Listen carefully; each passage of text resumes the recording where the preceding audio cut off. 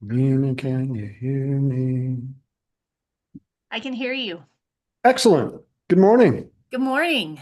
That was such a fun video you sent yesterday of your boys. That was happening like while we were texting. It was never a dull moment around here. Indoor Olympics. Yeah. They practicing for the Ninja Warrior competition? I think they were practicing for the freestyle big air bump con. Yeah, they were inspired by the slope style competition, I think. But wow, Willa's art, she is very talented.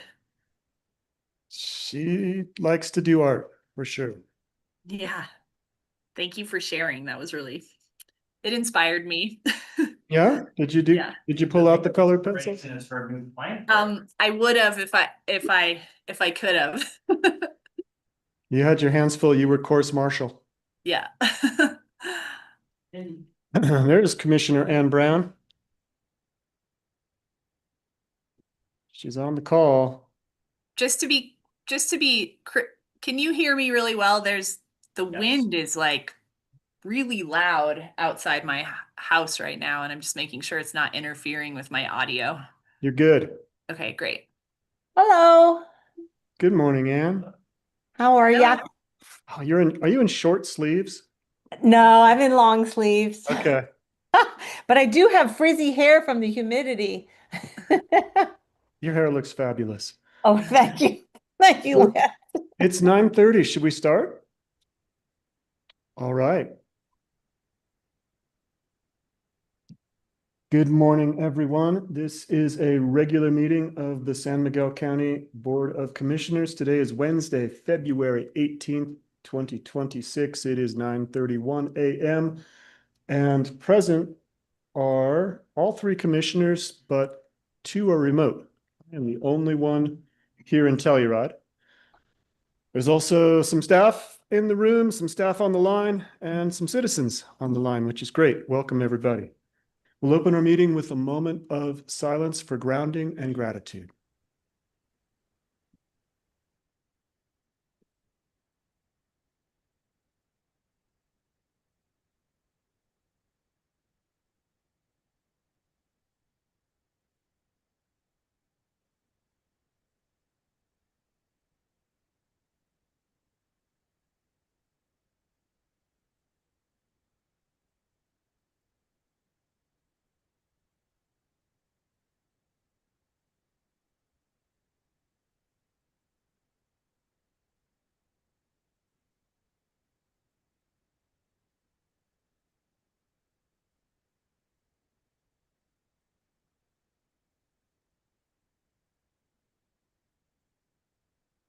Thank you, everybody. We're lucky to be here. Our next item is a review of today's agenda. And commissioners, if you have any suggestions, let me know. Anyone else have any suggestions or changes needed? Great. We are going to stick with the agenda as presented and move on to public comment for items not on the agenda. There is nobody in the room who wants to do that, and it does not appear there's anybody on the Zoom call. Although I could certainly just call names. Instead, we will move on to the consent agenda. which is item 6. Commissioners, do you have any questions, concerns, or comments regarding the consent agenda? No, sir. Thank you. If you have none of those, do you have a motion? I move to approve the consent agenda. I second. All those in favor? Aye. Aye as well. Motion carries. We are on to affordable housing updates with Drea Arisia, who is with us here today. Good morning, Drea. Good morning, Commissioner. Good morning, Commissioners online. Drea Ariza Housing Specialist up there. There you are. Here with the informational affordable housing update. There's no BOCC action required today. You'll find a detailed memo in today's packet, and I'll just give a high-level overview of the housing projects, the housing needs assessment report, and the local planning capacity grant, and leave room for discussion at the end. So starting with Ilium as a refresher, excuse me, I presented the RFP proposal interviews and staff recommendation last Wednesday. Quick update on this project. So we issued the intent to award to ProSet Construction, and we're still working through negotiations, have not finalized that contract, obviously due to the Monday holiday and weather delays that kind of put a crunch on things. So we're navigating that. Shifting to our next project, which is the workforce housing project for Deep Creek. Just a refresher on this project, the workforce housing agreement for the first phase of design and feasibility scope was executed on November 21st of 2025. Staff had that kickoff meeting on December 12th, 2025. Since then, we've drafted a RFP for architectural and engineering design services, which was provided to CDOT on February 9th for their review, feedback, and comments. Next steps includes coordinating with them. We have a meeting later this week to finalize the RFP scope and look at the timeline for our publication date. Moving on to our Pathfinder project. This one is currently on hold while we wait for contractor well testing estimates. We have received 2. We're waiting for a third one. Potentially we'll receive that this week. If not, we will see what next week looks like, and then we will conduct a cost comparison and then look at our timeline, considering we now have snow on the ground. Any questions with these projects before I move on to additional topics? Great. All right, so moving on to our housing needs assessment report. Just a refresher, Pam Triffin with SMA RHA submitted that on November 14th, 2025. We did receive comments from DOLA on January 28th. We met with EPS on February 10th to address citations on accessibility, projections on homelessness, and EPS is working on the amendments to the housing needs assessment report, and they'll provide that to staff in the coming weeks for us to resubmit to DOLA. We do have until April 22nd. So we do have some time to get those additional citations in the housing needs assessment report. So shifting to our local planning capacity grant, just as a reminder, there are two deliverables with this grant. The first one being the housing specialist position. So the Q4 reimbursements and reports have been submitted and received. The county is currently compliant with all grant guidelines. Moving on to our second deliverable, which is the code consultant work for our housing code project. So this project is moving along smoothly. As a recap, we've had 3 stakeholder strategic roundtable, or the SSR meetings. Those were held October, December, and January. Since then, the feedback has shaped the code audit and streamlined the Prop 123 review for fast track requirements. We've considered the term accelerated review instead of fast track. That could change, but that's what we've landed on for the time being. Since our last meeting, we've really focused on that accelerated review and looking at the 90-day timeframe. We've made some tweaks to the area median income, specifically around rental from 60% to 120% AMI, and then 100% to 200% AMI for ownership and or permanent deed restricted units. Our next SSR meeting will be March 2nd at the AHA Launchpad. More information on that will be posted on our county website. We're working on the land use code amendments, and we will be coordinating a planning commission and BOCC work session. I'm going to pause and let Kay fill in any gaps I may have not covered on the project, or give an update on some dates for that working session. Yeah, the biggest thing that we're trying to figure out right now is when we can have it, when we can schedule it, obviously not after April 2nd or 3rd, because we're into off season at that point. I checked with the Planning Commission about March 26th. We want to have the draft available out on the website for a little bit before we have that joint work session with the Planning Commission.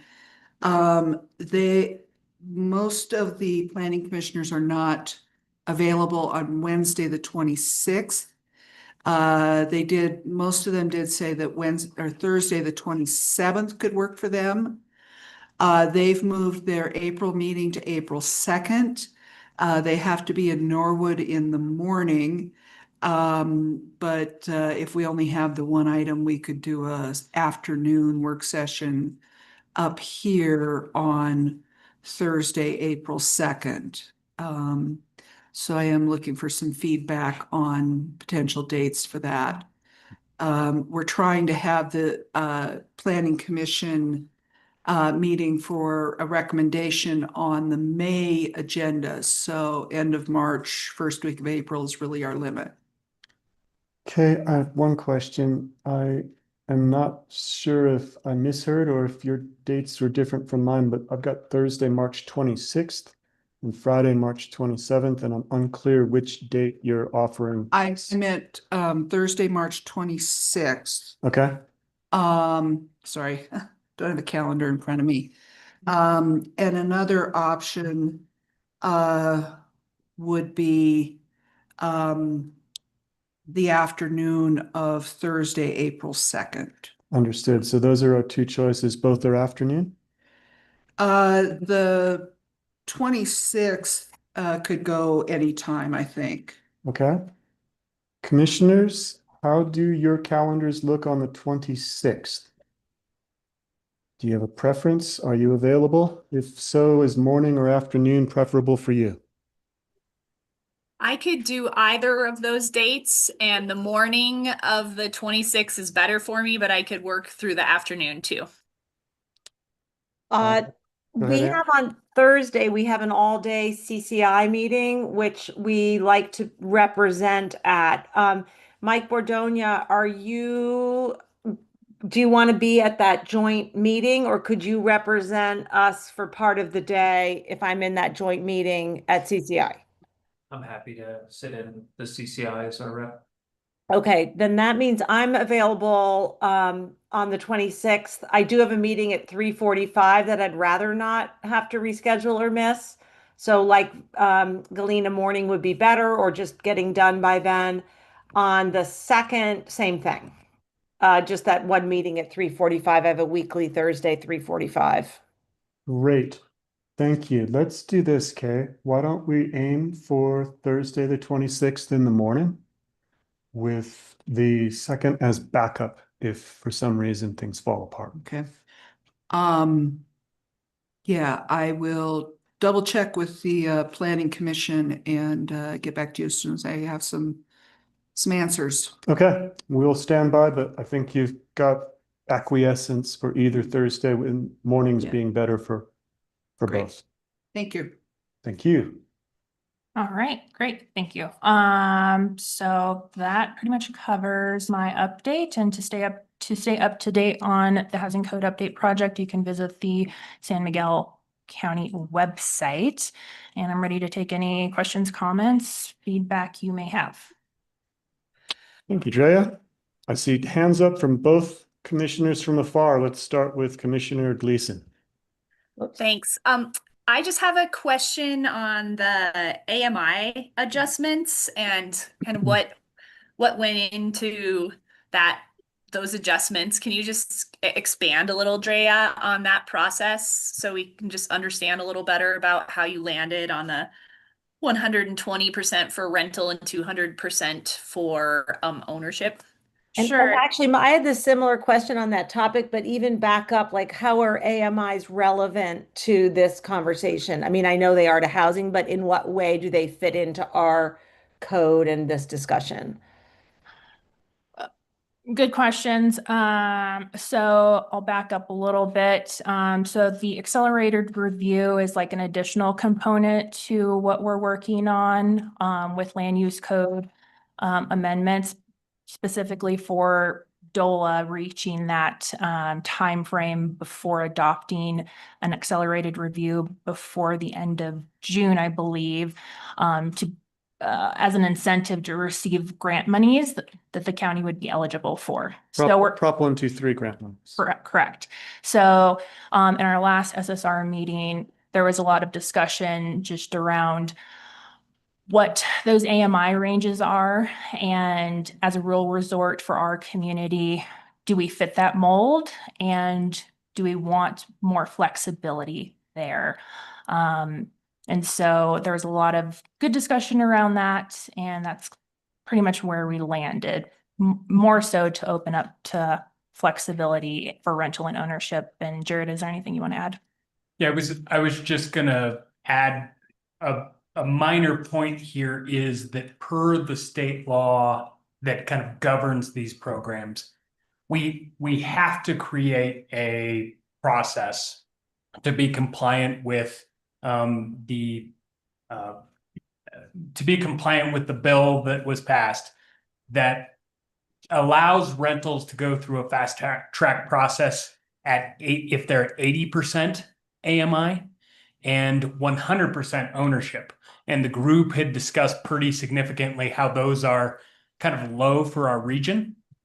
And there was a lot of discussion about, well, why wouldn't we want to allow projects that maybe have these higher AMI thresholds to go through a more expedited review process? So that was where they the group discussed kind of where's the right point, what's a good number, all of these things being fully compliant with the state law, but also going a little further than the state law to allow expedited review for maybe projects that are aiming at a higher AMI. So I think that the lessons at Pinion Park were in all of our minds, and that we experienced a real challenge there because the AMIs were set because of federal funding, and we didn't want to repeat that performance. Does that help answer your questions? I have a follow-up.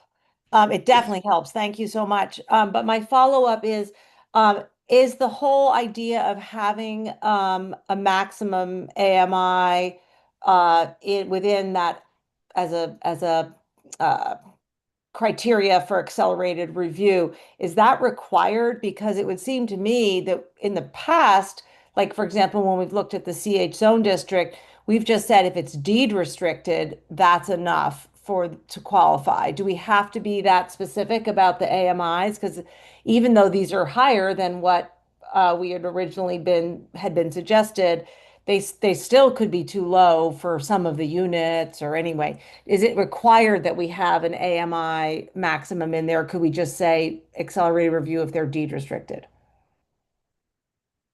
I'll answer that, and I don't think there is a requirement. It's just kind of a floor, not a ceiling. So that is a consideration. The group just kind of gravitated towards these numbers after a lot of discussion. But as we craft the actual language of a code amendment, that will be something that goes to the Planning Commission as well, comes to the Board of Commissioners, and is an area where if we want to make it more open, that is possible. So I would suggest that we stay as open as we can, but obviously require that they be deed restricted. And that would fit with our philosophy of more of a free market approach to the deed restriction as well.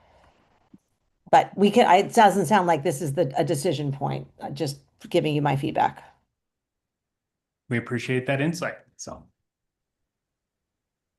And I'm curious, or please refresh me on how often these AMI rates are kind of revisited to adjust for what's going on with our economy, and is that kind of like, is that revisited often within the housing authority and the deed restriction, or is it locked in?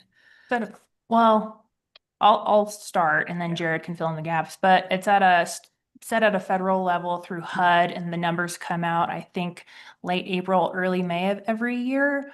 And then how that's assessed at a local level, Jared, fill in.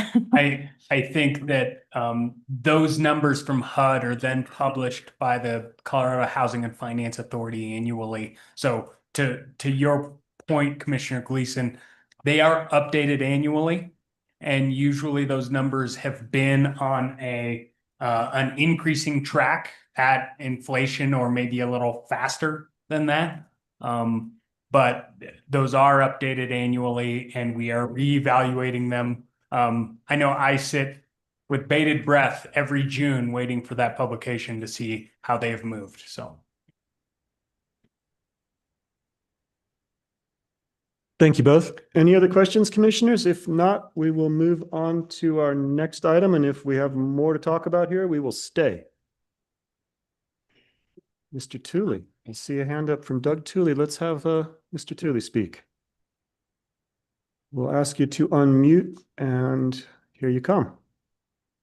Okay, real quick, on that the annual calculation of AMI, there's one particular fact about San Miguel County that due the smaller statistical sample size, it's more variable than other counties might be. So you'll see it's not a more predictable slow increase with inflation. It does bounce around a little bit, but it's not a huge thing, but it can go down. Thank you.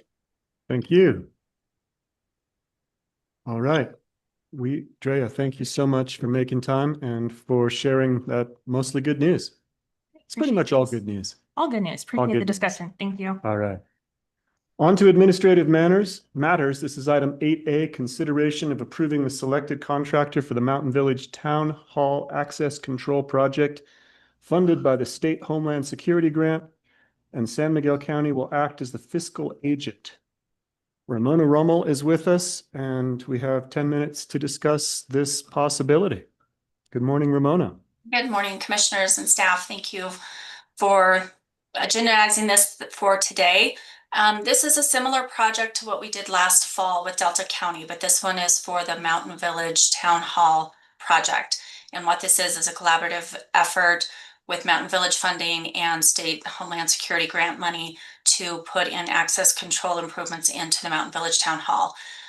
Chris Barati is on the line. It looks like he is the project lead. We went through the formal RFP process as a fiscal agent for this grant. And before you in your packet is his letter to you with the recommended contractor that he and his selection team have chosen. And this action today is for you to approve this contractor, so then we can enter in. So the notice of award can be presented to the contractor, and then we can start contract negotiations. And if all goes well, we hope to have that before you at your March 4th meeting for approval of this contract, so the project can get underway. There were 4 bids received, and in your packet is the tally sheets of all of that. And just so you can see, and so Chris is recommending, and I'm presenting to you recommendation to approve the moving forward with the Mitchell and Company as the contractor for this access control project. And Chris, do you have anything you'd like to add this morning? Good morning, Commissioners. No, just thank you for your time, and if you have any questions, I'd be happy to answer them. Thanks, Chief. Thanks, Ramona. I do Commissioner? want to point out that we do have a current MOU in place with Mountain Village. So should there be an issue with the funding from the feds, with Homeland Security, that Mountain Village is slated to pay 100% of this project, should that happen. We're not anticipating that because this is an awarded project, but none of us know what's going on right now with Homeland Security dollars at the federal level, but Mountain Villages has agreed through the MOU to backfill should that funding not come to fruition. Thank you, Ramona. It's nice to know there's a backstop. Commissioners, I don't see any hands up. Do you have any questions? If not, I would entertain a motion. I move that we approve the selected contractor for the Mountain Village Town Hall Access Control Project to be funded by the State Homeland Security Grant, recognizing that San Miguel County will act as the fiscal agent. I second that. All those in favor? Aye. I as well. Motion carries unanimously. Chief, you are going to have secure access. It's gonna Thank you be- very much. I appreciate it. Thank you. Enjoy the. Nice to see you. Thank you. All right, Thanks, Ramona. commissioners. It is 9:54. We are scheduled for a public hearing at 10 o'clock, and I propose that we take a 5-minute recess and prepare ourselves for a on-time departure at 10 o'clock. Thumbs up. All right. See you in 5.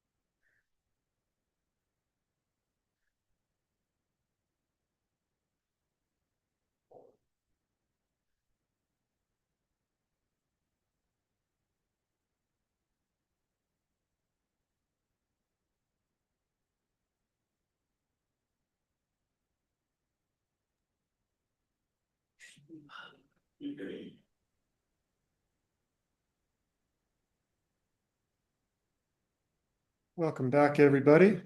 We are spot on for a 10 o'clock start for item number 9, which is a public hearing. And it's consideration of a substantial PUD amendment to the Ilium Industrial Park lots 400 through 444 as part of the Lawson PUD to add allowed uses, eliminate redundancies, and add 20 units of residential density. This will be presented by Nicola Kerr, our associate planner, with Kay Simonson, our planning director, also chiming in, I'm sure. The way that I'd like to run this part of our public hearing is to have staff present first. Then we'll have commissioner questions on that presentation. We'll then move to public comment and have public comment on the issue at hand. Traditionally, we are looking for 3 minutes of public comment, but if we end up with a lot of public who want to comment, we may do a second round. And that way everyone can be heard and also have a chance to think about response and cogitate. With that, Nicola Kerr is with us. Good morning, Nicola. Good morning. Yeah. Do you have? I just Dave, you wanted want to to mention that in between Nicola's presentation and the question and answer, the applicant is also available. Oh, excuse me. And they thank get to you. speak too. I apologize. Of course, the applicant is with us, although not in the room, and I did not look carefully at the Zoom screen. Ryan, you will definitely have a chance to speak as well, and we will definitely have a chance to pose questions and understand clearly. Thank you. Cool. Thank you, Commissioner Waring. As you said, this is a substantial PUD amendment, so it is a public hearing, 2 steps, and this is to add uses to the Ilium Industrial Park, eliminate some redundancies that were in the matrix, and to add 20 residential units at 3 units of density each to the Ilium Industrial Park. Our applicant has been Ryan Casuno, who's been representing the Ilium Park Owners Association. This amendment would apply to all of the lots in the Ilium Industrial Park, except for lots 441 and 444, which are designated open space. The park is zoned industrial and heavy commercial. And since this is a substantial PUD amendment, it's already been to the Planning Commission, and now it is coming before you all. So the location of the lots, you are probably familiar with the park down there, where the car shop is and the vet and whatnot. Here is an aerial view, taking a look at those lots. And then some background on the reason why we're seeing this proposal come before you all today is that the Ilium Industrial Park has seen an increasing demand for diversified services from residents in the area. And there is, of course, an ever increasing demand in the R1 school district for housing to be built. So we've broken down this proposal into 3 parts.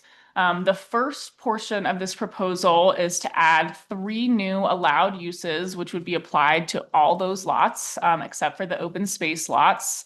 The first new allowed use would be a flex space, which would match the definition in the land use code with the exception of a brewery and distillery. So the land use code definition is a use that provides spaces within a development of varying sizes, configurations, and orientations that can serve different uses and activities compatible with the project and property. Uses could include food and beverage processing, such as brewery, distillery, but we have nixed those, so no brewery, distillery. But yes, coffee roaster, bakery, caterer, local services such as laundry, dry cleaning, arts and crafts, construction trades, as well as compatible accessory and auxiliary retail uses. Flex space could include uses typically associated with light industrial uses, and flex space generally does not include uses and activities located outside of the building and does not require exterior storage yards and similar supporting areas outside of the building. The second allowed use that's being... Before we go on to the second allowed use, would it be okay if we talk this one through, or Lance, would you rather get through all of them? Let's talk through flex space, Sam. Okay, thank you. I have a question about that. Two questions, actually. The first one is, why did we exclude brewery and distillery from this particular neighborhood? And also, I guess more generally, is this the same zoning that we allow up in Upper Lawson Hill? For example, I guess I'm thinking of what's it called? The business center where Cindy Bread and the Brew Pub and the China Rose are. Is that what the same zoning as we have up there? So Upper Lawson has not requested an amendment to their land use matrix to include flex space. Flex space originated as part of the mixed use zone district. So there was a request to include it here. Upper Lawson certainly could ask for that change, and then we would consider it at that time. The reason that brewery and distillery was removed from this area is because of water and wastewater concerns. Okay, that makes sense. So what is the zoning in Upper Lawson called right now, Kay? Well, it's the Lawson Hill PUD, and they have a very similar matrix that lists uses. And they also have, so a lot of the business center area is zoned light industrial, much like the lower Ilium area. But the use notes are a bit different. So, the request that you have here today is to include flex space in lower Ilium. And I can get into later all the, issues behind, the Upper Lawson land use matrix and how it compares. But Thank you. Any other questions, commissioners? If not, we'll move on to QQ, I believe. Galena, thumbs up. Okay. On to QQ. So the next use that is being proposed to add are health, medical, wellness, and event services, supplies, and sales. So that would include health and medical uses, a sports club, exercise and personal fitness facilities, massage, physical therapy, and event spaces. Yes, Anne. These seem like sort of two completely different areas here. Like, I can understand health, medical, wellness being one, QQ. Why did we lump event services into this? And also, is that event services, supplies, and sales? Like, are the supplies and sales attached to services? And then my third question is, when it's described, it's actually event space, which sounds very different to me than event services, supplies, and sales. I believe, yeah, I think that the event space was put in this category because it would be a similar size and use to a large gym or something of that nature.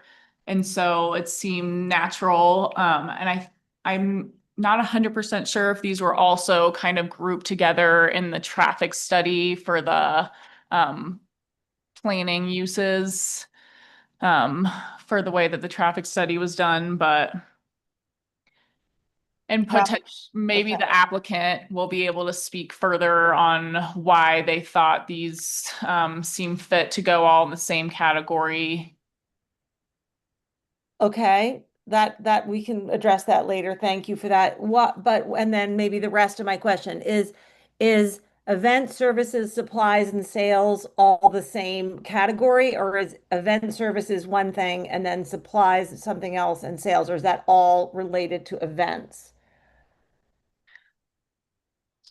yeah, I think this might be a good thing when the applicant has a chance to speak to describe what they're thinking. And certainly what you have there is you have a title, and then you have a list of uses that would fall under that. It might be that we need to refine the title a little bit. Okay, and it is intended to be event space, not just sort of the ancillary services around event planning and providing, right? Correct. Yes. Okay, that we definitely need to work on the title. All right, we will park the title for further deliberation, and Nicola, let's go on to RR. And then finally, a variety store, which would be a store that sells a broad range of inexpensive items, often at a uniform price. Items typically sold at a variety store include kitchen supplies, cleaning products, home office supplies, food products, household goods, decorations. The store could be standalone or located within a mixed-use building. And then individual variety stores should not exceed approximately 1,000 square feet in area. Question, Commissioner Brown and Commissioner Gleason next. How did that we arrive at that 1,000 square feet, and how does that compare to, for example, the San Miguel, the store out at both of the gas stations? Like, how, I'm trying to get a sense of whether that's comparable or smaller or bigger. So the planning commission wanted to limit the max square footage on the variety store, trying to avoid having something like a Costco or something too large. I do believe the Placerville Mercantile is right around that 1,000 square foot mark, potentially slightly larger. So I think it's fairly comparable in size to those mercantiles you're seeing down Valley. Yeah, it definitely was an intent instead of, originally we looked at allowing a full grocery store. And that was just too big and also generated a lot of traffic. The planning commission felt that at the 1,000 square foot limit and also limiting kind of the scope of what would be there, that it'd help allay the traffic concerns while still providing some services to the community. And the planning commission did have a lot of conversations about the floor area and looking at what exactly that is. 1,000 square feet is 25 feet wide, 40 feet deep. Very typical commercial space actually, that you'd see here in town. Thanks. Commissioner Gleason. Thanks. I just have a question if there was any discussion among the planning commission or coming from the applicant around this variety store, whether it could be or whether it would be restricted to be some franchise. What comes to mind is what would fit within this description is like a dollar store. And I'm just curious if there's been any discussion around that or if there's around if franchises would be allowed within this use. We have nothing within our code that prohibits franchises. That's a very difficult thing to do. I will tell you that most dollar stores, Dollar General, Family Dollar, etc., they tend to run more the 4 to 5,000 square foot size. So I find it unlikely that they would want to locate here. If they were, they would have to meet the design guidelines for the Ilium PUD. Okay, that's helpful. Thank you. Commissioner Brown, your hand is up. Do you have another follow-up? Kate, I'm trying to think back to the Society Turn Business Center that we approved a month or so ago.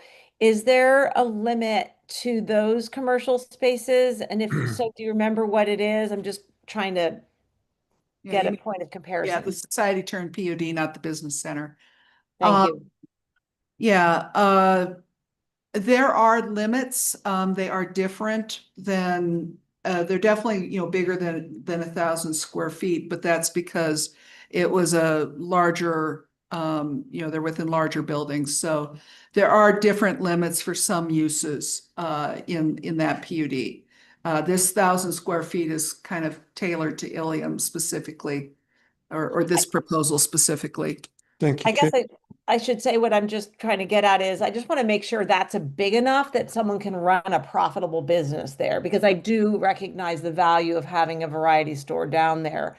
And I just want to make sure that we've heard from people in that business that this is large enough. Not that I want the 4,000 square feet, but that's my question. Yeah. Commissioner, we might have a little room for interpretation with the word approximately. Yeah. Ah, Yeah, we put in approximately because, say if somebody came in and it's like, hey, I'm going into a space that's 1,100 square feet. We aren't telling them, well, you have to wall off or, get rid of 100 square feet of your building. That there is that reason. Like we said, 1,000 square feet, pretty similar to the two mercantiles. At 25 by 40 feet, that's a pretty typical commercial space here in town. So we think that, they can make it work. Jared Biggs has his hand up. I was just going to add, and Kay just hit the good point. We're talking about 31.5 by 31.5 square foot, our side building. And so there are a lot of businesses that can make it in that, and quite a few businesses that would want more space. And so I think this gives the flexibility, and we heard loud and clear at the Planning Commission that they wanted kind of a lid on the size of this building, much more so than a floor. So Thumbs up from Commissioner Brown, or is that a hand up? Thumbs up, got it. Thank you. Nicola, I think we are ready to continue.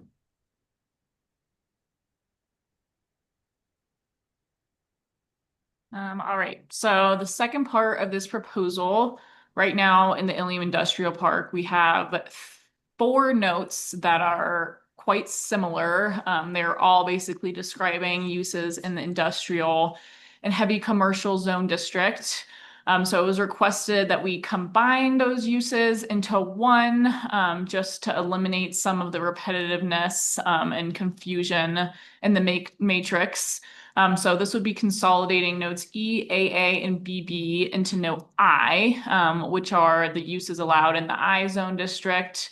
And then the big changes that are happening here is instead of restricting the housing, accessory housing, to persons only employed in the PUD, it would now be open to employees of the R1 school district. And then that last line regarding the transit maintenance and storage facility has just been taken from note BB, which we are consolidating into this note I.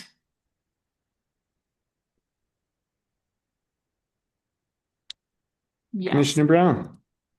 I noticed later in the packet, there is a matrix kind of comparing all of the uses that are allowed in, I guess, was it I, E, AA, and BB? And this is probably a question for the applicant, but I just want to confirm that no uses were added to this, what this is now going to be I guess, that were not included in EAA or BB, and that no uses were removed. Or sorry, yeah. Like I just want to make sure this truly is just a consolidation and we haven't inadvertently or purposely slipped something in or pulled something out. If somebody could answer that. That is correct. There were a few things. So if you look at E, AA, and BB, they're quite similar to I. And so that we very carefully went through and consolidated where there were the differences where we're not creating any new uses. The new uses are in the ones that we just talked about. So these are nothing new here. Thank you. That's what I assumed, but I just wanted that for sure on the record. Thanks.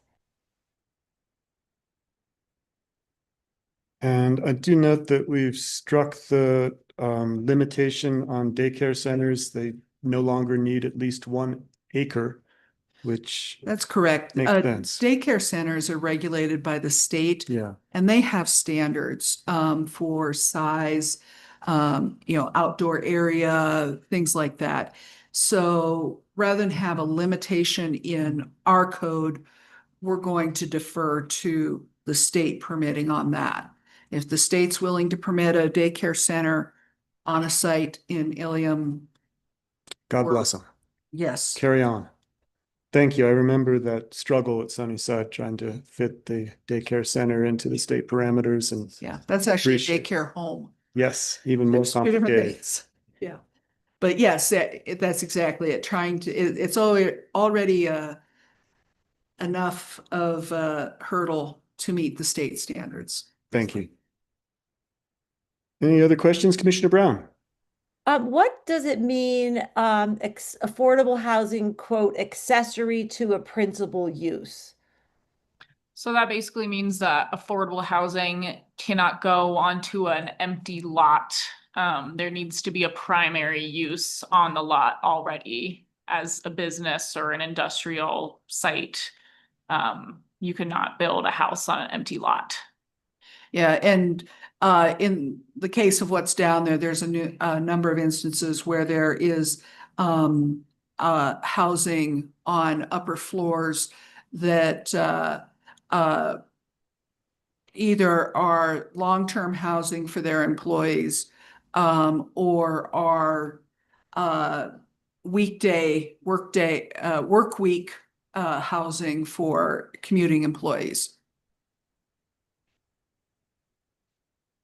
I guess the reason I ask is, again, I'm not opposed to this or anything, but it's just making me think through that we're putting more housing into a commercial area, and is that the kind of zoning and planning that we want? I just think we need to be very considerate about that. Yeah, we've actually been faced over the last several years with a lot of requests to do just that. Employers who need to find space for either their resident employees or their commuting employees during the work week. So this is actually addressing a need that's been articulated to us.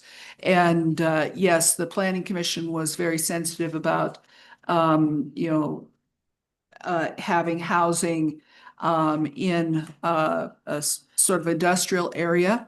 And they wanted to make sure that the housing did not dominate the industrial area. So it's kind of a tenant beware situation. Yes, you're going to be coming in where there's going to be, commercial traffic. But given that we've opened it up to the whole R1 school district, it's no longer really housing for the businesses down there. It could be housing for anybody who works within the R1 school district. So it's sort of like we're just letting housing, more housing in an industrial, heavy commercial area. And it's not, I mean, I know we need housing, so, but it just doesn't seem like a great place to live. Yeah. We've heard from, a problem that we often have with housing that's connected to a specific business is sometimes their employees don't particularly want to live where they work. Or they already have their own housing taken care of. And so, if we left this out, or if we kept it limited to the PUD only, we would have situations where units could be sitting vacant because of the restriction on who can occupy them. Yep, I understand. Thank you.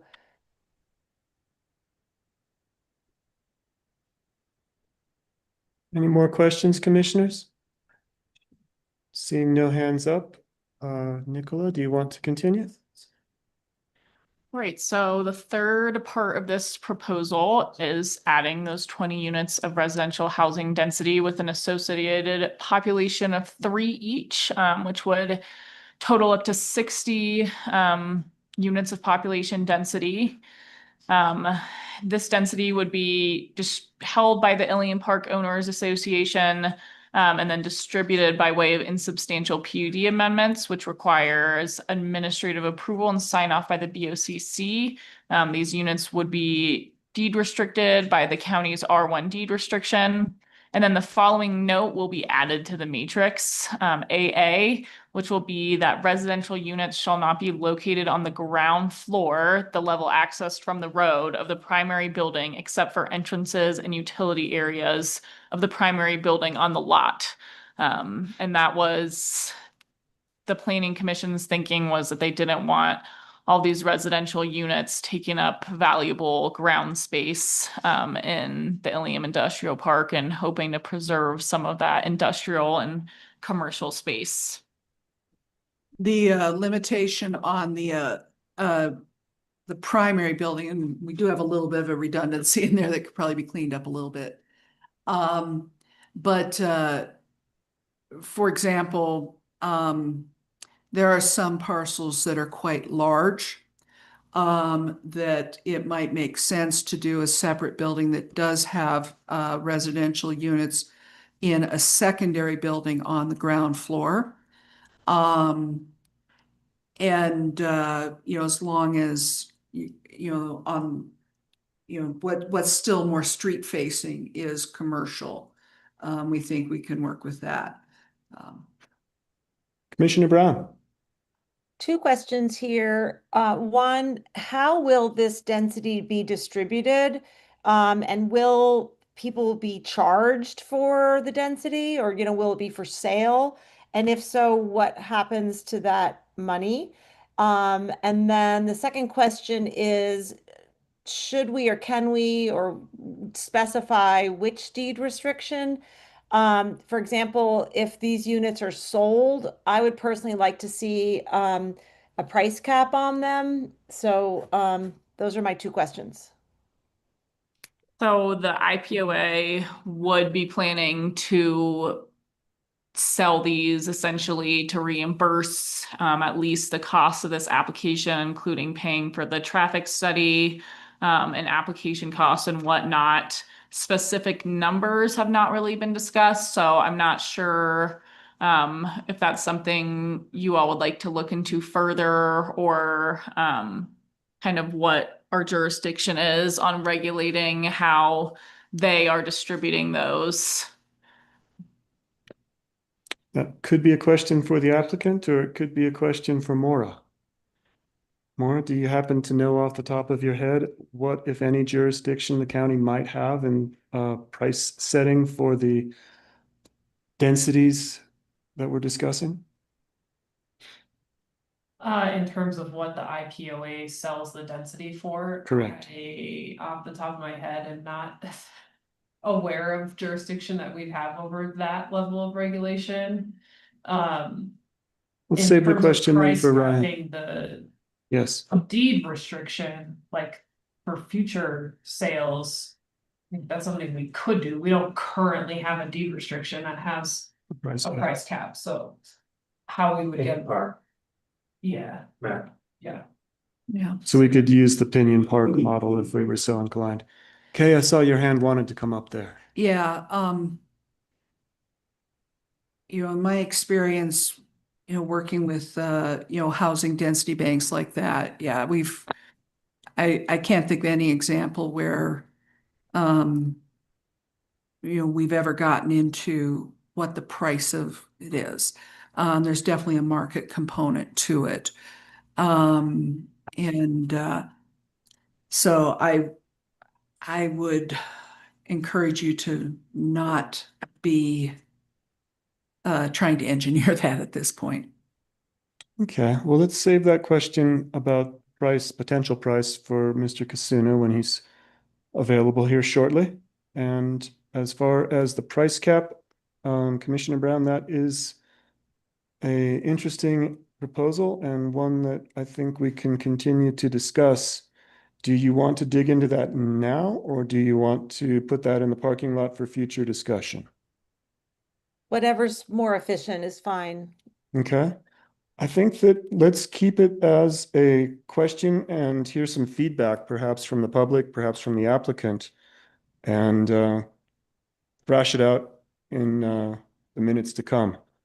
And we can also, thrash out the pricing of those units, but I'm just thinking to myself that if there is going to be sort of a profit made on those units, that feels a little funny to me. And if there is a profit, it feels like it should go towards more housing, like maybe into the county housing fund or something like that. Otherwise, I feel like we're just like sort of handing out money here by offering 20 units of density that I guess the homeowners association can just sell. It just feels a little funny. And at the same time, I do recognize that's a unusual place for a county to get involved. So I think we should talk that through too. Agreed. We will wait for the applicant to address those questions, and he is due up soon. Nicola. Okay, so here is a summary of some of the changes that were made under Planning Commission's direction.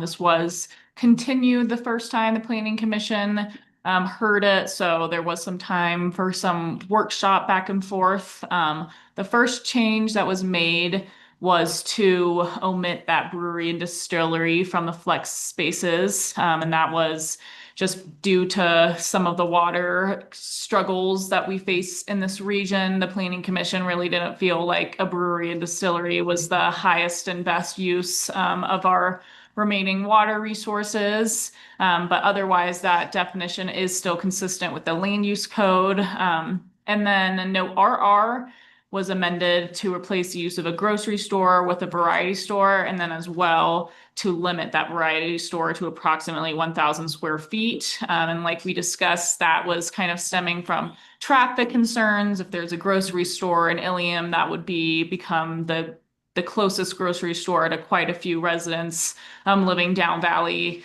and whatnot. So there was some traffic concerns there. And then note A being added to clarify that residential units should not be located on the ground floor of the primary building on a lot to preserve industrial ground space.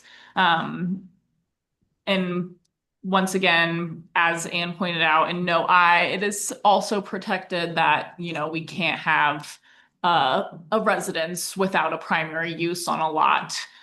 So just trying to hedge against having the entire park become a residential neighborhood. And then the traffic study was updated to address that change from a grocery store to a variety store. And the updated traffic study was reviewed by CDOT, and it was determined that traffic will not be increasing by more than 20% at that turn off of 145. So a new access permit will not be necessary.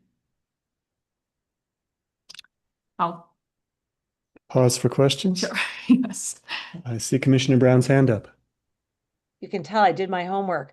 I noticed that the traffic study does not increase traffic by more than 20%, but it does increase it by 12.6%, I think, 95 daily trips, which I feel is significant. And, not by maybe CDOT legal standards, but it's not nothing. And I, have in my mind, we know actually about other lots that are probably going to be developed in that neighborhood that will also increase traffic. And in fact, there's thoughts about, I'm speaking specifically of the Mountain Village project that would actually trigger the need for a new or upgraded intersection. And because this project is sort of inching us towards that tipping point, it feels fair to me that we should discuss whether there would be some financial contribution from this sort of upzoning towards that, towards the upgrade of that roundabout, or sorry, it's not a roundabout, intersection. So something, again, to discuss. Thank you, Commissioner. I think it's probably worth diving into that right now and seeing where we all sit. Commissioner Gleason, do you have an opinion on that kind of philosophical question? I do. And Commissioner Brown always does her homework, and she's just been beating me to all these great questions. Sorry. So thank you, Anne. There was this is kind of like first in line, first in time kind of situation here, where ultimately, as development in the Ilium Valley increases, at some point that the scale will be tipped, and CDOT will have to it'll trigger an CDOT access, right? And I think that 12.8%, which this development and the traffic study claims, it's definitely pretty close to that 20%, but not hitting that threshold. But at some point, we're going to need to foot the bill to improve on that intersection. And for those who already are residing or working in the Ilium Valley, I think that those CDOT standards seem subpar to just everyday commuting and safety. And it's hard to kind of parse out what CDOT says is the trigger and what feels like we've already kind of hit that threshold point, right? And I would like to just ask the applicant directly whether they would be willing to participate in this contribute ultimately to this intersection improvement that is going to have to happen sometime sooner than later. And maybe there could be some creative finances there. Even I'm reflecting back on what Commissioner Brown was just bringing up about the density bank and where those funds are being allocated. Perhaps there could be some creative solution to pool some funds from these residential units being developed to put forth to the intersection improvement, or just kind of, I think the county is already committed to helping with that intersection project with the Mountain Village and the wastewater treatment plant. And there's a lot of pieces coming into play here. I really appreciated Mr. Sheehan's comments and his concept of an Ilium Valley Development Vision Committee. I think that kind of forward thinking could really help to work collaboratively with all the parties at hand that are wanting to develop and continue to work together to have a unified vision in the Ilium Valley with all this future development. And so I do think it fair for this applicant to consider contributing to the future improvement on the intersection, because it's going to be a very expensive project. And Commissioner Gleason, when you say intersection, can I assume you're talking about the road realignment and intersection project as one? Correct. Okay. Yeah. So as this project stands, relative to the county's regulations in our land use code, and how it affects the county road system, it doesn't meet thresholds for improvements. Likewise, CDOT, this project does not meet thresholds for improvements. Yes, there's definitely a cumulative impacts that at some point will trigger that. And, we can see that on the horizon. I would suggest separating that out from this, and instead, having, much as you did an MOU with Mountain Village, that, the BOCC with IPOA and, any other parties you think need to be at the table, work on some sort of agreement in the future, but not hang it on this PUD amendment. Thank you, Kay. Commissioner Brown, I think, and Commissioner Gleason, I think that I heard you talking clearly and wisely, but I'm struggling with the pretty seismic shift that we would be making if we were to stipulate some form of payment towards intersection improvements and connect it to this land use code amendment. I know that logically it does make sense, but I think about how we've been conducting development in this region since the dawn of time, and we haven't tried to mandate that a current development pay for potential future development. It does feel like the last person in the door does end up paying. I see that, but I also recognize that our impact mitigation fees, for example, kind of capture that same feeling.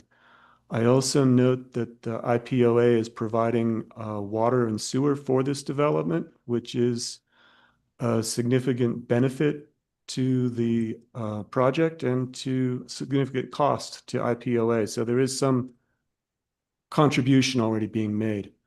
I think that the best way to proceed on this question would be to take Kay's advice and agree that maybe we combine the Ilium master planning discussion group that was proposed by both Commissioner Gleason and in response to Mr. Sheehan's suggestion, and try to work out something that isn't connected directly to this, but does feel fair for everyone involved. Commissioner Brown. I think obviously we can't work outside of the land use code here. I'm not suggesting that we, do that.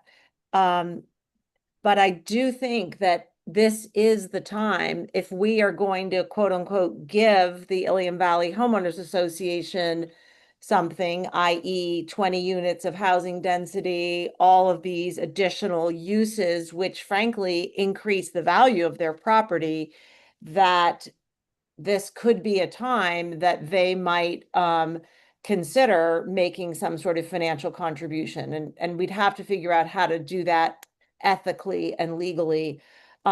Commissioner Waring, you mentioned that there's an impact mitigation fee that covers these kinds of impacts, whether it be roads or housing or whatever. And what is the impact mitigation fee that we would be receiving at this point if we did approve this amendment to the PUD? I'm sorry, I wasn't clear. What I meant was that our current county impact mitigation fee for new construction is not something that was set 30 years ago at the same rates, and that the people that are building currently are paying a different fee, and it's kind of a last in situation. And I respect that it's not necessarily perfect, but I also respect that it's necessary. So that was my analogy, not. I see. Thank you. Thank you. Okay. I mean, I definitely, maybe we could hear from Maura about whether there is and maybe we can't get it today or figure it out today, a legal and, appropriate way to ask the homeowners to contribute something to that future development. And also I'd love to hear from the homeowners association, how they feel about that. I think that's a great idea, and I think we should start with posing that question to the homeowners. Ryan is on the phone and listening carefully, and when we hear his presentation, we'll have a chance to address this with him. Does that make sense, Sam? And then yes, if Maura wants to weigh in, then she certainly can. Thank you, Lance. All right. Nicola, we are chipping away at this. Okay, so some additional considerations are that water and sewer usage has been addressed by this application, parking and traffic impacts as well. And then, we got that written confirmation from the IPOA regarding their wastewater system and water system. Regarding parking will be determined by note D in the matrix, which states that no less than 4 parking spaces shall be provided no matter how little floor area is built. 1 car per 500 square feet of total developed floor area shall be provided. And all required parking shall be outdoors. The Ilium Valley Design Review Board may reduce the required parking on a case-by-case basis, but in no event shall the required parking be less than that required pursuant to County Land Use Code Section 5-702. And if we want to get into the land use code section of parking, we can, but it has some further guidelines that depend on the uses. Some guidelines for if you're having an event space, it should be 1 spot for 400 feet, or if you have seated areas, it should be based on the number of chairs being provided in the building. So it is quite detailed, the county land use code section on parking that would ultimately be the final say here. Thank you, Nicola. Questions on any of these 3 bullet points, commissioners? Commissioner Brown? Just wanted to clarify, I think you just did it, but that for that event space, if we decide to include that as a use, they only need, you said 1 space per 400 square feet. Is that right? Per the land use code. Yes. Okay, so that's like a 2,000 square foot event space would only need 5 parking spots. Unless they were having a seated event. If we were quantifying how many chairs would be in this auditorium or in this event space, it could be established based on the number of seats. Okay. So it really depends on the event space that's contemplated. So we would ask, what is the use, the anticipated use, and then that's how we'd figure out the parking. Yes. Thank you. Commissioner Gleason, any other questions here? No. All right. Thank you. Yeah. Nicola, what else do we need to review? We need to review the standards. Yes. So here are the review standards for the substantial PUD amendments, and the section 5-1803 rezoning is also asked to be contemplating when reviewing any substantial PUD amendments.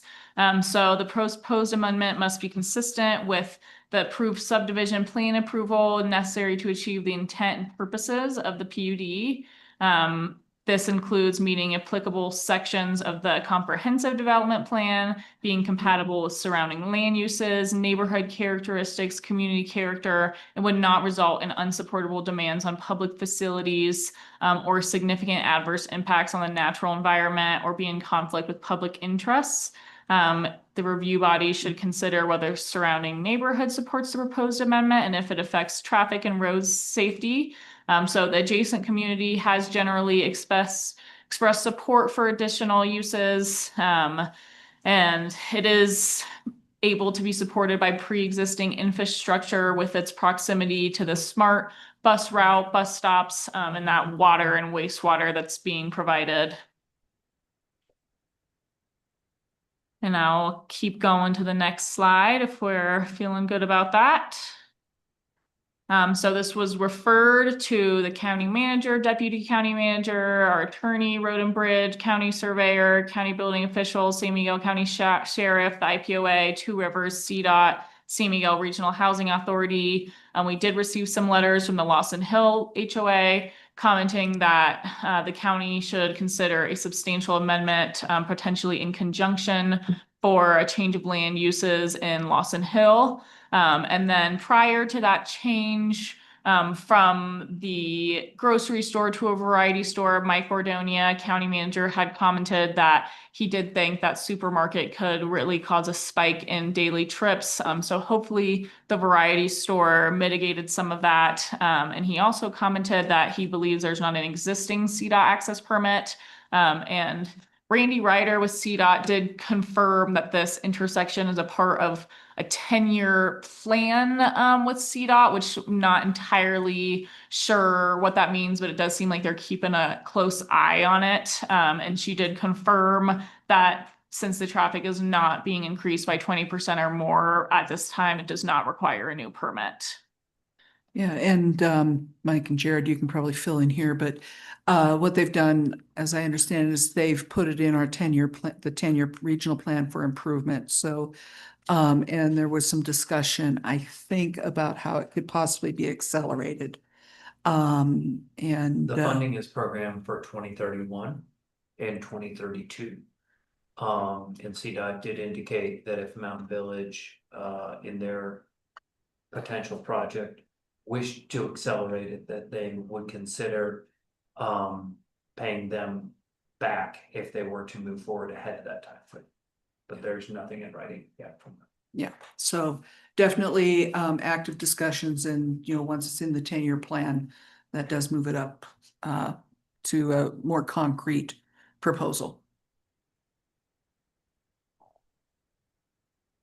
Thank you for that clarification. Commissioners, any further questions for Nicola or Kay?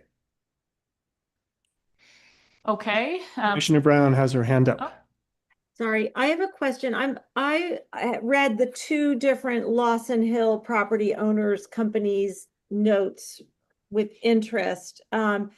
It sounded from the first one like they were concerned about any expanded uses in this lower Ilium Valley issue, and that they would, as Nicola mentioned, like to receive equal consideration, which of course we would do if they made an application. But in the second letter, they mentioned that in 2015, and this is the part I'm not entirely clear about, so let me just read it and maybe someone could help me interpret it. We wanted to point out to the county that the attached amendment to the county comprehensive plan adopted in 2015 did in fact support the conversion of some of the currently allowed light industrial uses to neighborhood commercial uses that could offer goods and services to Lawson residents and others. Does that mean that it's just we've now amended the master plan such that they can make that application, or did we in fact change any of the zoning in Upper Lawson Hill? So in 2015, the Telluride Regional Area Master Plan was amended to add a section regarding neighborhood commercial.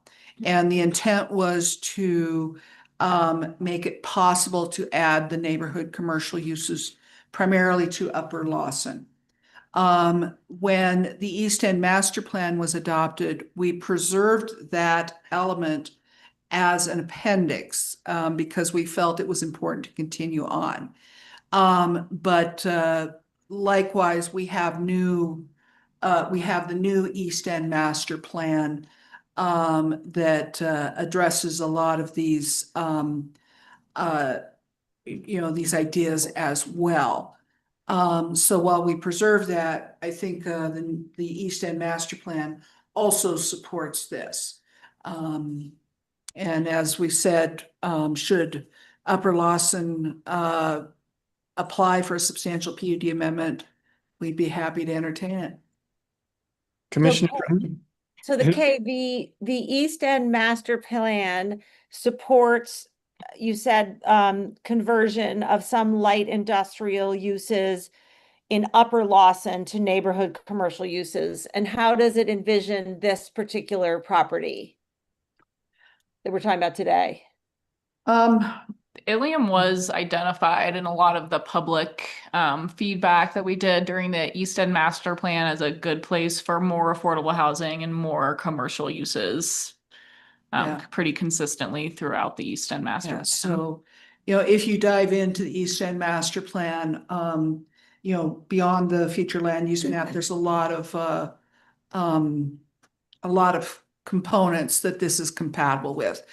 What I said was we felt that the neighborhood commercial section of the old plan, we considered that valuable still, so we put it into the plan as an appendix. That I believe only addressed Upper Lawson. It's been a while since I've read it. I don't recall it addressing the Ilium area.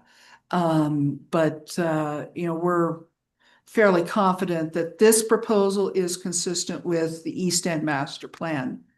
And is it as was consistent with adopted. that land use map that we spent so much time discussing? Or the Yes. Planning Commission did?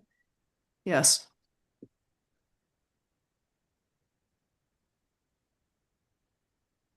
Commissioner Gleason. Yeah, thanks. It was just mentioned earlier, I believe Commissioner Brown asked to have some kind of comparison of uses between Upper Lawson and what is being proposed right now by that for Ilium. And just knowing the uses that are currently allowed in Upper Lawson, I think the only variance is the variety store. And I misinterpreted the events space. I was interpreting that more as like to use an example, Viking rentals, like event supplies. I wasn't reading that actually as an event space, so kind of looking at that differently now.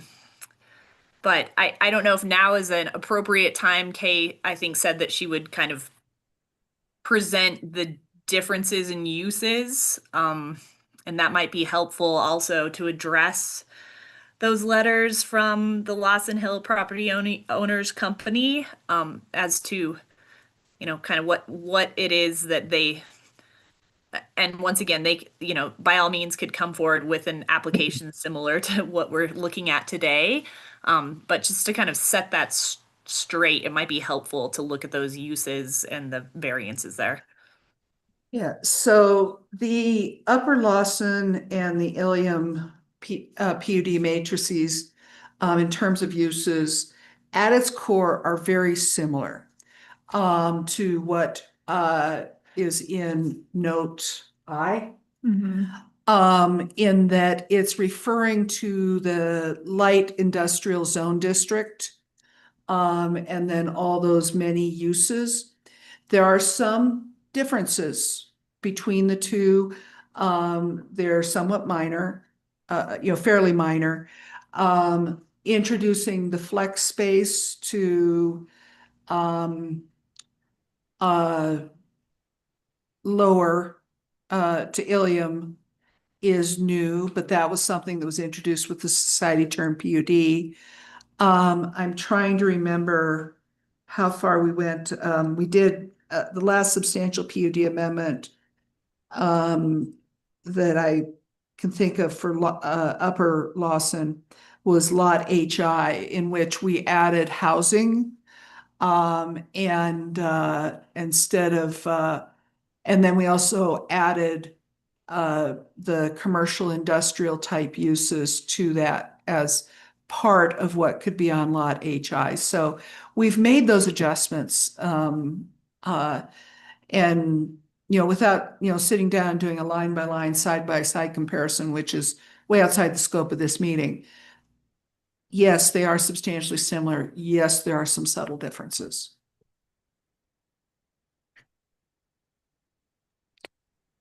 Commissioner Brown?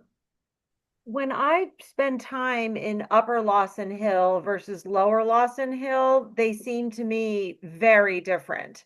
In terms of the nature of the businesses in there. Upper Lawson Hill, I mean, we have, virtually retail spaces there, and some restaurant spaces there. Lower Lawson Hill is, very much sort of industrial. And so I'm confused about why they have such different characteristics if they have such similar zoning. So, you have to kind of consider how the two areas have evolved over the years, and slight difference in their ages. The stuff that you see in Upper that feels more retail, restaurant, such, those are actually accessory uses. So for example, Cindy Bread, primarily a bakery and catering, but they have the, the restaurant presence. Telluride Brewing, same, they have a restaurant presence, accessory to their primary use. There's a little more office space, I think, in Upper than in Ilium.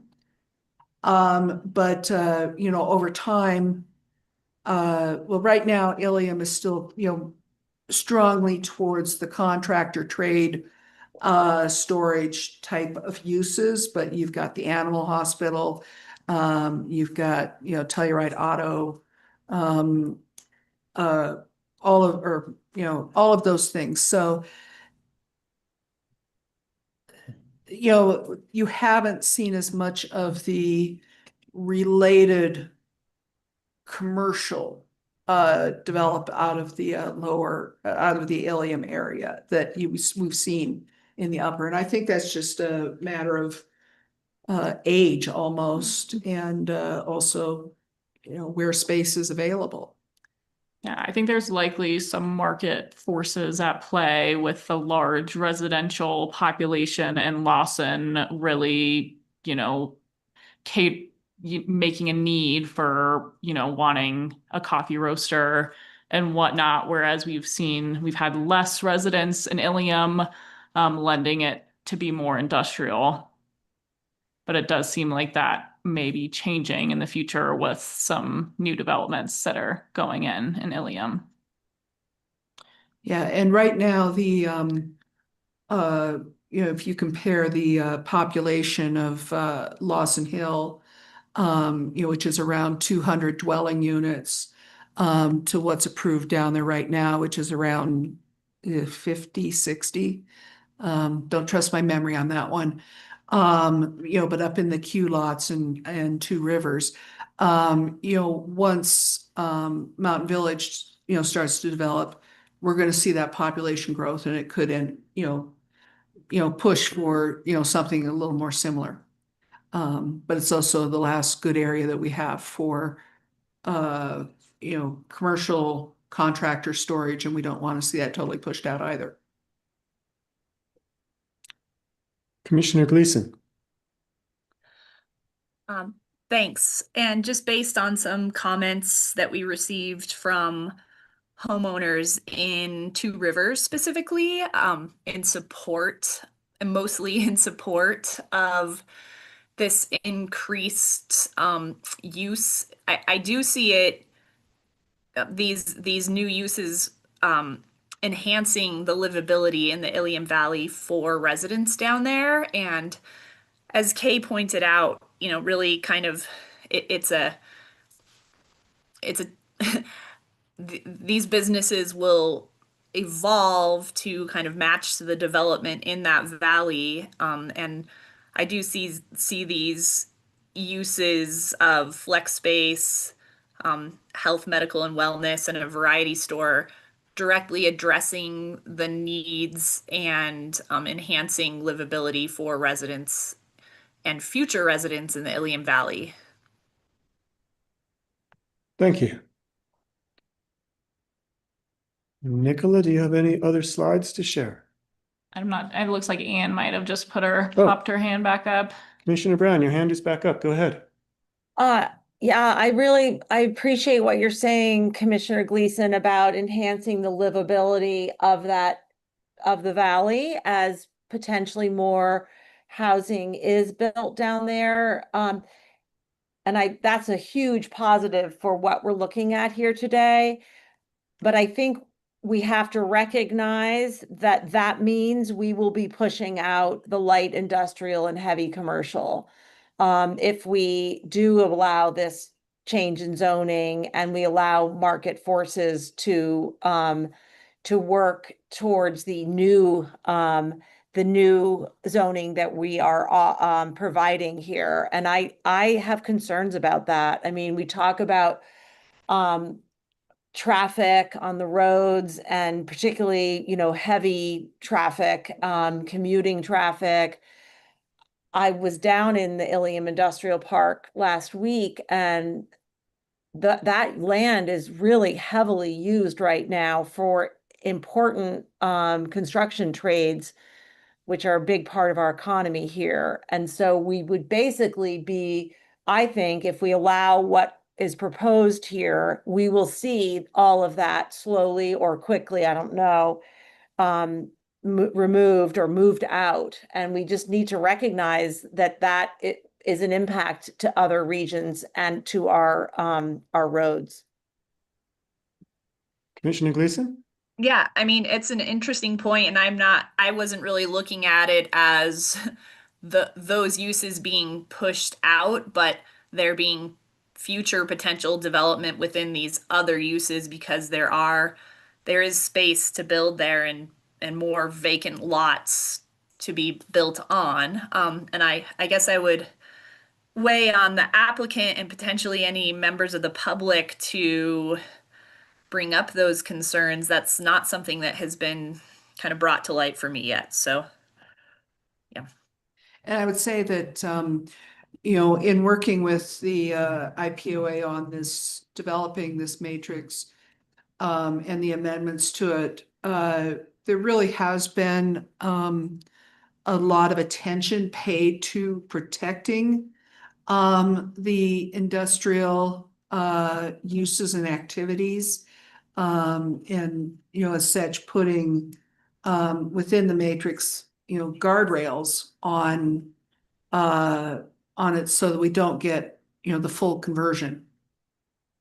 Can you describe those protections? I do recognize the fact that housing can only be built on second level other than if there's multiple buildings, but there's no limit on any of this new zoning in terms of square footage.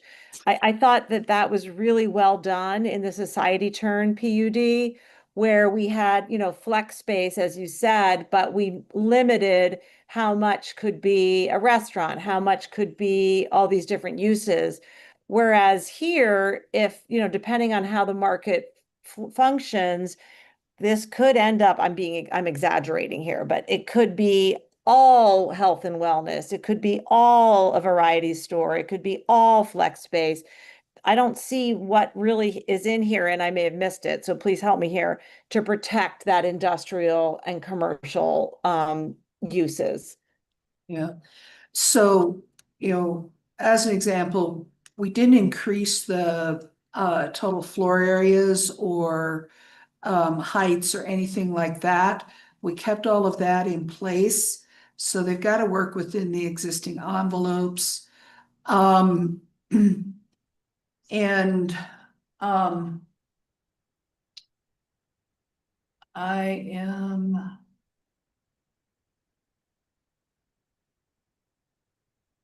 having to read the application right now.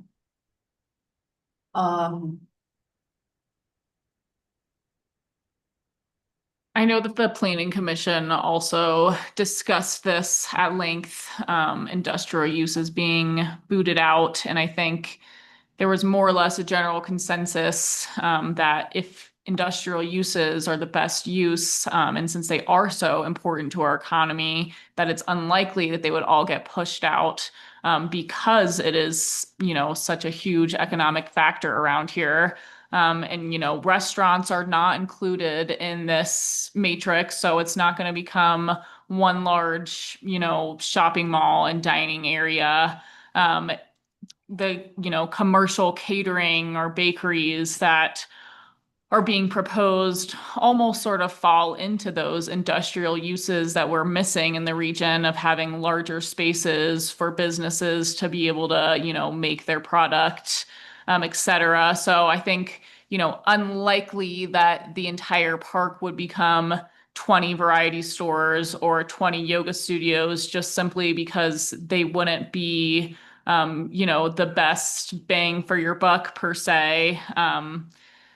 And we also discussed, how many of the lots down there are for rent and how many are owner occupied. And there are quite a few some are for rent that are being rented out to contractors, but there are, ground pounders and there are some lots that are owned by contractors.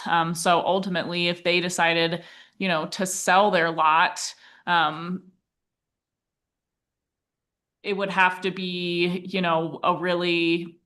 economically, it would have to make sense. And I have a hard time, and I think the Planning Commission agreed that they had a hard time really envisioning a future where, a yoga studio or whatnot is going to be more profitable than having your construction equipment here to be building, houses.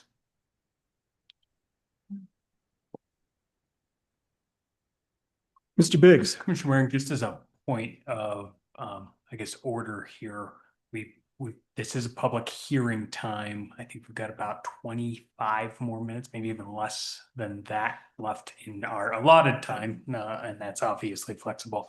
And we have not heard from the applicant yet. And so I was just going to suggest maybe we proceed through our process a little bit. That way we can get some more of these items on the table. Appreciate that suggestion. Commissioners, are you ready to hear from the applicant?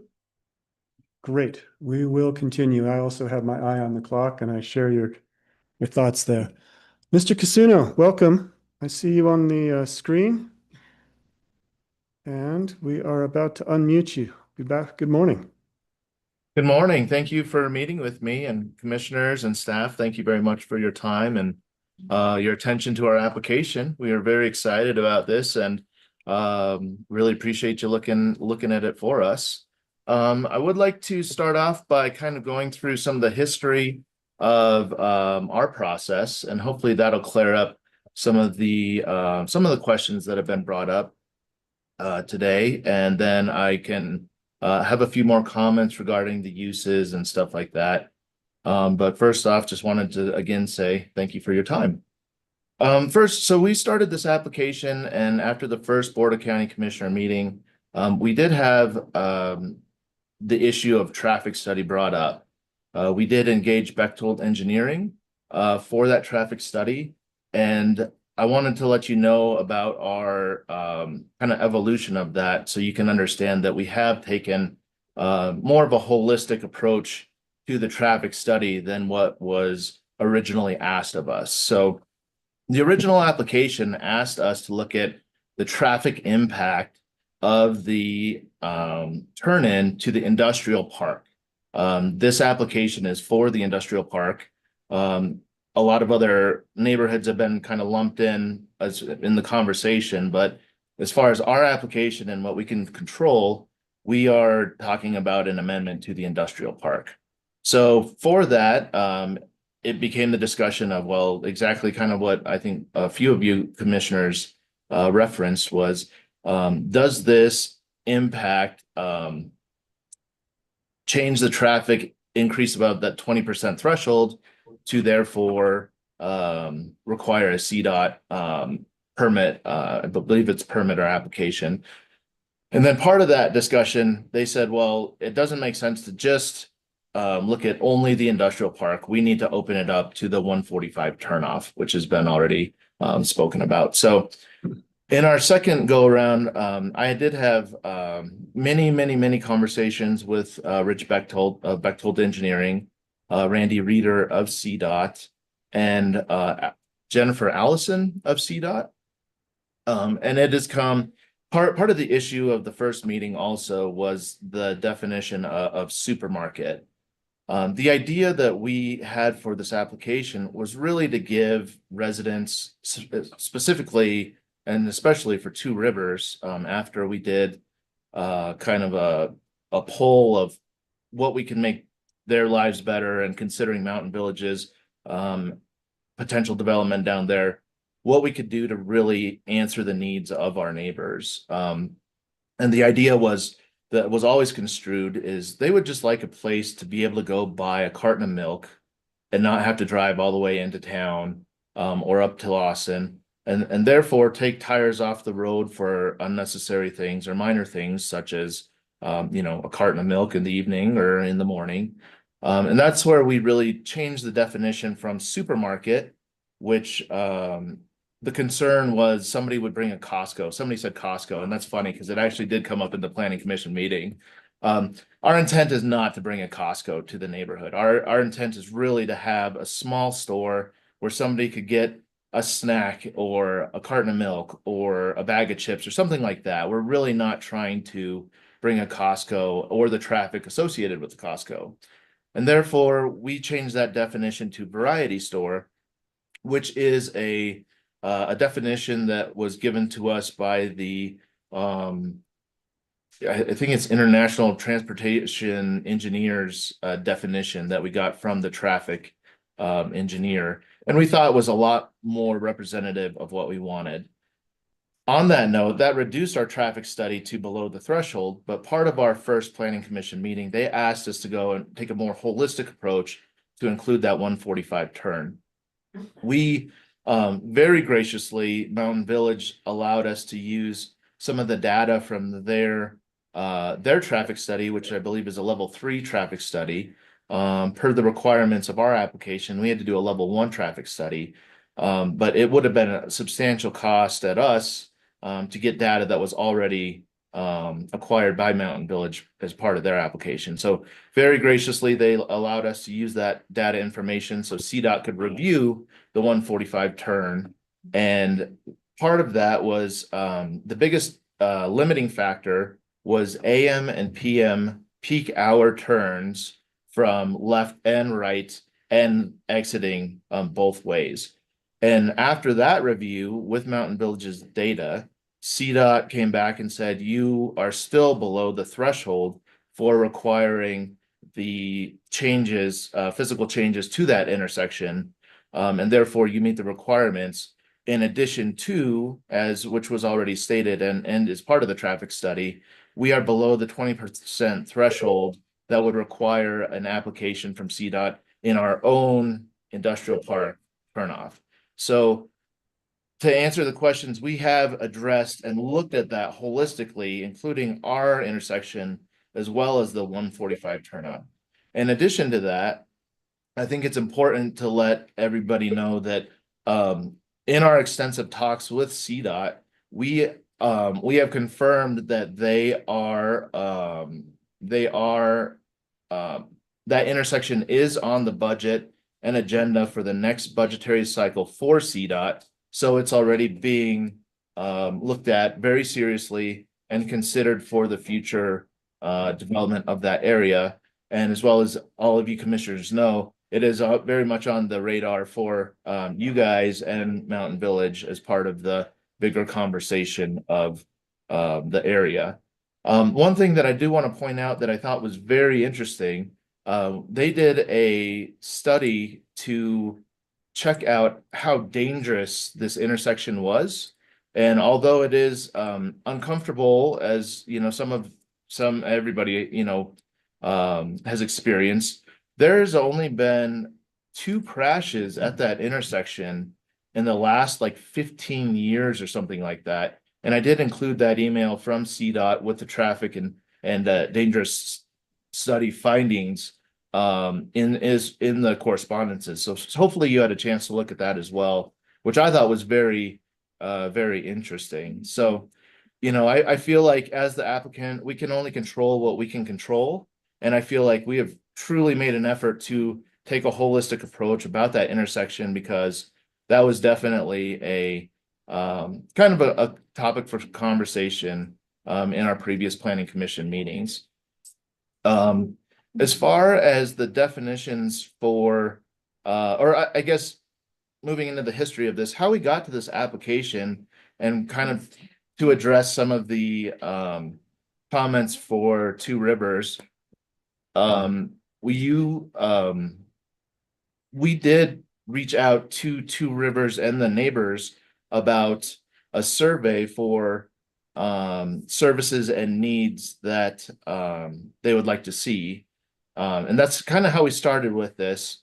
So we have given Two Rivers a lot of thought and collaboration, as well as they are always allowed at IPOA board meetings. They're always noticed, as any other owner is, for IPOA board meetings. And this application in process has been going for almost a year now. So we hope that they feel like they've been heard, and specifically with some of the additions of uses, we hope that they feel like they've been heard.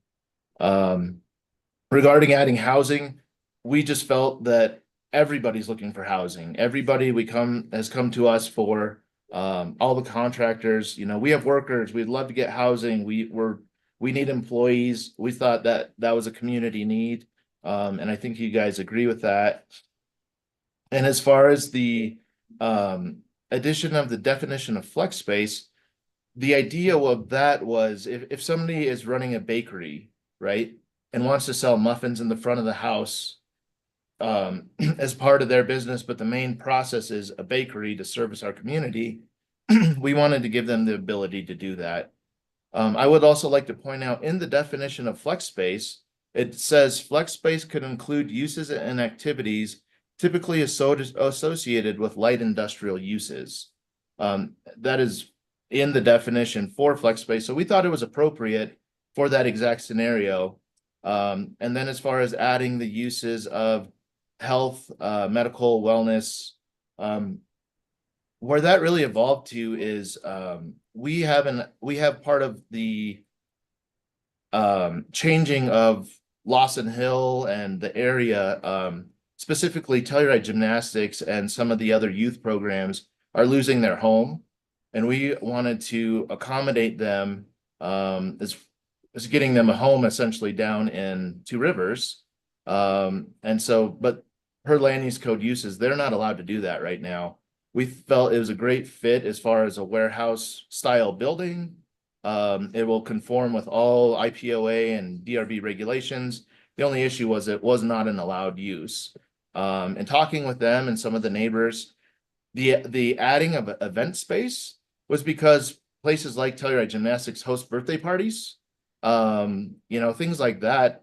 Well, that's why it kind of combined. I believe Commissioner Brown, that was one of your questions of why we did that. Also, one of our current owners hosted, I think, homecoming down there, which again, we thought that was a great service to the community. However, per land use code, that was something that may or may not happen down there. So we're trying to just really accommodate a lot of the requests as far as uses that we've heard from multiple areas, as well as trying to do our best to address the requires of the application, specifically traffic study and stuff like that. So I feel like I'm rambling, so I'd love to answer more questions or address your concerns. Thanks, Ryan. I don't think you were rambling, but you were definitely helping. I appreciate that you expanded the traffic study to all the way to the intersection with 145, and I think that's critical in this conversation. One of the topics that you heard us discussing was the potential contribution of the IPOA toward an eventual improvement of that intersection. Do you have a response right now, or is that something you'd have to take back to your board and consider? I would definitely have to take that back to the board. I don't have the authority to make a one-way decision on that. But I can tell you it would be something as far as that the board would consider, and we would be happy to discuss. As far as the thought of, or the question of what would happen to that density bank with the 20 units, to answer that question, we don't have an answer right now because through this process, we were not sure of how many units we would get.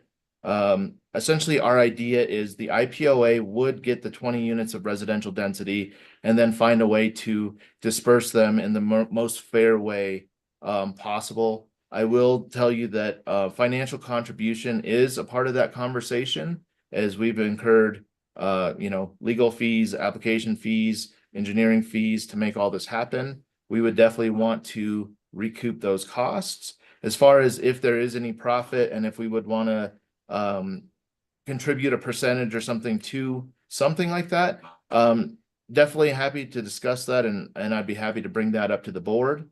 But I cannot commit the board to a financial obligation at this time. Totally understood. I think that one of the things that we touched on as well, you just mentioned, which was the concept of profit versus breaking even with the 20 units of density. And I would propose, and you can respond, commissioners as well as Ryan, that currently we would simply agree that you would recoup the expenses that you've put into this application through those 20 units, but not attempt to profit. And then pending further conversation with your board, with this board, with maybe a neighborhood MOU as Kay proposed, that if we were to come up with an agreement that everyone could live with for putting some money in the bank for that future intersection improvement, that we could hold those conversations. And I'm not sure that the funding from the 20 units is exactly where all that funding should come from, but that's to be determined in my mind. Commissioners, what do you think about asking Mr. Casuno to simply recoup his current expenditures in the process that he's gone through with the county, but not to anticipate a profit from those 20 units? Is that a fair request that you'd like to make? I like it, Lance. I would tweak it a little bit to say if a profit is made, it would be contributed to some broader community benefit, whether it be, and again, we have to figure out if this is legal. I don't want to suggest anything that isn't, that it would either be contributed to that intersection improvement fund or to the general San Miguel County Housing Fund. Could also be parks in the open space down there as well. There's a lot of possibilities. I think that I liked your very broad community improvements at this point, but Maura's shaking her head and smiling, which means that's a bad idea. Maura, what have you got? So in terms of limiting what they can charge, I'm still at this moment not prepared to say if we have the authority to do that in the scope of this land use application. Beyond that, in terms of how any profit would be spent, I can pretty confidently say we don't have the authority to direct fees to specific purposes without something in our code that would require payment of an impact fee for that specific purpose, which the one we do have is not coming into play here. Understood. All right, that door seems to be legally closing, but Commissioner Brown has her hand up. I understand we can't compel them. Maybe we're not sure about the pricing, but we also can't compel them on how to use any profit. But could they offer that as a point of goodwill?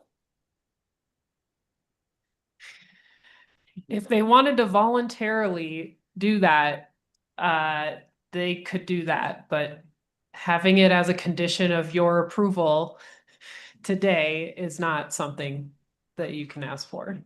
I understand.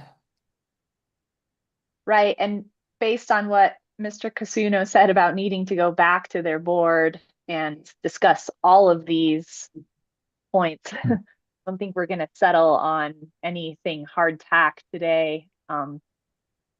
But I once again like the concept of an MOU, and I think bringing all the players at hand into some potential agreement with contributions to community benefit, I think is something that I hope their board would entertain. And I would be happy to have the conversation with our board. Again, I think it's important to look at the legality of the situation. I don't want to trip on myself and do something that isn't within my authority. So this definitely needs to be a board discussion, but I'm happy to have that conversation. Thank you, Ryan. Well, Commissioner Brown, go ahead. I would just want to revisit the event space. Kay, I think this might be a question for you and or Maura. I certainly appreciate that people like to have events in different spaces, and it's cool to do it in a gym or whatever, and certainly to have birthday parties at a gymnastics event or space. I'm just wondering if that requires rezoning to allow event space, or whether that could be something that is handled either not necessarily needing a permit because it only happens occasionally, or if it could be handled occasionally through a simple, I would hope, special use permit. Because yeah. So, once, the matrix is established, everything that's in here, is then, executed through a development permit, which is administrative. If somebody has an existing use where they want to change the use, to something else on the matrix, then they would, get a development permit to change that use. So we have a process to do all the checking to make sure that it meets what is listed on the matrix, the parking, any impacts from that. That's all dealt with at that administrative level. Once this is approved with the matrix, unless they want to do something else that isn't visualized in here, that's when, then they go back and ask for amendments. But there's no special use permit required for anything Yeah. once it's approved here. Okay, I think I wasn't clear. Mike, I'm a little hesitant to allow an event space in this neighborhood as like a matter of course for any of these properties. It just doesn't seem to me like a compatible use with an industrial park, which I'm still kind of hanging on to. And so my question is, if we didn't allow an event space in the neighborhood, and yet someone wanted to hold a one-off event, could they just simply get a special use permit for that? If it was truly a one-off thing, they could ask for a temporary special event permit, which is also administrative. We have been getting requests for more established recurring activities and events. So that was a part of the impetus behind including it in the proposed matrix, was to address what has already been presented as a current demand. Commissioner Brown, I'm curious what you view as a difficulty between event space and industrial park. In my mind, a lot of the uses that are happening under industrial are storage. And of course, those items on the storage lots can get moved around, but beyond the fact that they're visually different, what other concerns or contrasts are troubling you? I think parking is a big part of it. Particularly if someone's having a dance or at a dinner or something down there, there are going to be dozens of cars at once, and I know there's a way to kind of manage that. I guess if that was the way the space was envisioned, we would require the parking. And then I guess there's also this idea of we're going to have parties down there, and yet we're also putting in more housing. The whole thing just seems kind of like what is it called? Kitchen sink kind of zoning. It doesn't seem like we're really envisioning a consistent use to that neighborhood that with compatible uses in terms of parking, in terms of residents. It feels like it's just a little kitchen soupy to me, kitchen sinky. I think that you answered your own question about parking when you concluded by saying we will have discussions with any project builder about what their intended uses are, and they will have to design parking for those uses.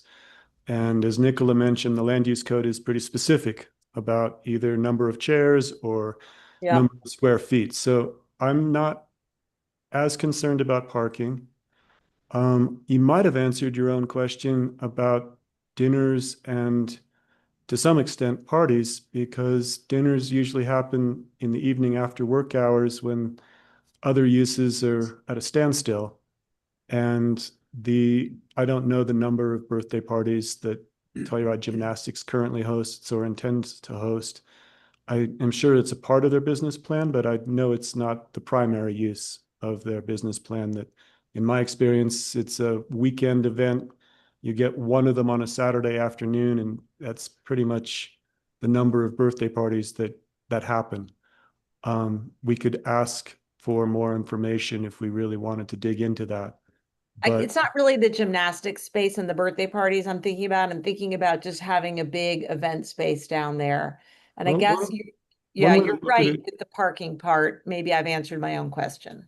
And one way to look at the potential for other events down there is that if it is included in this land use code amendment, then we do have control over the owner of that space and are able to enforce the land use code. And if there is a party when there's overflow parking, we will be able to come in and enforce the actual parking. And without that, it's a little bit of a pirate situation. So there is some advantage to us having this in the land use code and being able to have language that we can point at to stipulate certain actions and performances.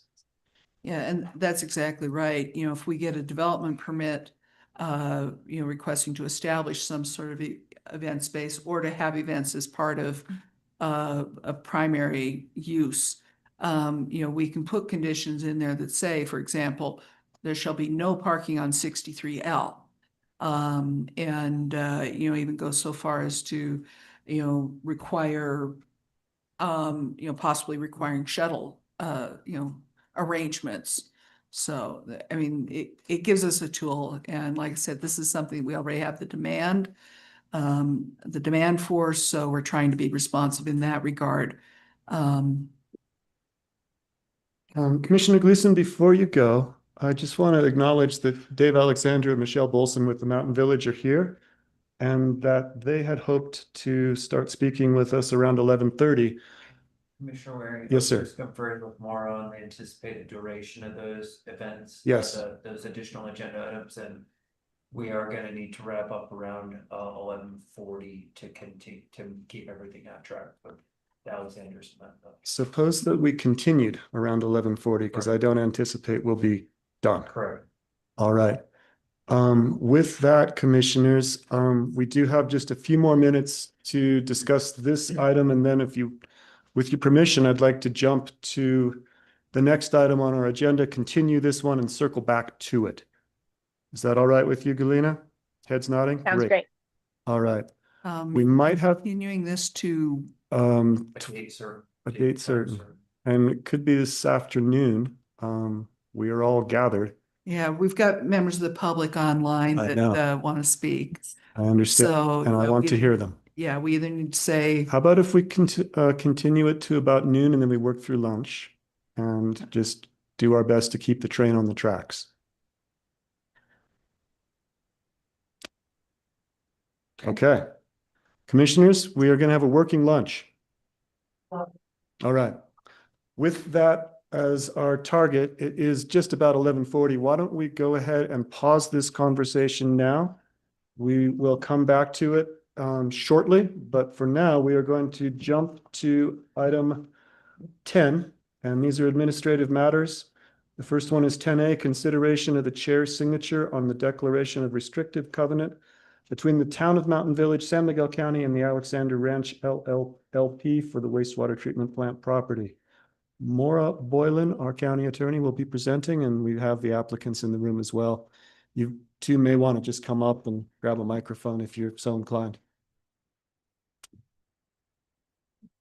Maura, Mike? It's pretty straightforward. So commissioners, you have 3 different agreements before you for item 10, A, B, and C. Can't really hear Mike.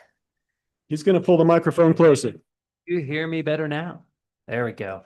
Sorry, commissioners, you have 3 items before you under item 10.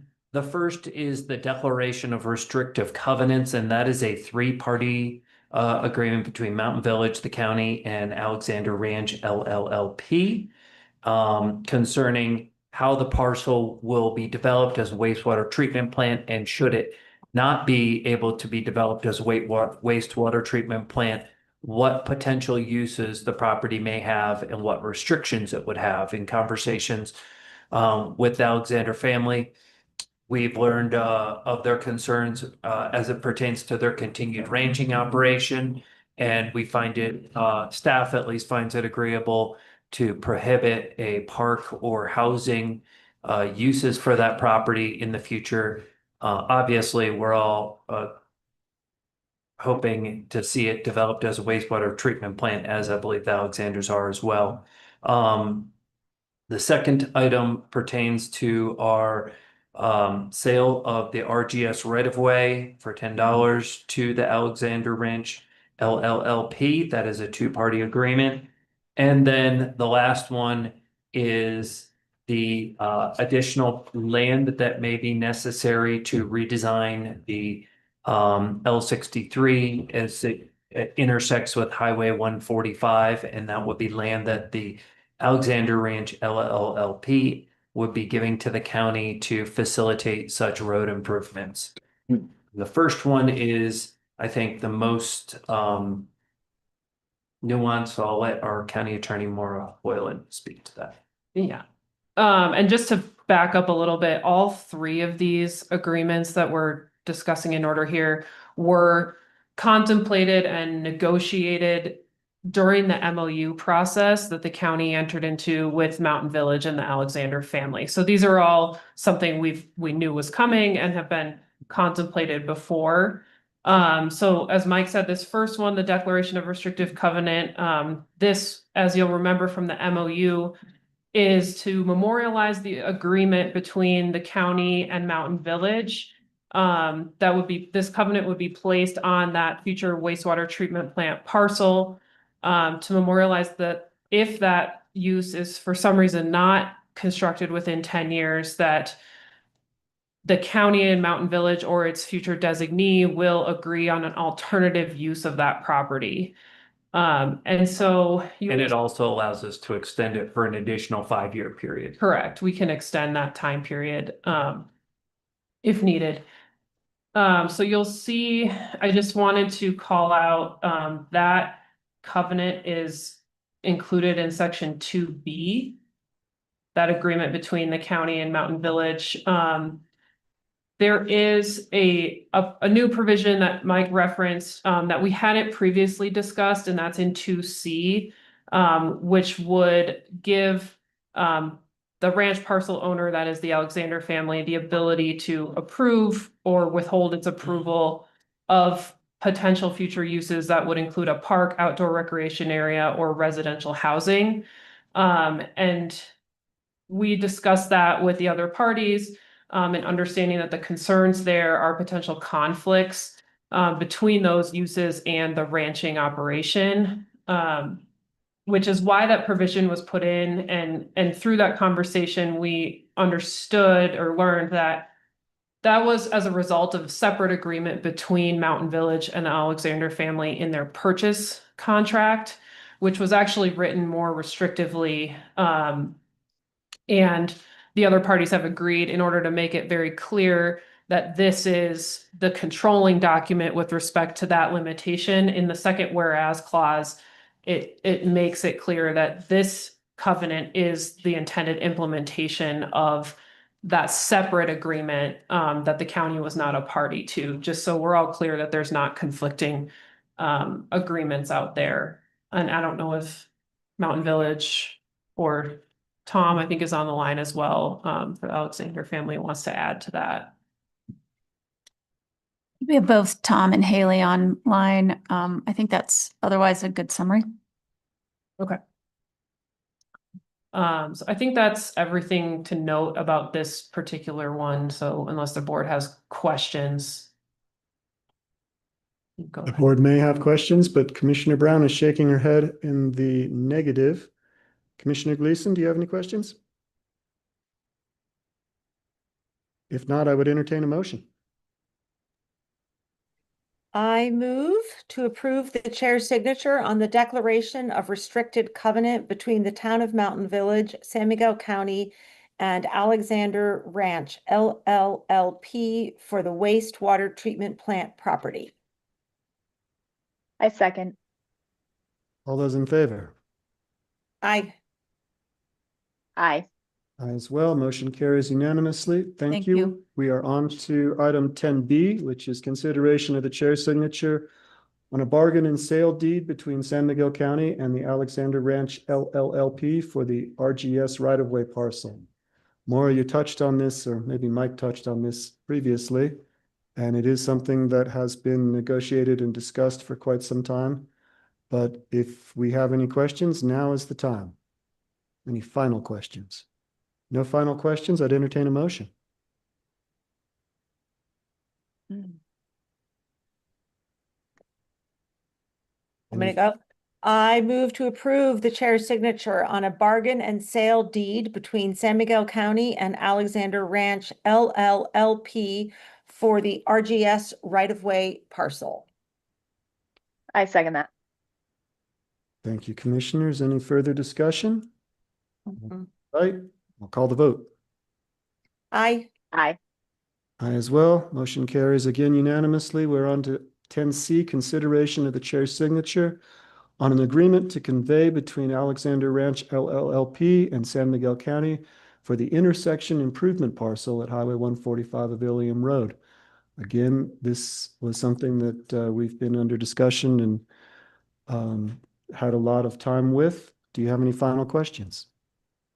No, sir. I'd entertain a motion. I move to approve. No, go. It's Galina's turn. Been quick. It's her Quick to turn. the I was chase, just trying to be Commissioner helpful. Brown. Please Thank you. go. Please go.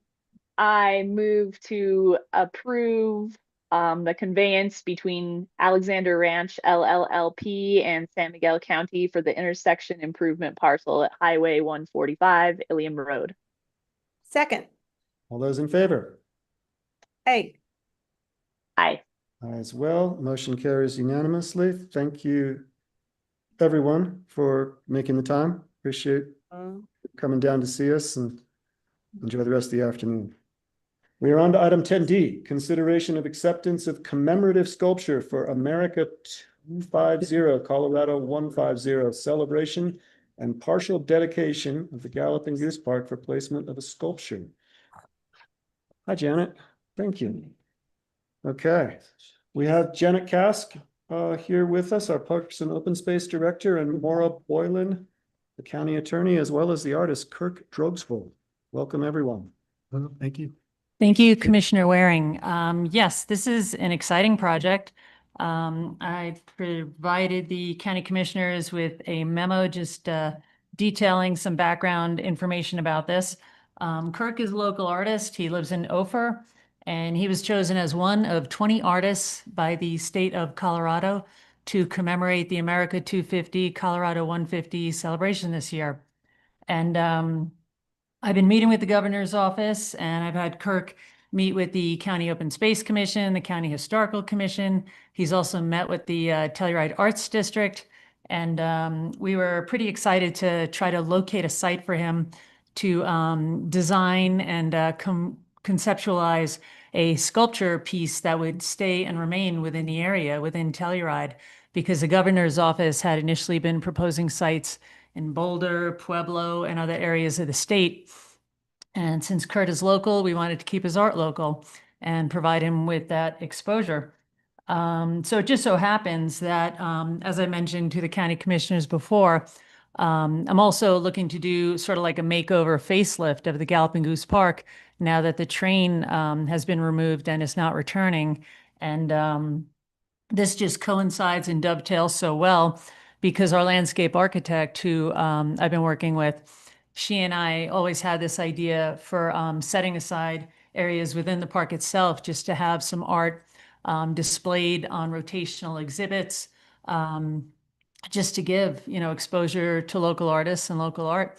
And so Kurt, his piece of art is actually going to be a permanent gift to the county. And you got a late addition to your packet. I just got the commitment letter from the governor's office this morning. So they'll be working out the contract and procurement details. And I've been working with Maura on this, and also Ramona from our finance office, just to make sure that everybody's in the loop and on the same page. So what we're looking to do, and I also in the county commissioner packet just provided you with some rough sketches and latest conceptual designs for the Galloping Goose Park, and just what we're looking to do there with some individual seating areas, some new benches, adding more grass to the site, and reusing, repurposing the existing slate, and adding more plantings and perennials to the area. So it's it'll be just beautifying it more and making it more welcoming. So the reason why we're here today, and I will let Kirk speak for a moment as well, is just that this includes a dedication of county property. But the way that works is that I spoke to the governor's office at length about just clarifying some of these details. So whereas Kirk's sculpture would be a permanent gift to the county, and yes, we would look to showcase that within the Galloping Goose Park, you know, we're not, whereas we are dedicating county property, we're not necessarily dedicating the Galloping Goose Park in perpetuity. So once we take ownership, if we had to move it, you know, to another park, another county parcel, or what have you, once we take ownership, we have the right to do so. So, you know, so I just wanted to make it clear to the county commissioners that, you know, our hands, we're not being bound in certain aspects of this commitment. So that's, so it's on the agenda today again, because it does include a dedication of county property. But I also wanted to introduce Kirk, to let him just chat for a couple of minutes to introduce himself and talk about some ideas he has for his sculpture and his work in general. Thank you, Janet. Welcome, Kirk. Yeah, thank you. Yeah, hey, everybody. For those of you who don't know me, my name is Kirk Drogsvold. I'm an artist. I've been around for about 12 years. And last April, I was selected alongside 20 other artists to build permanent artwork. It was originally going to be at the Capitol in Denver. I'm not sure if you had heard about a project, a pedestrian bridge going across the Capitol. It ended up getting shut down. The public feedback was not positive. It was going to be a $30 million project, and so they scrapped almost the entire budget, but they kept the arts budget, and they kept us artists alongside. And I found out that some of the artist groups were able to bring these projects into their own communities and sort of take creative initiative. And so I was proposed to be in Pueblo or in Golden or in Granby. And I got to thinking, and I was like, I would really love to bring this to Telluride if the town would like it. And so I started talking to people. I spoke with Elena on town council. She referred me to speak with Mike, and then Mike with Janet, and then I've been attending the committee meetings, and it seems to be moving forward. And I'm just really grateful for the opportunity to possibly bring it here and incorporate more of the community. It's more meaningful for me, and also I think I can deliver a better product in my own community. And so here we are, and I'm really looking forward to working on this and getting feedback and making it a collaborative effort for the whole community. Thank you. Thank you. Commissioners, I feel like we're being offered a present, no strings attached, and that we'd be unwise not to say yes, but I'm happy to hear your thoughts. Do you have any input there, or are we ready for a motion? Oh, I just would like to say this is an absolute honor for the county with this opportunity to have this art displayed and duty, and just very exciting. Commissioner Brown. Agreed. I mean, congratulations, Kirk, on being selected by the state for this commission. That's really exciting. And thank you for working to have it located here in San Miguel County and actually even donated to the county. It's really exciting. And I love the idea of having public art in the Galloping Goose Park. I do have just one question, which is, do we know what the sculpture will be? And I am not an artist, so I don't pretend that I can offer advice, but I do think if it's in such a public space, it does a little bit matter what it is. And so I'm wondering when that conversation might happen, if at all. Sure. Yeah, I put together a small PDF. I'm not sure if you were able to have a look at that. But my topic in the group was Innovative Legacies of Colorado. And I started thinking about the atomic clock in Boulder. And it's really interesting how the more precise that we measure time, technology sort of spills out from that. And then from the Open Space Commission meeting, we had been talking about the Galloping Goose Park, and one of the members suggested potentially incorporating railroad ties. And so I've been sort of imagining this sort of railroad track plant. It kind of looks like a fern in some of my drawings. I'm not sure. Yeah. People have. Carmen, are you able to? Oh, okay, Okay. sorry. No. Yeah. Oh, Yeah, okay. I have handouts too. Unfortunately, Yeah, the but folks the that want to commissioners see it are- most Yeah, are I the did. ones that are farthest away. Okay. You know, I'll screen share. Okay, no, thanks, Mike. We'll Yeah, get it was this the up last on the minute screen. addition. Yeah. Yeah, and also commissioners, whereas Kirk is the artist and obviously he's gonna come up and, come up with his own ideas. The county, based on our site, with the sizing, the scale, the content, we'll sort of work together. I mean, it doesn't mean I'm gonna be telling him what to do or any one of us, but we'll be involved in the process just as far as, appropriateness and again, sizing, scale, content, and just what will make sense for our park itself. I'm thinking something about as high as the courthouse tower in gold. Pure gold? You got it. Okay. No, Okay. I would love, I think community input is a really important part of the creative process for me. And so I'd like to build in public. I'm good at drawing on the computer, so I can draw things that will look real. And we can all talk about them beforehand. And so, yeah, it'll be a process that I'd like to involve everybody with. Oh, thank you. Yeah, and so commissioners, Gleason and Brown, that's that's the handout that Kirk brought with him today. And that just, well, you can explain, it shows some of his work and he has a website. Yeah, so some of the top work, I have the forest creatures in Mountain Village. Maybe you've seen them. And then recently, installation out at Camp V. And then on the right-hand side are just some of my older pieces. I'm really inspired by nature, and I use computational design to create these forms. As you get down to the bottom, I've been exploring this idea of like clock plants, where it's like the flowers are clocks instead of flowers. And then thinking about railroad tracks. At first, I wasn't quite sure, but then I started diving in, and I love these fern forms, and I found it very useful in terms of the construction and the narrative.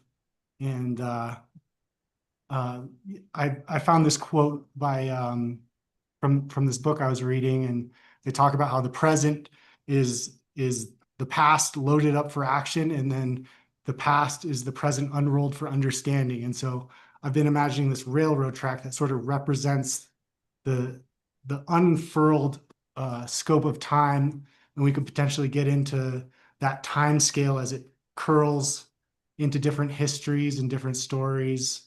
And these are the forms that I've been drawn to, and incorporating railroad track language, technology, history, legacy. And I would love to get feedback and have your thoughts and yeah.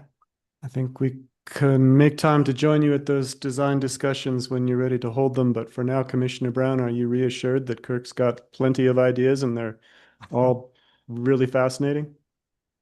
Excellent. In that case, I'd entertain a motion. I move to accept the commemorative sculpture for America 250 Colorado 150 celebration and partial dedication of Galloping Goose Park for placement of sculpture. Second. All those in favor? Aye. Aye as well. Kirk, you've got a spot to put some art. Thank you Thank you guys so so much. much. This is so exciting. I'm so grateful. We'll look forward to working with you and seeing the final product, and we'll have a big ribbon cutting. Yeah, All right. absolutely. Thank you. Thank you, commissioners. Thank you, Janet. All right, commissioners, We are gonna dive back in where we left off. See if we can pick up the threads here. Yes, Could we take a 3-minute break? we could. Let's take a recess. It is 11:58. Let's reconvene at 12:05 sharp. Thank you.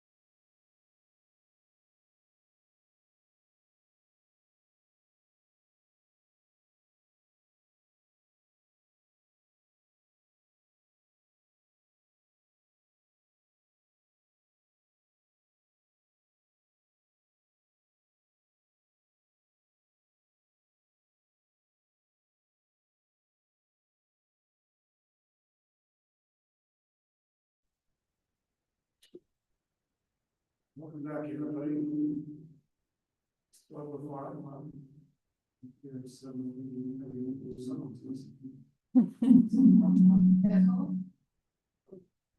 That's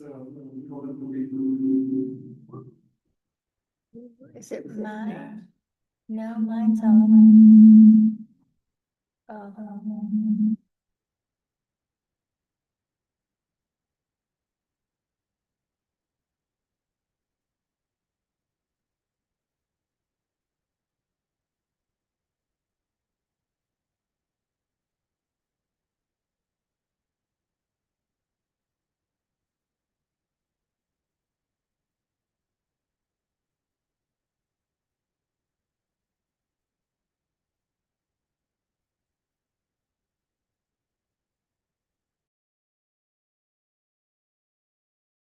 Oh. Okay, we're getting her back on track. All right, Carmen's got us back on track. Thank you, Carmen. All right. Well, we're about to need that timer. We'll see if we need that timer anyways. Galena Gleason is the one part of the team that I'm not seeing yet, but I know she is home with her family and probably just finishing providing some snacks, some applesauce. So we'll give Galena a moment. And then my intention, Commissioner Brown, if you want to hear where I would like to head, I feel like we've had a good chance to hear from staff and hear from the applicant. I'd like to hear from the public next, and then circle back and try to amalgamate everything that we've heard and pose more questions if need be. Does that make sense to you? Great. All right. In that case, I'm going to text Galena and see how she's doing. I know that she's good at time, so I'm presuming that she's headed this way.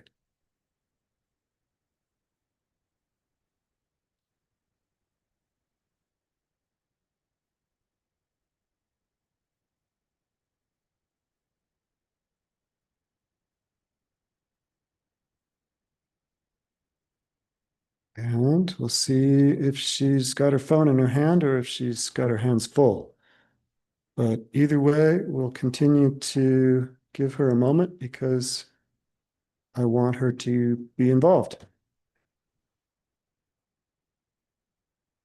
And it gives us a chance to catch our breath.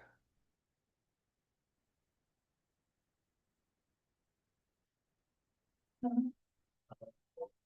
it's been long. Yeah, just, I did that. you just pull it. Carmen worked the magic again. Well, oh yes, she just gave me the yes 1 minute. So I think my supposition was correct. She was just doing a little family shepherding. We all do. As we all do on a snow day. And it's a second snow day in a row here in Telluride, Colorado. When I heard that. When I informed my daughter that this morning, she said, "That's berserk." Does that mean we have piles and piles of snow? No, it means we got about 2 feet of wind. Oh, wind. Yeah. Mm. Yeah. But it is trickling down and the wind seems to be settling at least here low in the valley, and hopefully it will stack up, as they say. Galena is just about ready. That's the weather update for those of you that aren't here in Telluride. And we are anxious to commence, so we are not, I'm just tap dancing here, really. I don't, I can just sit quietly. Jenny, thank you. We're all going to wait. Amongst yourselves. Talk amongst ourselves. The fact that Commissioner Gleason did text back and say, yes, 1 minute is encouraging. And she's worth waiting for.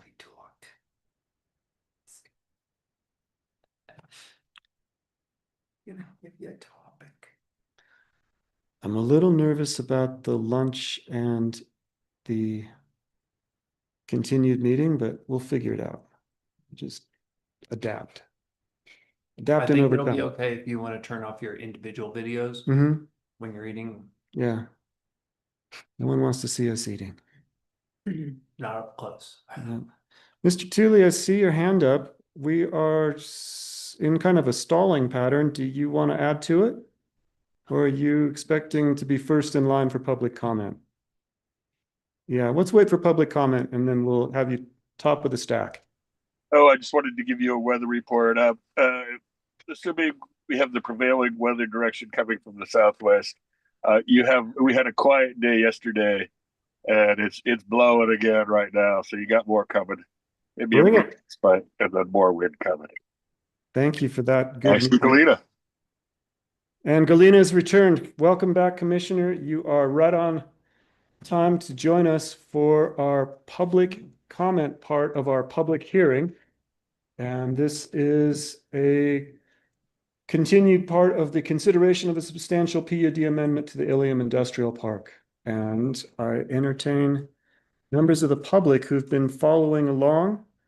I see Telluride Gymnastics hand up, and I'm going to go to them first. Welcome, Telluride Gymnastics. Asking you to unmute. And as soon as we get those buttons pushed, you'll be able to join us. Hello. All right, Lance. This is Teresa Brockel from Telluride Gymnastics.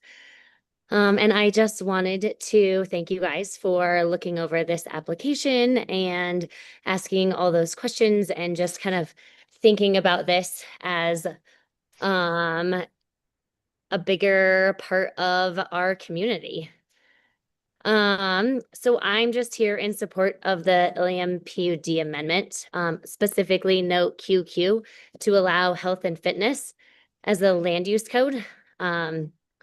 For Telluride Gymnastics, because we've been operating right now in Lawson Hill for over 15 years. We serve over 300 students a year. We have many local families that count on us for after school and summer activities. We have over 40 competitive and dedicated gymnastics families that compete around the state and the region. Many of them go on to win state and regional championships, and we're all looking for a new home. Smart, who currently owns our building, is been very gracious in trying to extend our lease for as long as possible, while we've been trying to find a space to relocate. And due to the size of gymnastics equipment and our space needs, we are looking for an industrial type spot. And we have an opportunity to acquire some land in Ilium if this land use code passes. And that would allow us to build and move into a permanent home for Telluride Gymnastics so we can continue serving the community in the most meaningful way we can. So I just wanted to put some words in there, and thank you so much for considering. Thank you, Teresa. Appreciate you. And I know that you had a number of supporters write in singing the praises of your program and your efforts as a coach and as an important part of the community and the youth here. Do we have another hand up? We've got a hand up from Mr. Douglas Tooley. Go ahead, Mr. Tooley. You've got 3 minutes. Hey, folks. I had the opportunity to attend the Planning Commission discussion with the Ilium Park Owners Association, and I'd just like to commend them on their excellent work. There's something to realize here. Commissioner Brown talks at length about preserving the industrial park usage there. However, this is an area in transition, and it's also an area that is owner occupied. This has happened in other areas. I'm familiar with a fairly large one where the Amazon headquarters is currently located, which was a transition. And the small and medium business owners and their association, that's really the part of a good community, a business community fitting into a larger community. It's not stuff that we control. It is market. And when folks choose to sell their property they will do so, the owners will do so at a profit and at the time that makes sense for them to do so. This is a transition to happen, and it is happening. I would argue that the variety store might be a little bit too small. That we're not going to see a Costco here. I don't know where that example even came up. I think that the city market is something to put on the table, and that would be in the Telluride sand and gravel area as a potential use. A 5,000 square foot retail traffic considerations considered, like an actual grocer's might well be appropriate as well. I see no problem with folks making money off of building deed restricted housing. We have quite consistent policies on not charging additional fees for that development. Just a couple questions on future developments. This plan does include wastewater, and I would hope that there is consideration of how that wastewater provision coordinates with the proposed Deep Creek plant. There's also there was a question raised at the Planning Commission, which I've not heard answered. SMART has also purchased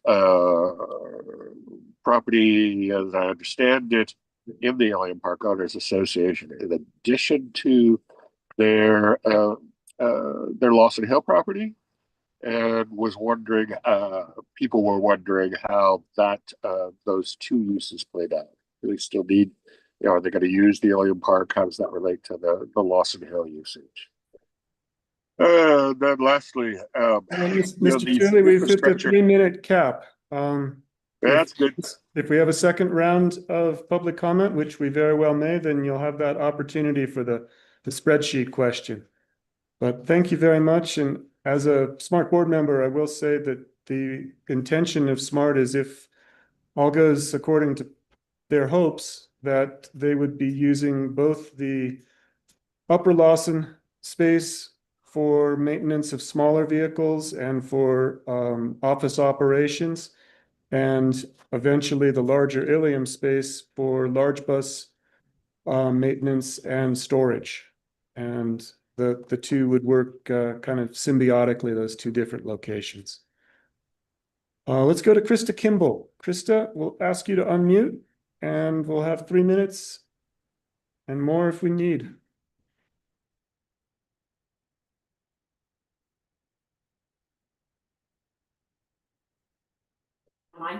Oh, there we go. Hey guys, can you hear me? Yes, we can. Awesome. Thanks for giving us the opportunity to speak. I know there's been a lot of discussion around this PUD amendment. I'm chiming in as twofold. One, as a gymnastics parent of 2 competitive gymnastics kiddos, as well as I'm married to Mike Kimball. We own Ground Pounders. We also own in Ilium, so we have input on that side of it as well. Like Teresa said, we would like Telluride Gymnastics to have a new home. This is, I guess, the best spot for them to go as far as space and needs, and also giving a good area for gymnasts to be able to travel. It's not too much farther than they're already traveling, things like that, to get to practice. So we're in full support of the gym because of all the amazing things they do. Couldn't applaud them more, to be honest with you. And then secondly, I know a big discussion is whether we'll lose that quintessential, this is our only construction industrial area in the Telluride region. And that's true. It's definitely hard to have a construction business here and have space to put your things. And unfortunately, most of the people that work for those companies, including ours, have to commute. And by allowing other things in the community, I think it's needed for other people that live in the community, but I also don't think it's going to push out who's there. a lot of the people that are there right now own, us included. They own their lots, and I don't foresee them wanting to get rid of them unless they're done with their business. So I don't foresee it actually pushing more people out. I think it will broaden the scope of what can be done in the Ilium Valley. So with that being said, I am in full support of the PUD amendment, and I hope you guys are too. Thank you, Krista. Ginny Gordon in the room. Come on up to a microphone, please.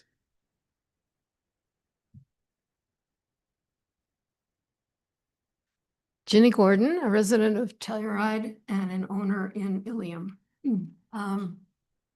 Thanks, you guys. You have a long day. The 299-page packet was, anyway, I only have 3 minutes. The main question is, does the east end of the county need dedicated light industrial uses? Over time, the overlay of all of this new zoning will erode the original intended use of this property. I do believe that's inevitable. Is this acceptable because you perceive that this is a higher and better use of this land? If that's the case, then I think this is just fine.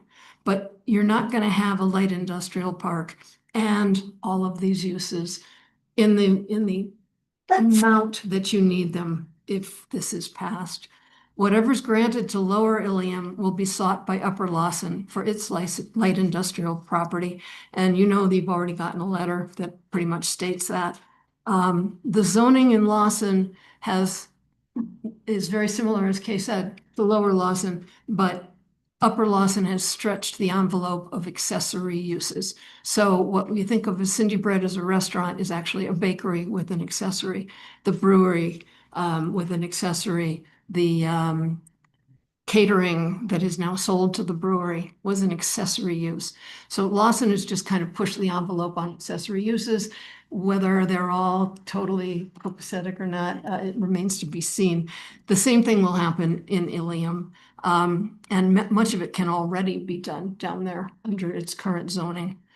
The big picture regional plan, don't look at this application in isolation. A site walk was never done by the Planning Commission or officially by the BOCC. I don't know if all of you commissioners have walked this property, but this zoning affects 260,000 buildable square feet. And I'm not even sure how many acres it encompasses, but this is a large project, second only to the Genesee at Society Turn. These requests for zoning changes, with a couple of exceptions, are not uses for the convenience for the current small residential property. Why now are we asking for all of these? To me, it seems premature. I can see the small store down there. That's something that's strip reducing, but artists and event centers and all of these things are not really for the use of the current population, but they are for the use of the general community, the general east end of the county. And so if you think that's important and we need to expand, then this is all just fine.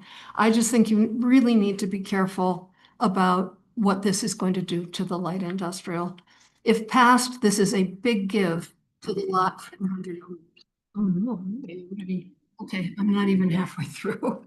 Not even halfway, Ginny. We may go to a second round. Okay, So- I would like to say I totally support, just real quickly, the gymnastics.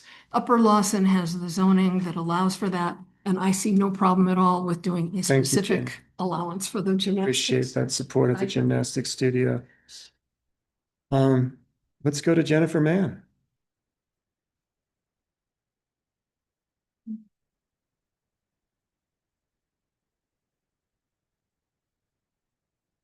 Jennifer, we are hopefully, there you are. Can you guys hear me? Okay, Yeah. cool. Yes. Hello, thanks so Hello. much. I am wanting to contribute to what Teresa and Krista mentioned about the gymnastics, moving down into Ilium.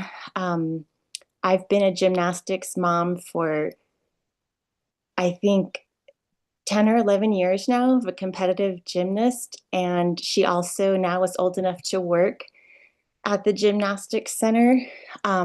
It's been a huge influence on her, not just as an athlete, but also as a mentor, teaching other kids gymnastics and also supporting the summer programs.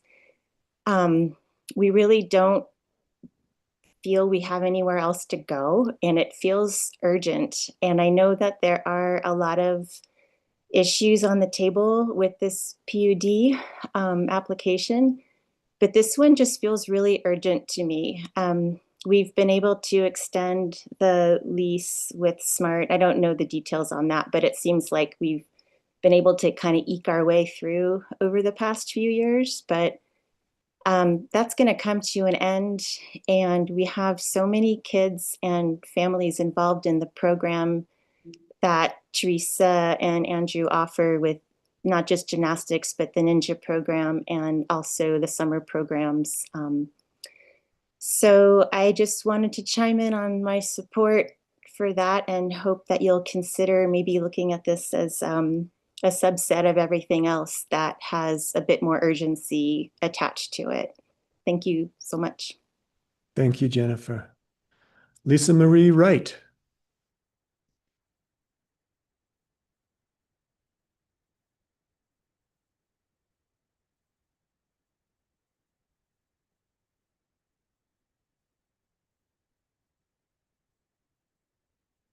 I can see you're a co-host now, which means that you should be able to unmute.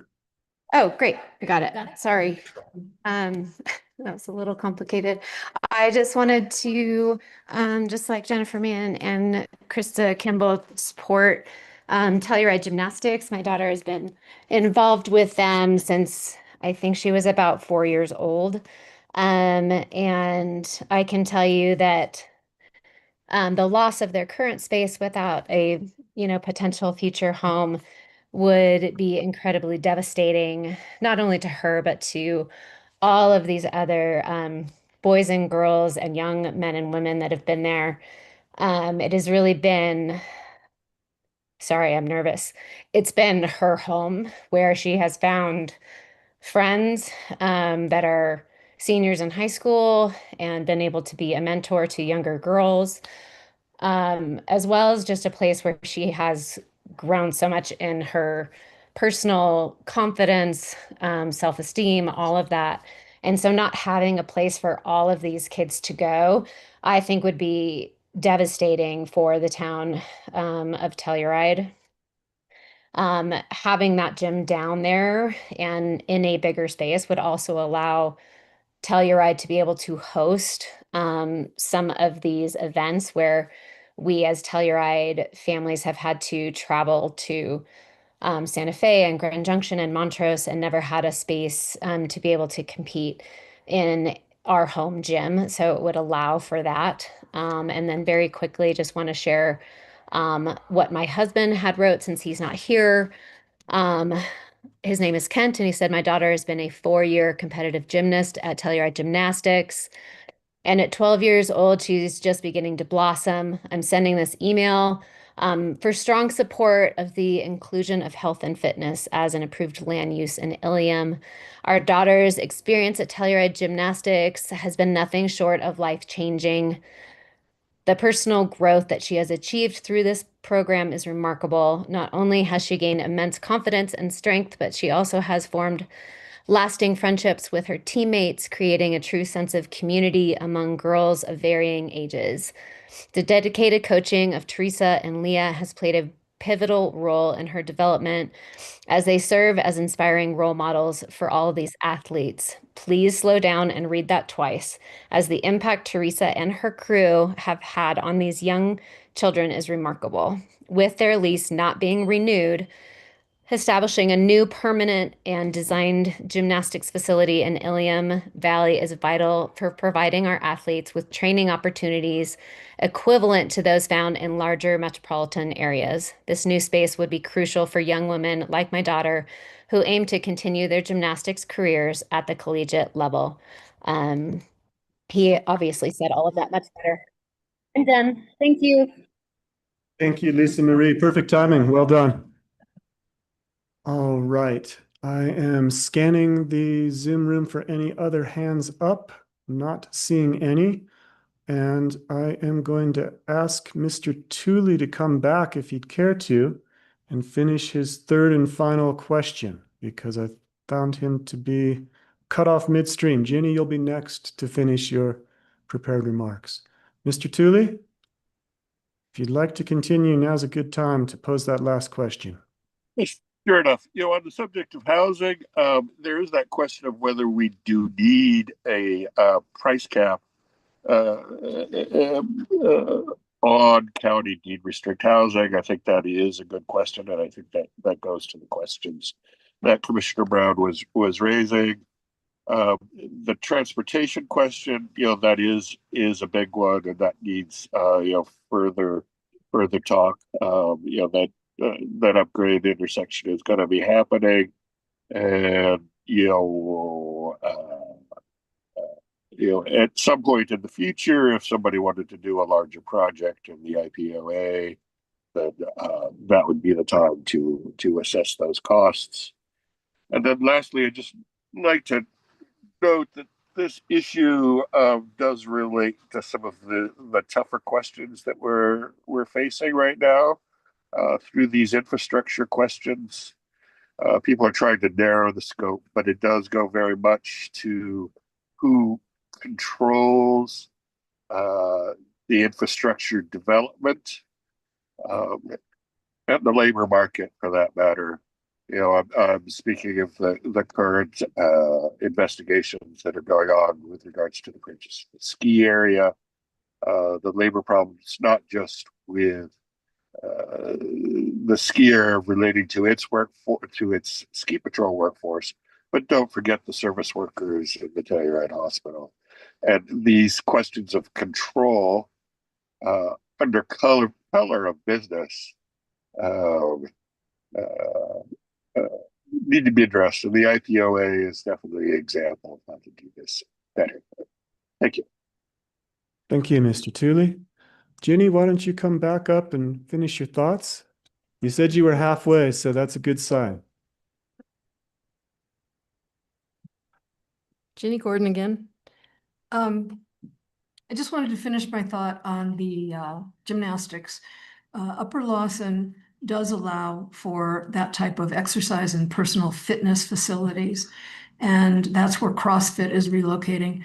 The county should absolutely grant such an additional use in Ilium to accommodate Telluride Gymnastics. I think that's a no-brainer in this whole thing. Unlike the Genesee project and the medical center, this can be granted without adopting all of the other requested zoning changes. You can do that for these folks, and I think you should.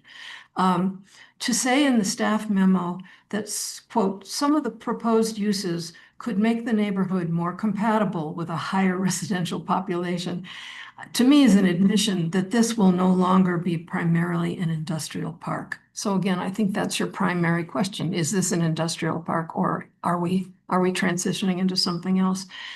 Anne talked about a price cap.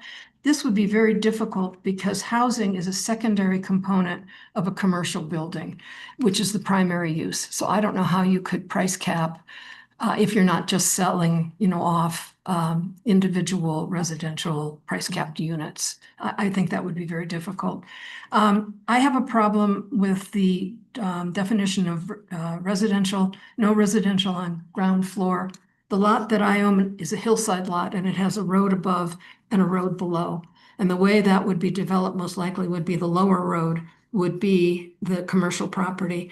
The residential would be on top of it, but it could be accessed from the upper road. So I don't know in that situation, Kay, whether there needs to be some slight amendment to the language because there are different scenarios, particularly on a hillside. No to event space, no standalone structures. I just think I agree with Anne. I don't think that's compatible with light industrial or with residential. Certainly a party for the kids for graduation is obviously not something I'm referencing. Does the county deed restriction allow for nightly stays by various employees? So in other words, if we deed restrict these 20 new units, the way the deed restriction works is you have to have your tenant qualified to live there. And in many of these cases, that might be employees that are one employee one week, another employee another week, whatever. And I just want to make sure that that use, which I know is very important, particularly for things like the sheriff, the county and all of that, that we're not precluding that use in these deed restricted units. I think that's about it. I just, okay, that's good enough. Thanks, Thank you. Jeannie. Kay, I noticed that your pen started moving when Jeannie mentioned that her property has 2 levels and 2 access points. And I presume there is a way to get language that allows development as she was describing, but keeps us clear that the first floor is commercial and the second and third floors, if there is a third floor, would be potential housing. So that was the reason why the planning commission put the requirement in residential units shall not be located on the ground floor. Parenthetically, the level access from the road of the primary building on the lot, except for entrances and utility areas. And what we were, specifically thinking of was the potential for both, because of the hillside conditions. So, we would have to make an interpretation within the development permit as to what the ground floor is. It wasn't, if it was a hillside situation where, they actually could come in from both sides, that wasn't the intent of that at all. And, That's what it says. yeah, I know. I think Kay's going to do a little wordsmithing to try to clarify, because the intent is, I believe, as Ginny described, to have commercial on the first level, but second level of the building, whether it's access from one road or another, could be housing. Yeah. And Like the main road. yeah, perhaps that's main access. Yeah. Yeah. You guys can work on that while Or we just keep talking. point out, we could say, have it based on which road it's addressed to. That would work. That would be the main road. Yeah. All right. This one is LIA Cristodoro. Leah Cristodoro, I think. You are on for 3 minutes. Welcome.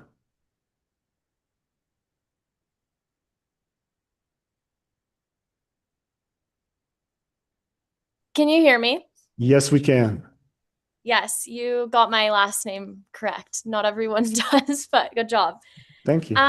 Yeah, my name's Leah, and I have worked at Telluride Gymnastics for it'll be 6 years and 6 years soon, I think. Yeah. So it's been a while. And I've had the privilege to make a lot of really special relationships with the kids and the families there and everyone that I work with. So the gym has a really special place in my heart.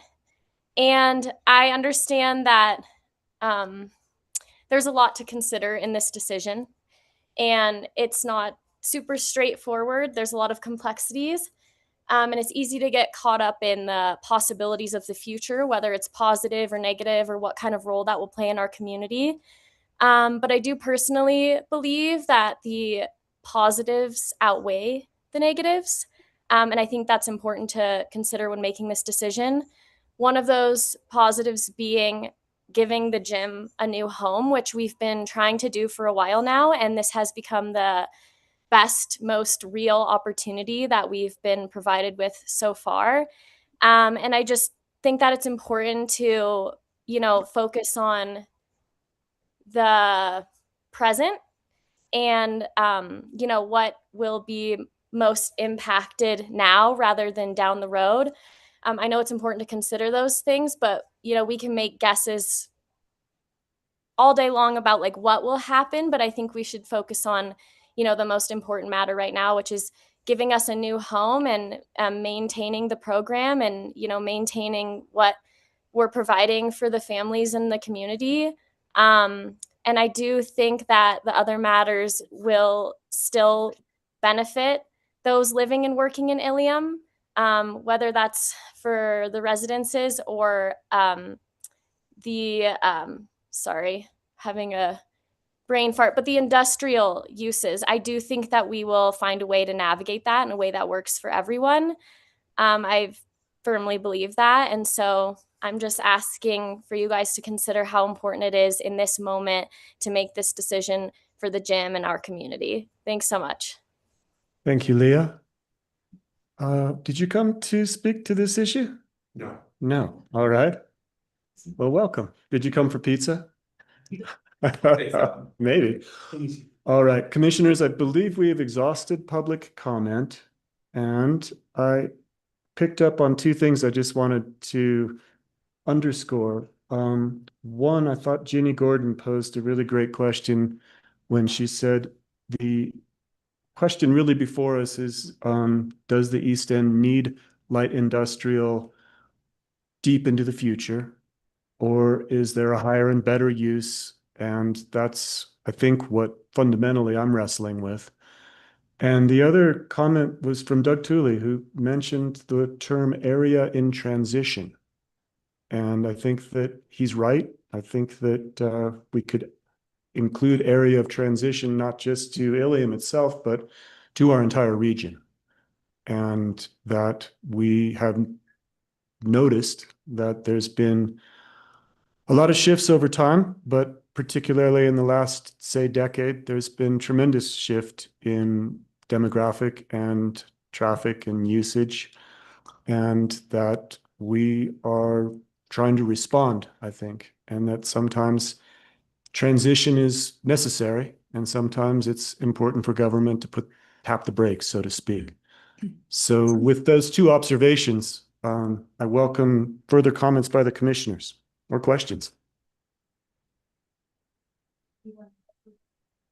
Let's do that. We are going to close the public hearing here. And with that official decision, we are now here for commissioner discussion. And Commissioner Gleason, you have your hand up. Let me just add that at 12:45, we have another time-sensitive matter on our agenda, and that is 2 minutes away.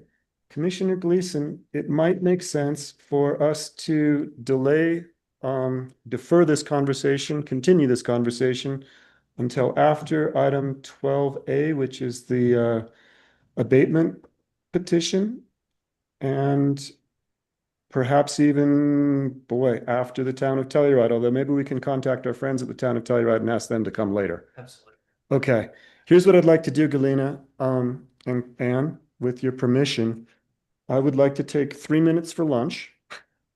And then at 12:45 sharp, I'd like to do this abatement hearing because we'll have people there for it. And then we will meet with our friends from the town of, nope, then we'll go back to this conversation, and then we'll circle back to our friends with the town of Telluride later in the afternoon. Sound good? Sounds great to me. Great, thanks, Galina. We are going to continue this item. We are going to recess for a minute or two, and at 12:45, we're going to pick back up.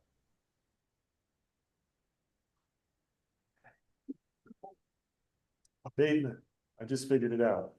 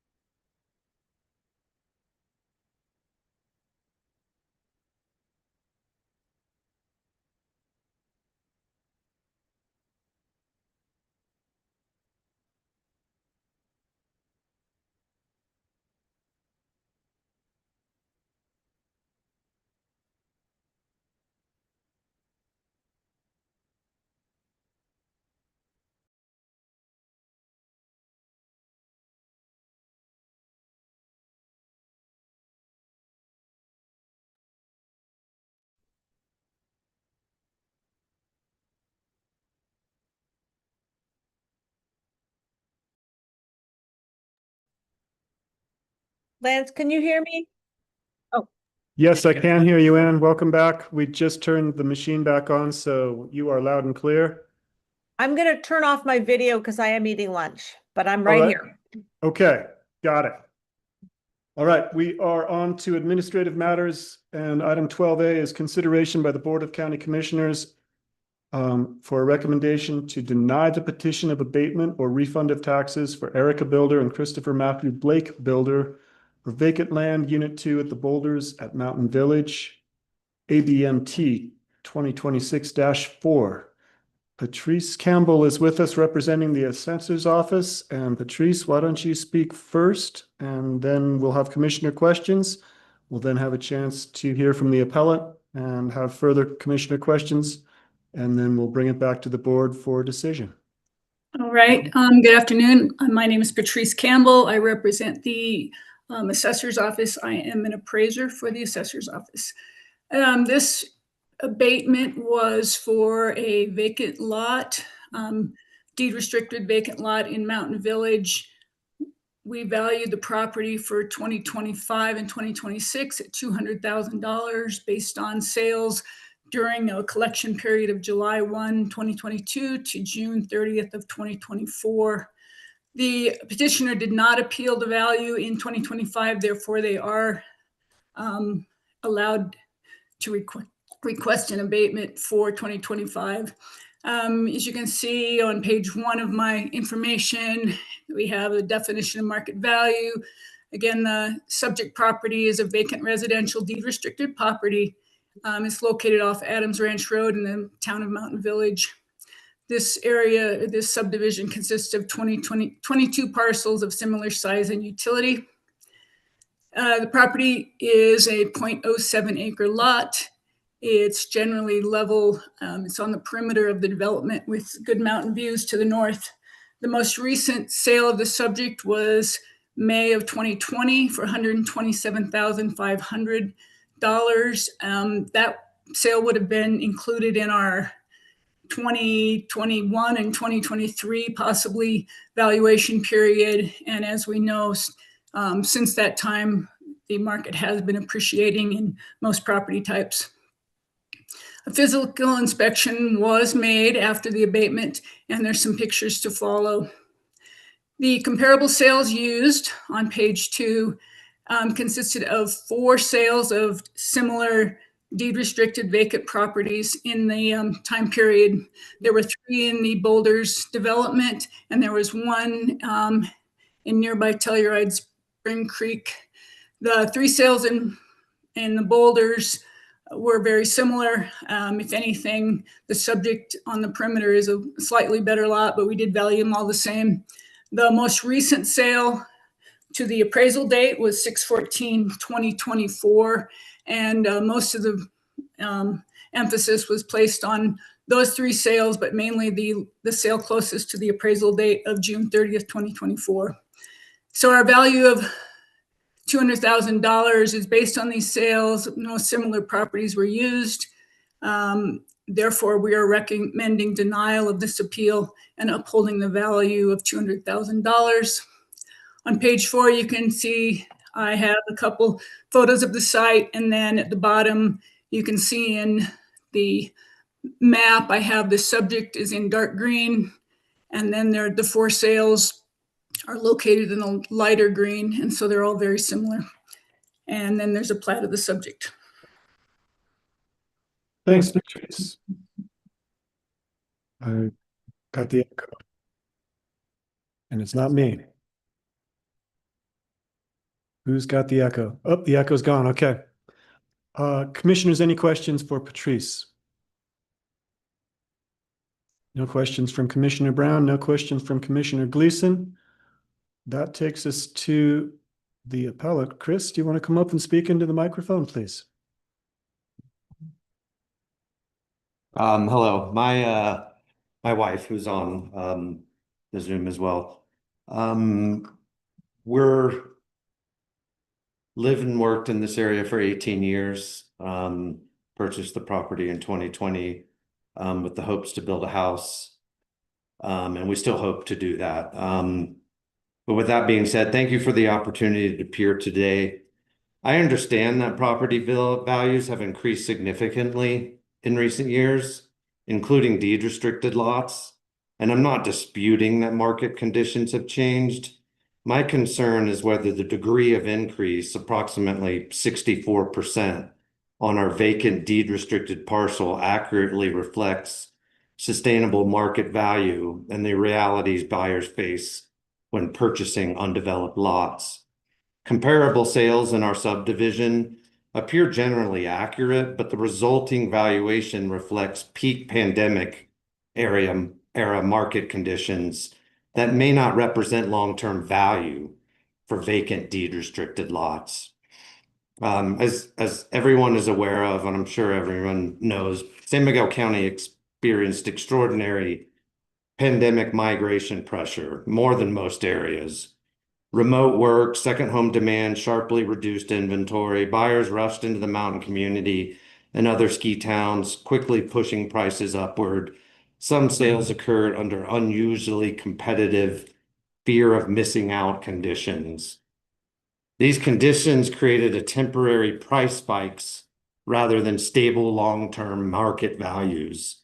While appreciation definitely has occurred, applying peak pandemic sales data risks overstating current sustainable market for vacant deed restricted parcels.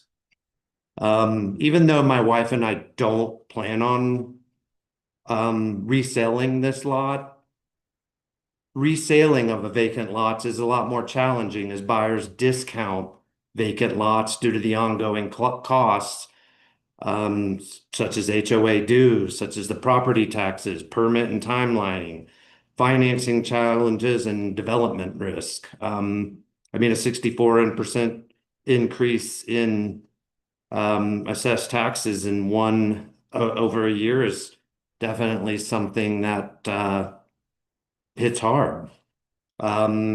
Deed restrictions limit resale opportunities and buyer eligibility. Even in strong markets, these restrictions constrain appreciation relative to unrestricted property, and valuations should reflect this.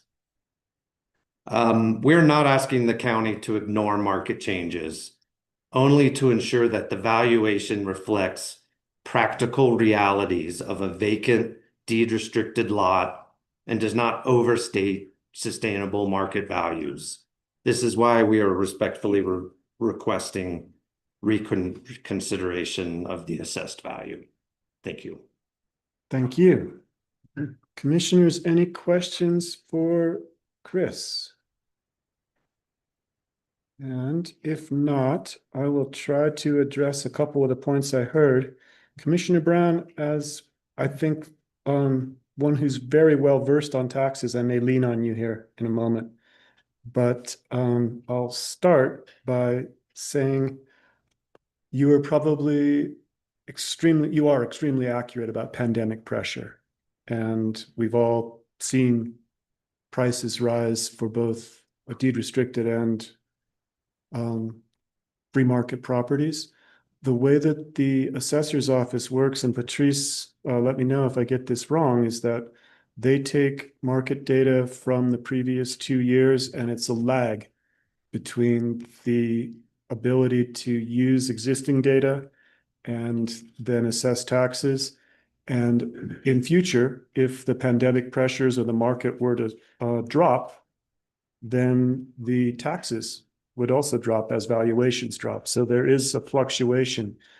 For recent memory, that's been continually going up. Yeah, that's not going to happen. It could happen. It could. Yeah, and it does. And it hasn't happened in this community in a long time. Yeah. But that doesn't mean that the system is rigged to only go up. It just means that based on the information that the assessor has for the time period that they need to look at, this is the number that is accurate and fair by their assessment. I don't really hear you contesting that. No. I think what I hear you contesting is more, can we carve out deed restricted properties and reduce their taxes? And I believe that the answer, unfortunately, is no, because there's no state, the state oversees tax law, and we have to follow that extremely carefully or we get in all kinds of hot water. Would that each Colorado mountain town that does have a deed restricted program could create some kind of sub deed restriction bubble? I think we'd be interested, but legally we can't do that. I guess my other argument is that there's so little vacant lots in Mountain Village that the comparables are basically the two lots next to us and the one in Spring Creek. Spring Creek should be thrown out 'cause that's a different neighborhood.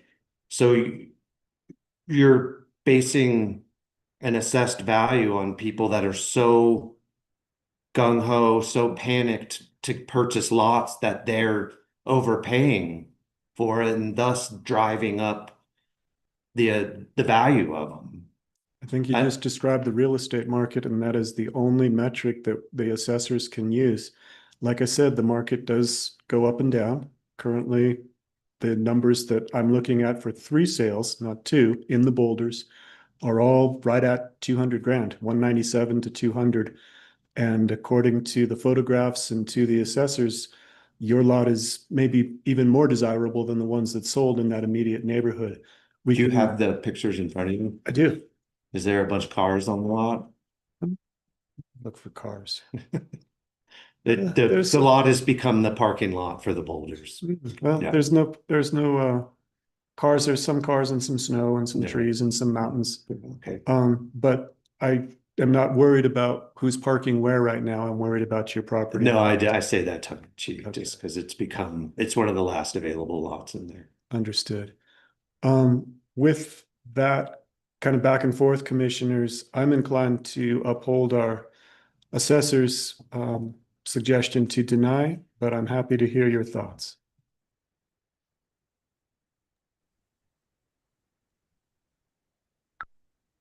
Hi, I'll speak. You know, I do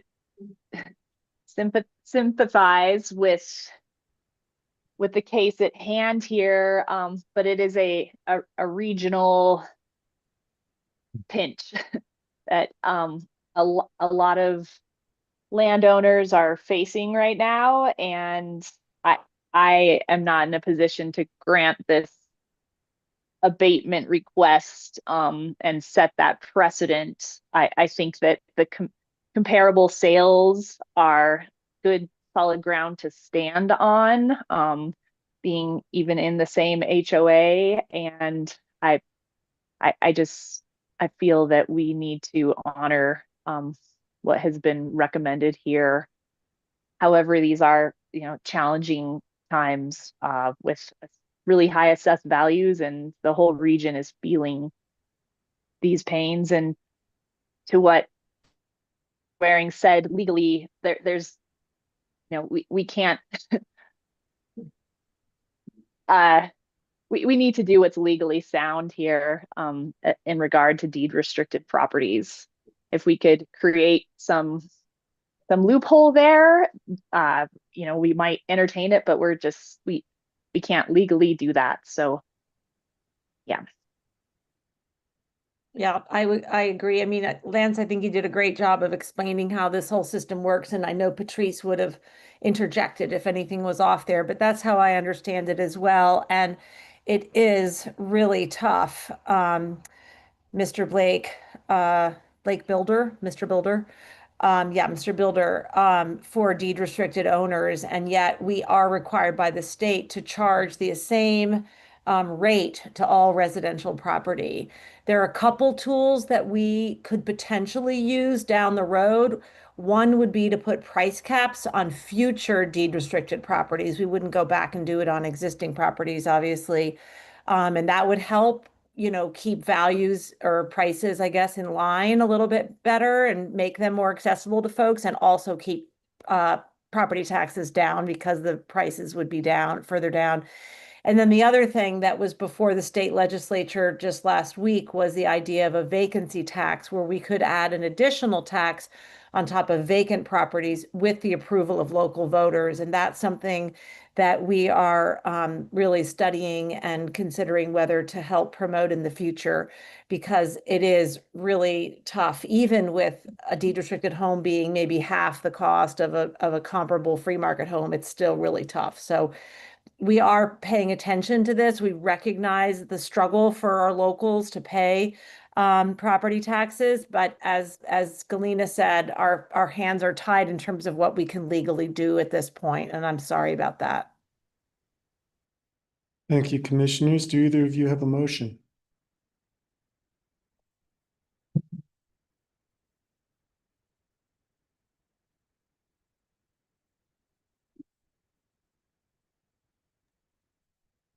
You're on mute, Galina. I can take it. I have it right here. I move to deny the petition of abatement or refund of taxes for Erica Builder and Christopher Matthew Blake Builder on their vacant land, Unit 2, the Boulders at Mountain Village, ABMT 2026-4, reluctantly. Reluctantly second. How do you vote? Aye. Aye. I as well. Thank you very much. I appreciate you coming, Chris. Thank you.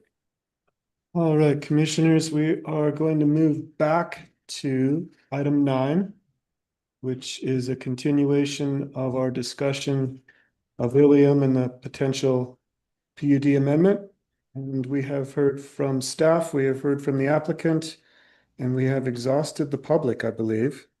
So it's now our turn to come to a conclusion if we can. And I believe that we have Galina's hand up as it was before. Perfect timing, Galina. Yeah, I just, this is a question directly for Kay that was posed, or a point that was brought up by Ginny Gordon about the deed restricted use revolving around kind of short-term tenants, or that kind of deed restricted housing acting as housing the workforce during the work week, right? Kind of a revolving door residential use. I know there's a lot of residences that are operating, as I understand it, in that manner now in the IPOA, and I'm hoping that you can help address that point brought up by Ginny Gordon. Yeah, we use whichever deed restriction is most appropriate to the use of the unit. So you're most familiar with our standard residential use. If somebody wishes to, and I don't know quite how they addressed it in the past, but moving forward, if they were building a unit or units for their own employees that are for weekday workers, commuter workers, much like we are thinking of doing at the sheriff's office, we'll put the appropriate deed restriction on it. I will say that and I know that the planning department has had some inquiries, and there is a real need for that type of housing in the region. So I do see this addressing that need moving forward with an increase. And Commissioner Brown, brought up some concerns about kind of the mixed use, having residences within the light industrial park, and is that livable? And I hear that concern, but there is a real need for it, and we are addressing that even just within the sheriff's sheriff's building there. And so, we're grappling with looking at this transition, right? And trying to really make the call on whether these increased uses are appropriate to the transition that has occurred and we're forecasting will occur in the Ilium Valley. Commissioner Brown. Thanks. I have a follow-up question on that. It's a little complicated. I think we just have to just talk this through. So right now we're describing this as affordable housing for, what is it called? Accessory uses, accessory to a principal use. And yet we're opening it up to the whole R1 school district. So it's not necessarily going to be people who are living and associated with that business, but it might be. I'm not familiar with a deed restriction that speaks to that weekday stay. Can you tell us more about that, Kay? Yeah, and like I said, I don't know exactly what they've done in the past. It's been a while since we've had any of these built. We do have what's called a developer's deed restriction, where they're not necessarily qualified, but they can so it's used for rentals, and that might be what they've used. I don't know. I haven't done an audit of the deed restrictions in the Ilium Industrial Park. I'm just saying, moving forward, we can make sure that we've got a deed restriction that suits that.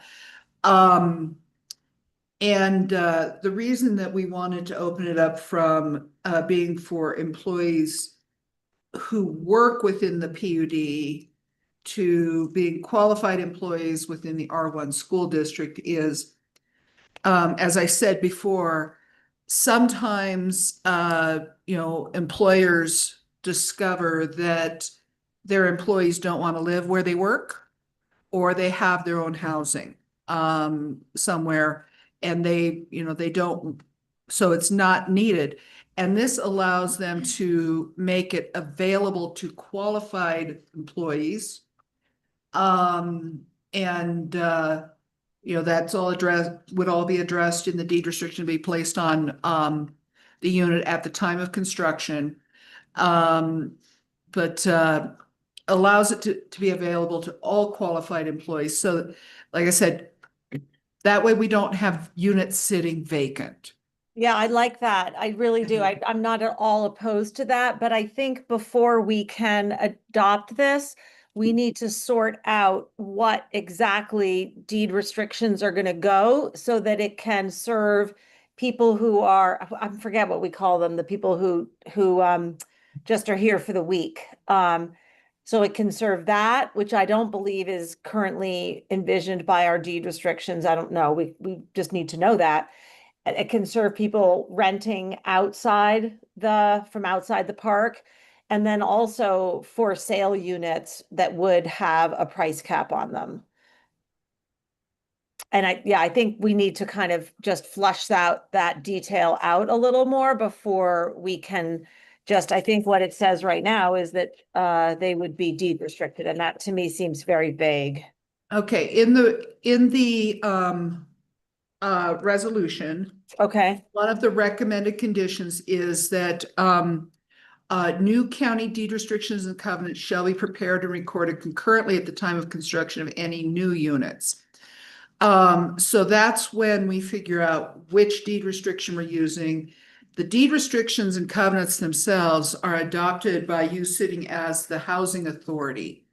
So it's up to you as that body to prepare and authorize the various deed restrictions and covenants. And if that includes one that has price restrictions on it, that would be where you figure that out, sitting as that body, not tying it to this specific PUD. All right, thank you for pointing out that language, because and maybe more, you can just confirm that that gives us that item 3 in the resolution provides the county housing authority to put in the appropriate deed restriction for each development at the time that it's developed. I guess the question I have is this wouldn't be platting those lots as deed restricted at the time. No, the whole, the PUD as a whole has deed restrictions. Like I said, when a developer is coming in, they're not necessarily a qualified employee, but they're developing a mixed use project or something like that. We have a developer's deed restriction, and those are typically rental units. And then we have the ones that we're very familiar with, the for sale deed restrictions. Those typically apply to single family, 2-family condos, not in these mixed use areas. We're working up a deed restriction for you right now for accessory dwelling units that people might want a deed restricted in lieu of paying their fee. So there's all, and you know, you've got the Pinion Park deed restriction. So it's a matter of at an appropriate time, you as the board of, you know, the Housing Authority Board, determining what the appropriate deed restriction is. You don't need to put that out today. But Kay, you just said that these developments, these PUDs already have deed restrictions associated with them. So that suggests to me that whatever the deed restriction that currently applies to this industrial park would apply to any developments going forward. So did I hear that correctly? Because if so, that sounds like the opposite of what you said in terms of we can craft the deed restriction at the time the development application comes through. So I think so long as there's not, so if we look at other examples like Lawson, where specific lots were deed restricted upon platting, and there's a note on the plat saying these properties are hereby restricted pursuant to the land use code. If we don't have that here and we have instead a condition saying those deed restrictions will be put in place at the time of development or construction, then yes, we can tailor those. So that's the clarity I was asking for, that we're not imposing the land use code deed restriction on all lots at this time through a plat note. Because that would, I think, inhibit our ability to apply different deed restrictions later on at the time of construction without the consent of those individual owners. Jared Biggs. And if I may just speak further on that, Commissioner Brown, you can imagine if there's a lot there right now and they are under the land use deed restriction, what Pam at SMRHA is doing with the employees that live there is qualifying them as an employee under the land use definition, right? So the folks who are living there now may have to be the long-term kind of rental qualified folks in that housing if in Ilium currently.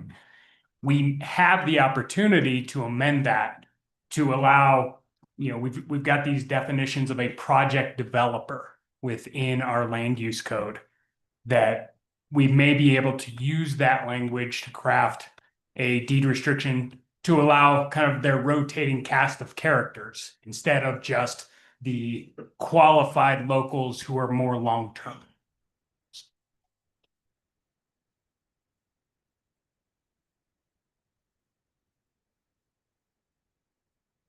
How you doing, Commissioner Brown?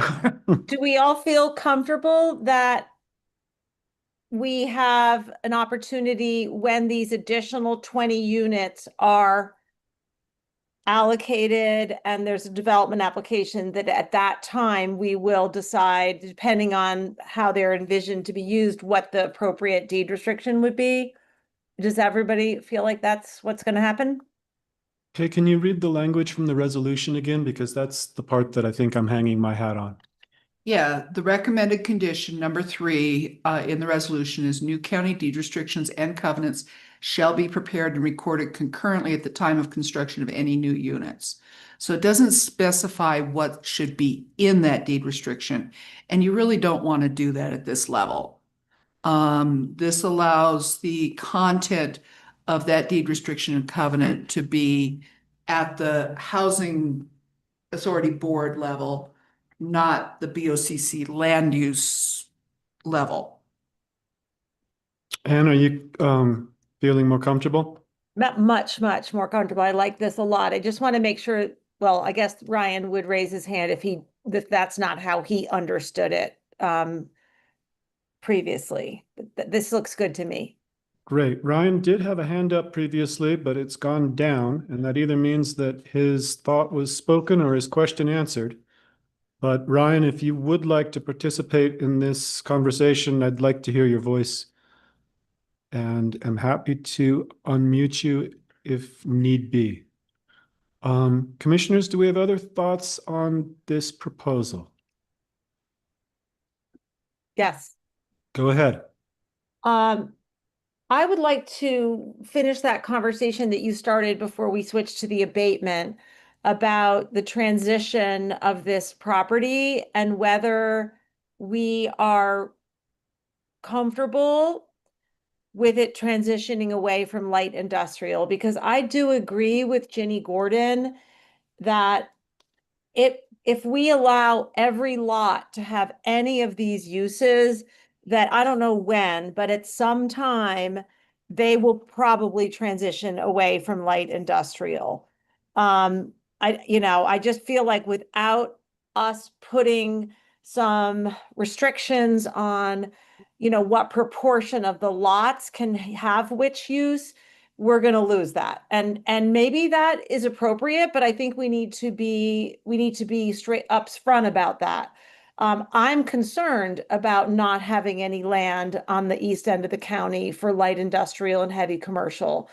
I just feel like it's imprudent of us to throw up our hands and say we want people to have land that makes more money, basically, and we're just going to export all of that outside the east end of the county. So I think I'd like to hear what the other commissioners think about that, if you agree or disagree. Commissioner Gleason, do you want to go first? Sure. I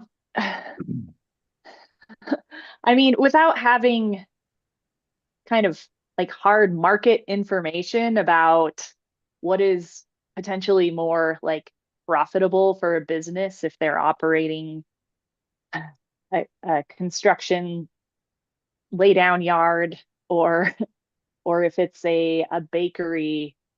I mean, this is a hard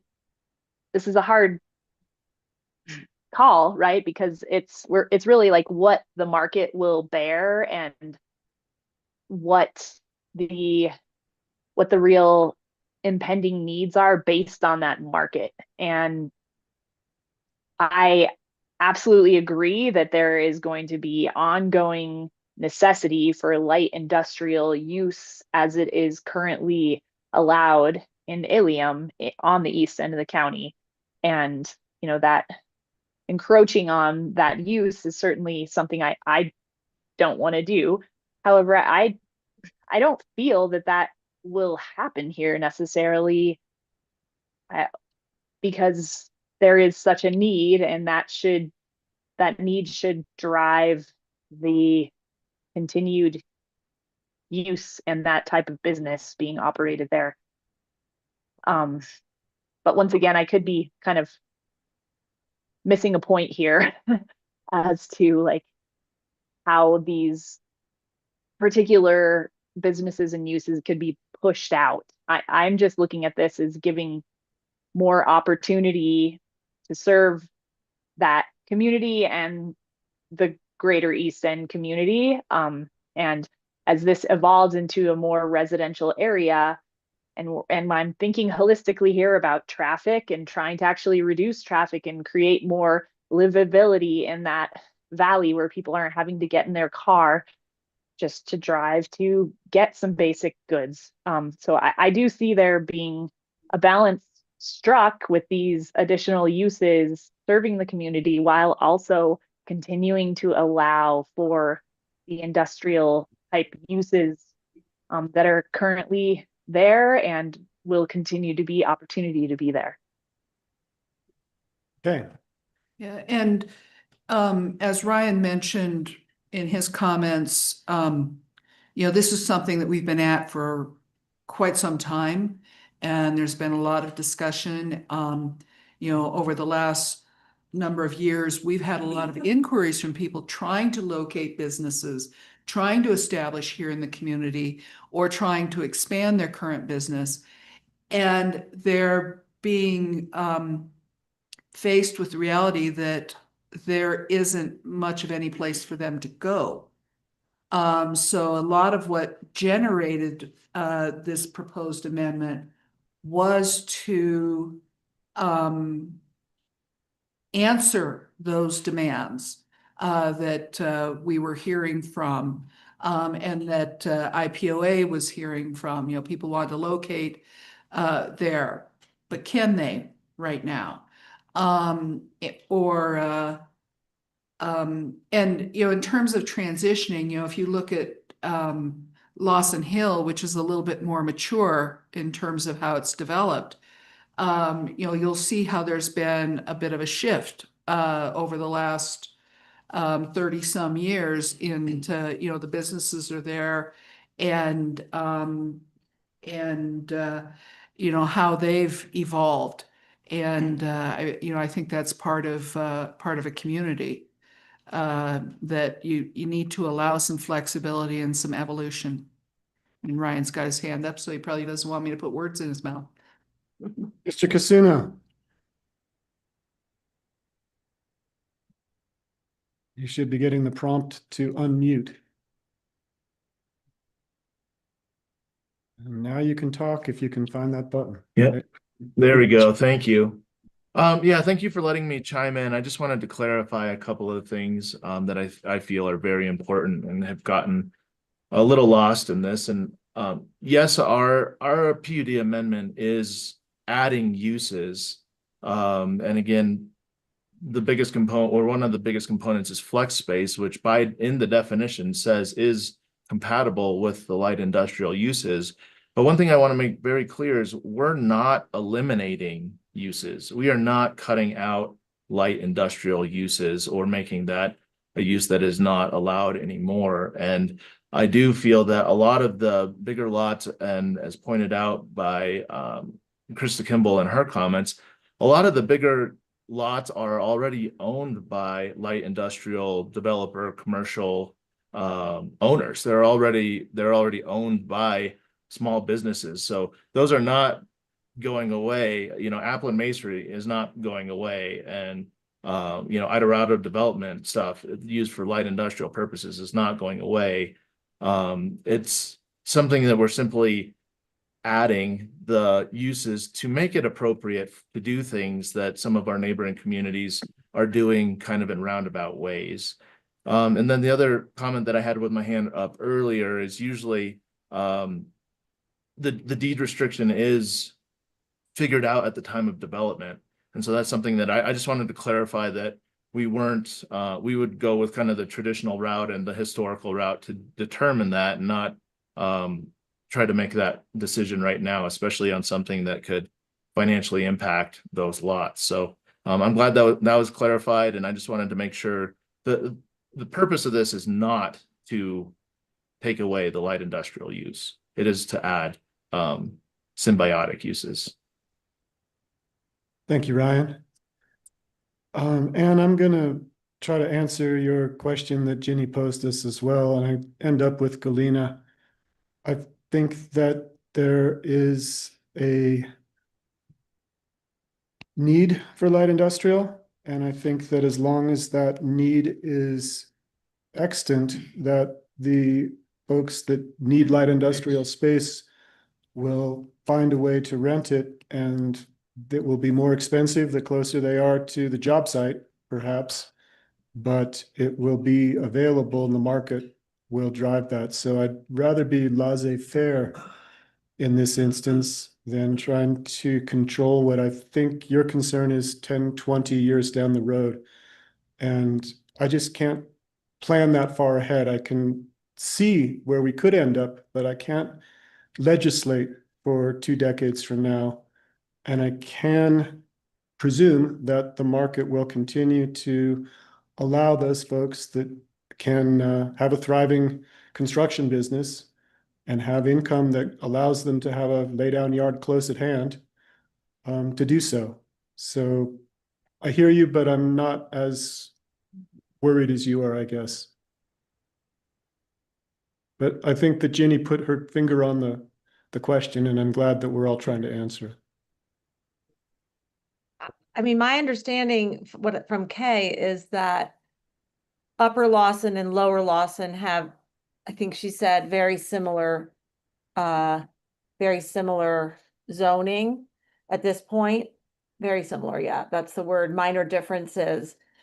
And yet we don't see light industrial uses up in Upper Lawson Hill, you know, like lay down yards and parking lots and things like that, because the market for that neighborhood has moved towards higher and better uses. And as we, you know, continue to develop out from there and down probably into Ilium Valley, I would predict that that's exactly what will happen there. And I do think that we can plan for 20 years down the road, and I think that's our responsibility.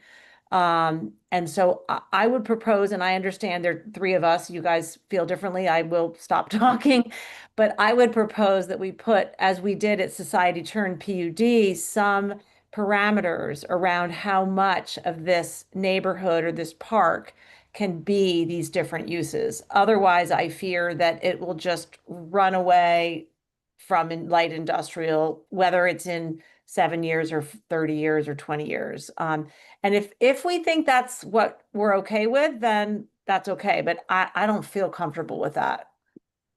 Commissioner, I'm wondering if you might have answered part of your own question in the comments that you just made about Lawson, Upper Lawson, when you said highest and best use. And what I'm forced to acknowledge is that there used to be storage lots in downtown Telluride, and people would be able to park old cars or RVs or whatever they had that they wanted to keep handy. And over time, that's no longer viable or the highest and best use. Some of those uses were in Upper Lawson for a period of time. Some of them have migrated downhill, but that's kind of a natural progression, much like I've been told wastewater treatment plants tend to move farther from the center of the urban core as property values become more valuable and have higher and better uses elsewhere.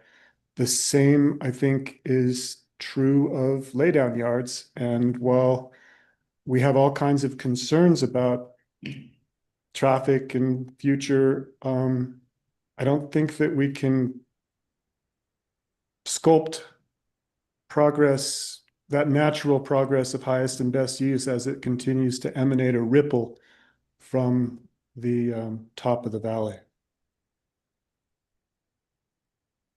Okay. Yeah, and as an example, so yeah, Alpine Lumber, formerly Rice Lumber, I was in town. moved to Lawson Hill in the early 90s because they'd pretty much outgrown in town. But then I'm also thinking of Telluride Tire, which was originally located in Ilium, and they built a new facility in Lawson. And now there's a very large building in Lawson that has been sitting mostly vacant for quite some time, and they're trying to find uses that can go in there. I think they've got about a third of it rented now. But you know, so that's part of the natural cycle of you know, getting, you know, how businesses do move around to meet their needs. And I don't think we ever really had many like lay down yards in Upper Lawson. It all pretty much got developed into what we see now.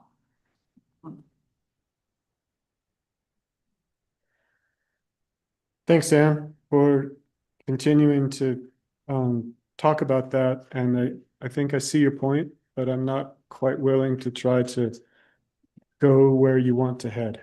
And Okay. I'd add that, Society Turn had a market study as their basis, their starting point. So they were looking at some very specific targets for the various uses that they were proposing in there. We don't have that here, so trying to create percentages or square footage limits would be speculative and have no grounding in any sort of market analysis. Okay, that speculative does take me back to the fact that we are in a public hearing on a land use code amendment issue, and that we do have kind of a specific legal obligation to stay within those parameters and guidelines. We've got a recommendation from our planning commission, and we have a decision to make, but we can only use the language of the land use code to make that decision.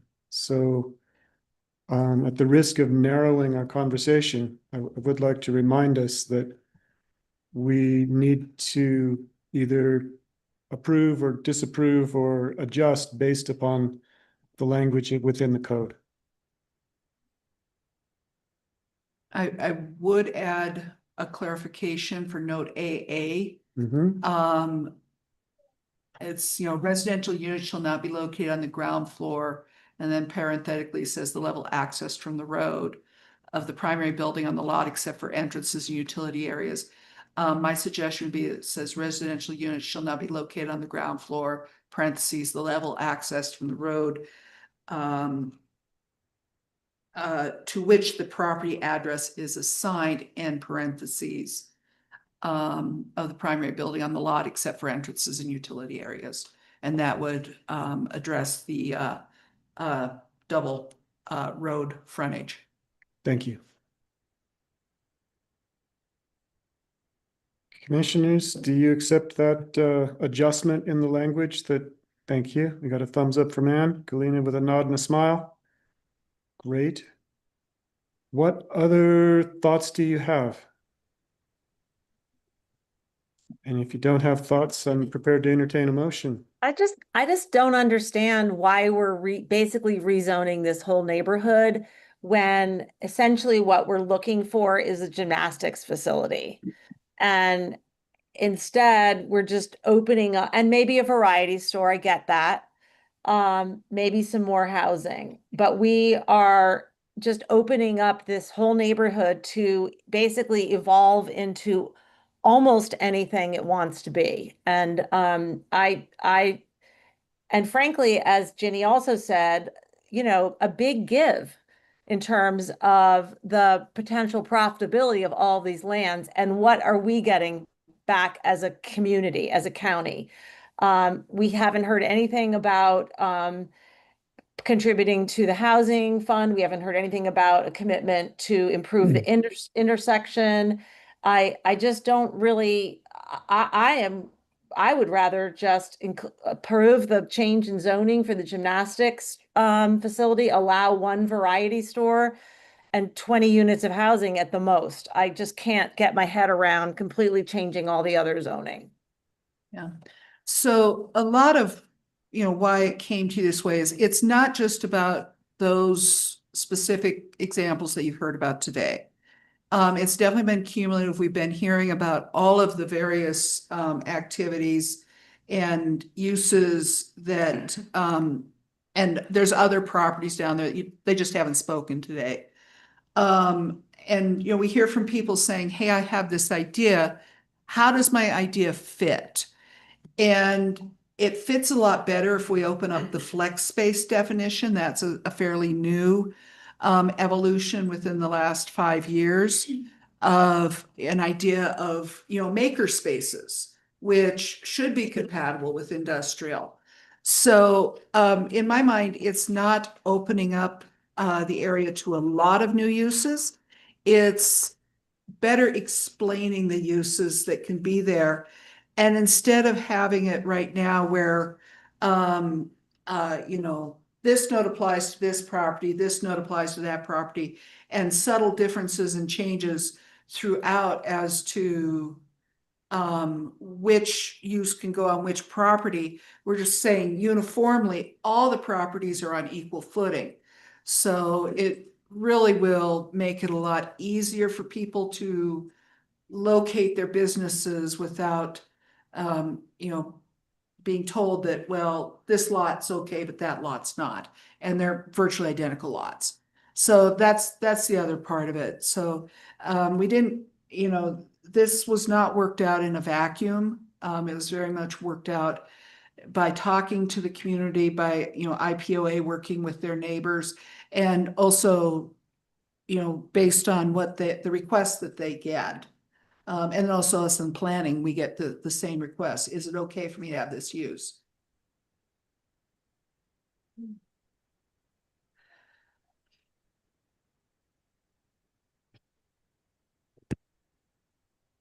This is the part where we all think. I'll also speak to, these decisions we all base around all of the commentary we receive and the feedback from the community, and also trying to weigh maybe those voices that didn't participate but are still out there and having a finger on that pulse.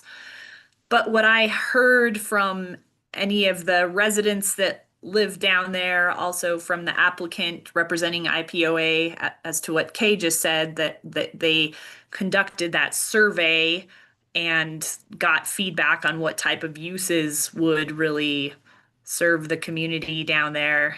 And just thinking about, once again, I guess the point I'm pretty kind of solid in is just the livability and thinking long-term, actually looking into as to what that community will evolve to be. And these are, going to be deed restricted locals, workforce communities. And I want those communities to be serving that community, and amenities like being able to go grab a cup of coffee, or, buy a gallon of milk, or go to an exercise class.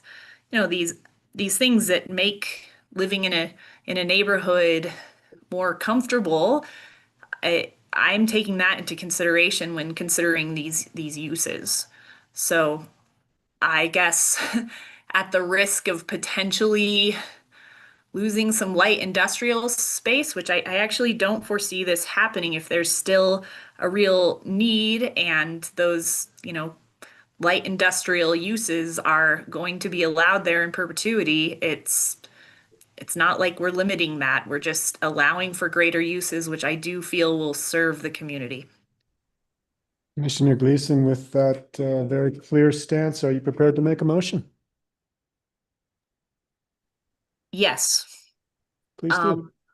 Okay, I move to approve a substantial PUD amendment to the Ilium Industrial Park lots 400 to 444, Lawson Hill PUD, to add allowed uses, eliminate redundancies, and add 20 units of residential density. I'll second. Further discussion. Okay. And could that motion include the change to note AA regarding the street address? Yes, I accept that friendly amendment. And we also changed the title of, which one was it? That talks about event QQ. services as opposed to event space. It was QQ. QQ. What's that? QQ? QQ, and we're going to change it to event purposes in the title instead of event space. Is that correct, Nicola? And then I know you had mentioned the supply and sales. If that, I'm not sure if that was, you wanted to take that out of the title, or what the official recommendation is. I think purposes is very general, right? So I think that would cover it. Agreed. Okay, so yes, remove supply and sales. Correct. Okay. Event purposes will cover the event basis. And Commissioner Gleason, do you accept that also friendly amendment? I do, thank you. Thank you, and I'll second as well. Are there any other additions or changes that we'd care to make at this point?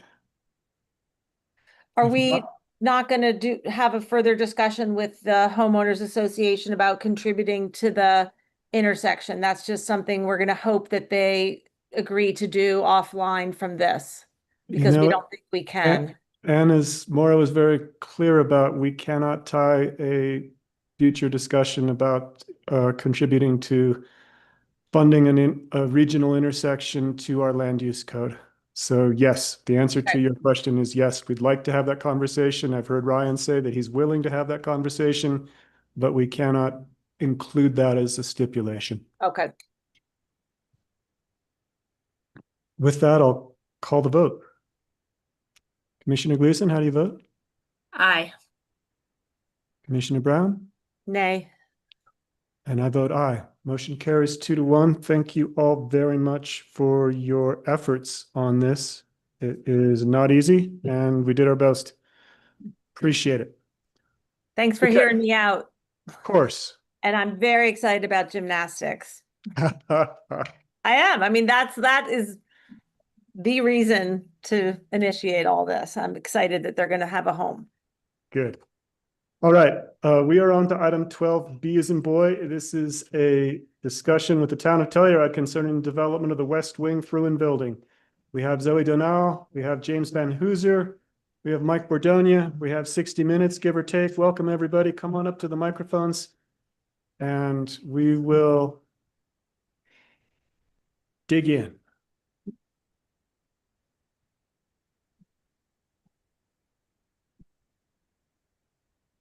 And if you'll forgive me, I'm going to grab a little more lunch. I ate for both of us. Yes.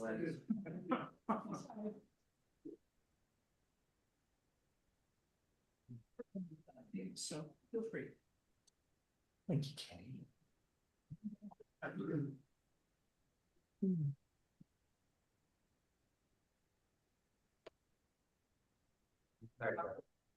What? We got leftovers. Yeah, I will have free food, yes. We will absolutely eat pizza then. So you got a profile shot of you too? What? Sorry. What do you want? Profile shot. Why? Did we look, oh, because our hair? Matching hair. We have, yes. Oh, We I planned forgot it, my yeah. sweater. No. Our top knots. Exactly. So yeah, sorry, we're cool. I know. Commissioners, thank you so much for having us. James Van Hooser, Town of Telluride. Zoe Donal, Town of Telluride. So we are back before you to re-engage in the discussions for a shared county and municipal facility right next door at 333 West Colorado Avenue. I listened in to your discussions on your capital planning at your last commissioners meeting. Thought there were some great ideas and good discussions that came out of that, and excited to discuss this potential partnership more and answer any questions that you might have. What would be most beneficial to kick this off? I'm happy to go over any of the conceptual or preliminary designs. I'm happy to refresh for the listening audience just the overall concept. I'm sort of here at your pleasure to be as helpful as possible. Thank you, James. Appreciate that. Commissioners, how much background do you want? I'm looking at the room, and with one or two exceptions, it is mostly staff or folks that were here for our previous discussion. So I don't think we have to start at the very beginning, but it might be good to ask Mike just to give us kind of a thumbnail sketch of how we ended up here and where we sit with most recent conversations between staff, and perhaps summarize any outstanding questions that we need to focus on? Okey-dokey. So, good afternoon, and this is the continuation of a discussion that's been occurring for approximately 2 years. And the town embarked on their capital facilities plan. They identified a need for expanded office space. I know Zoe in her master's, what's the word? Capstone project. Investigated the potential of a shared town and county administrative building, and found several examples and ways that that could be successful. At the same time, the county also has had a need to have updated for facilities, both for functionality as well as for handicapped accessibility. And we engaged in a conversation with the town to investigate what a shared town and county facility might look like, knowing that though at that time we didn't have a capital plan, we knew that we were going to be very restricted in our financial ability to build a new building on the site that is the current Fruin.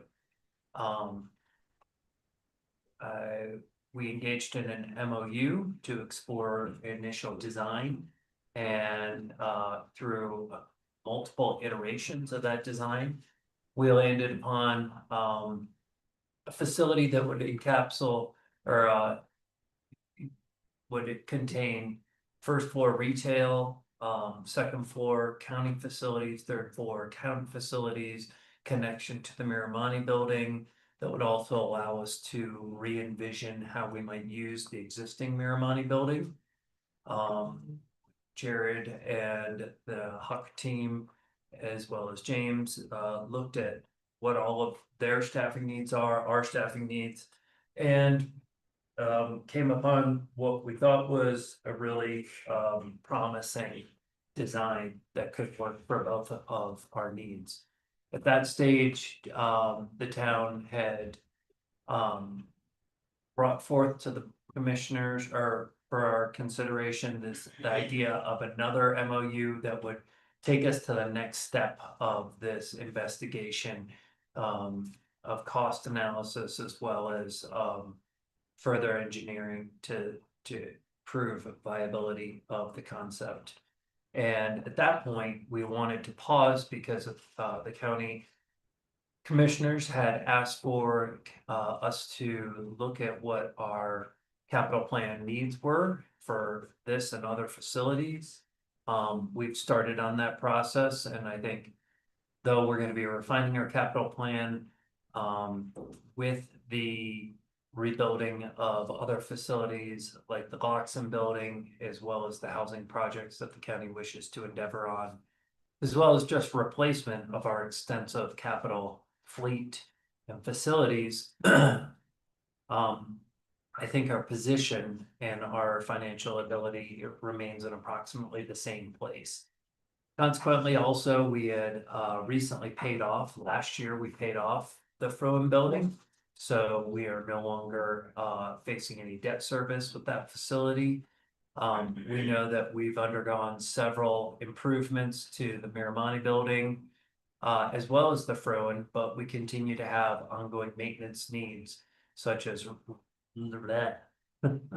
leaking roofs, HVAC system concerns, and then also wanting to make sure that if we were going to be using public funds to create a building, that it was going to be the most efficient and modern and accessible building, so that we could continue to hold elections, as well as reduce the amount of ongoing maintenance dollars that the county was expending. The county and the county, the county and the town. I can't speak today.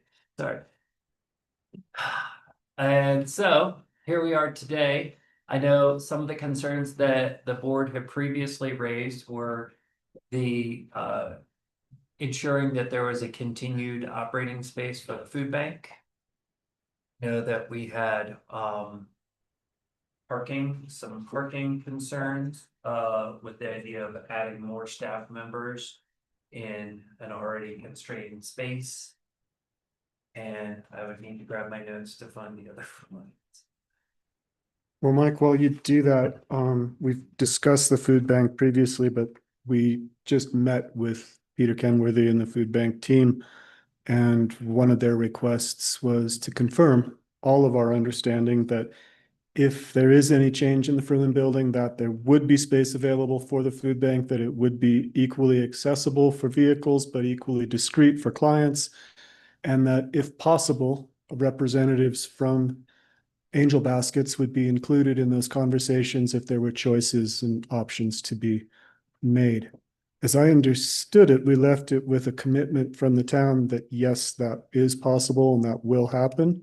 If there's been no changes, I don't think we have to dig any deeper into So that. I am personally on the record at BOCC and town council meetings saying that I will not be responsible for the loss of the food bank in this community. I stand behind that statement.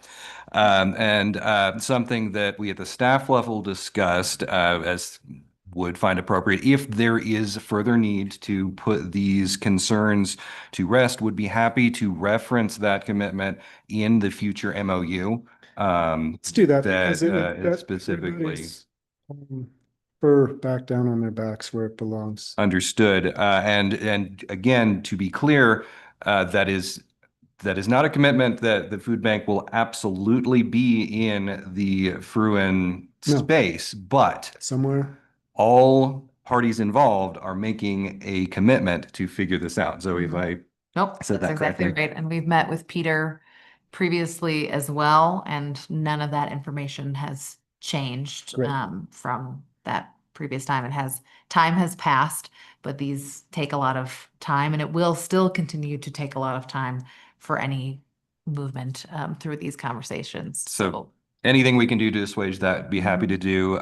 The other thought that we had at the staff level between the town and the county was how to make sure this is a comprehensive and holistic look at town and county needs. And one thought that to add into the draft MOU as well would be not a full redevelopment plan, but to engage the architects to come up with some conceptual remodels of the county's Miramani space, as well as looking at possible reconfigurations of the parking behind Miramani, behind the courthouse, and the best plan for relocation of the shed that would need to occur that is currently on the Fruin site. Again, this is an attempt to address as many of those parking and space concerns as possible.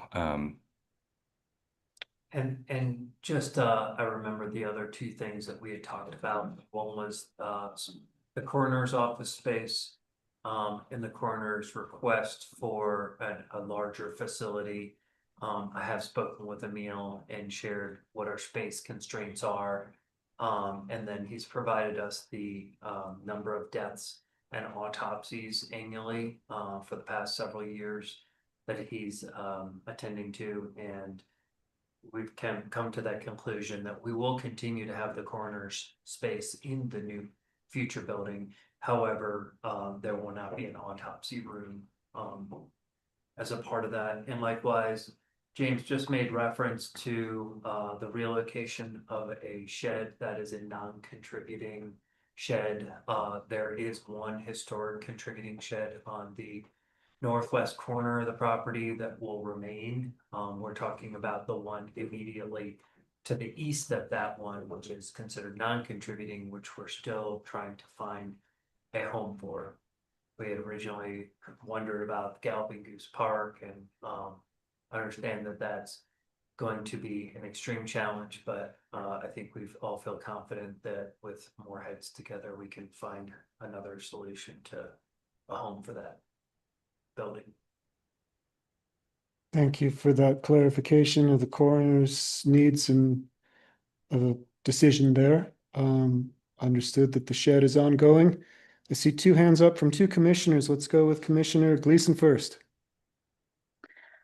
thanks. I'm kind of moving back to the food bank topic really quick. And because we just recently had that presentation from Peter Kenworthy, I wanted to bring up a couple of points that he made that I'm sure he has expressed to the town of Telluride, but just wanted to reiterate that the current space in which they're operating is they've pretty much maxed out, and he expressed a real need for any square footage expansion in a potential new building. So just wanted to let you all know that that was brought up to us. And then the fact that they have been operating in the Fruin building free of rent, and that has basically allowed the food bank to operate in a solvent manner. So just wanted to bring those two topics up that I'm sure you're well aware of, but just wanted to reiterate. We'd like to continue the no rent to the food bank in exchange for all the good work that they do for our community. And we don't know exactly how that works, but we'd like to include the language in the MOU that it would not be a space that the food bank was paying for. And I would only caution us to, as much as I think we would all desire that, I think we need to understand what their financial constraints are, and it may be that they can bear some level of small rent, but Okay. we're very sensitive to making sure that we don't price them out of any potential location that meets all the criteria that they've set forth. I know I've had several meetings with Peter and his board, as have James, as have Zoe. So we're all very cognizant and Okay. we'll be continuing.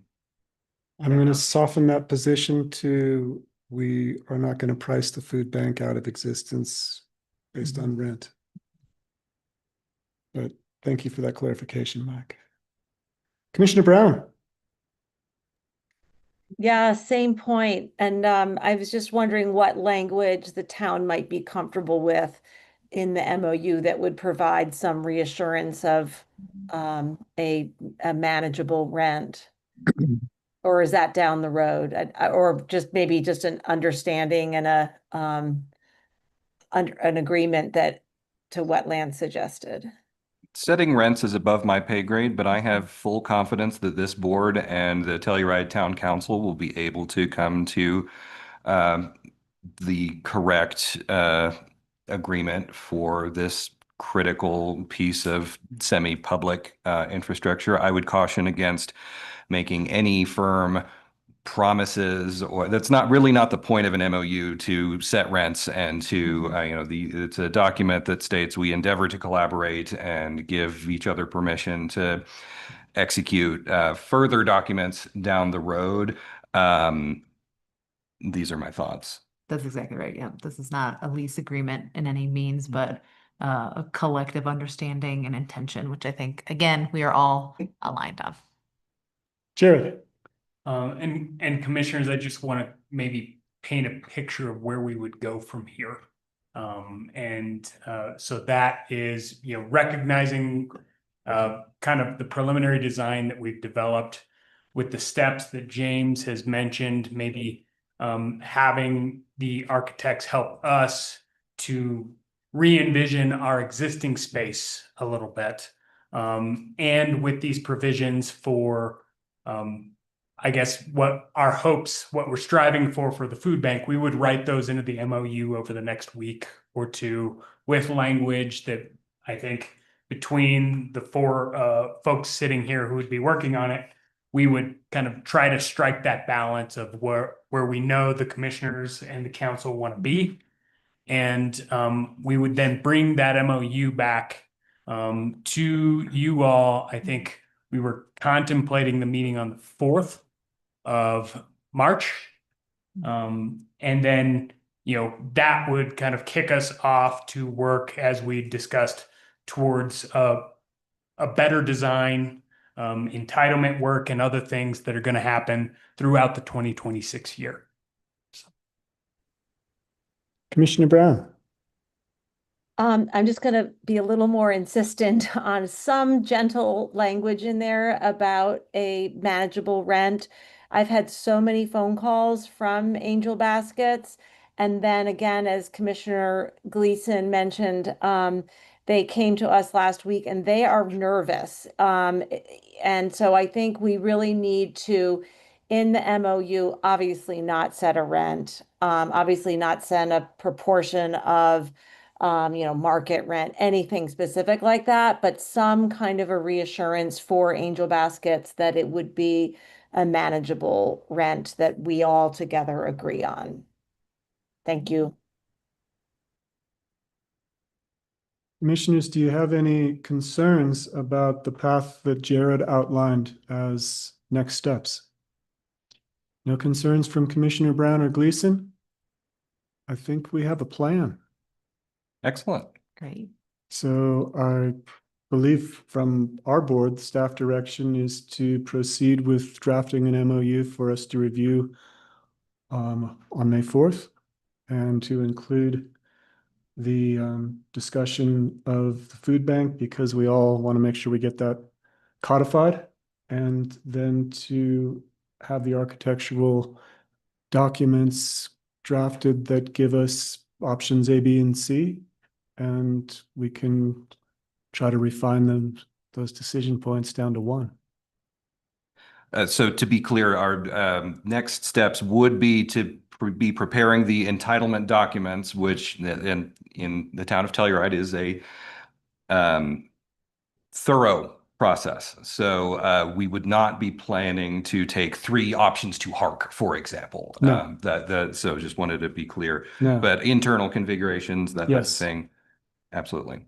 And I think parking remains a very large concern at our end. And while we don't anticipate that we'll be able to park every employee in the back alley, and neither do you, we also don't anticipate that we're going to be able to get many of our employees on a bus from the Lawson Intercept lot. So we need to work together to sort that out. Mm-hmm. And that concern has been heard loud and clear, which is one of the reasons we're excited to explore as many options with this whole half block as possible to be able to engage in a potential parking plan for these 3 buildings rather than just the one. I think opens up some possibilities that were not on the table the last time we spoke. Yep.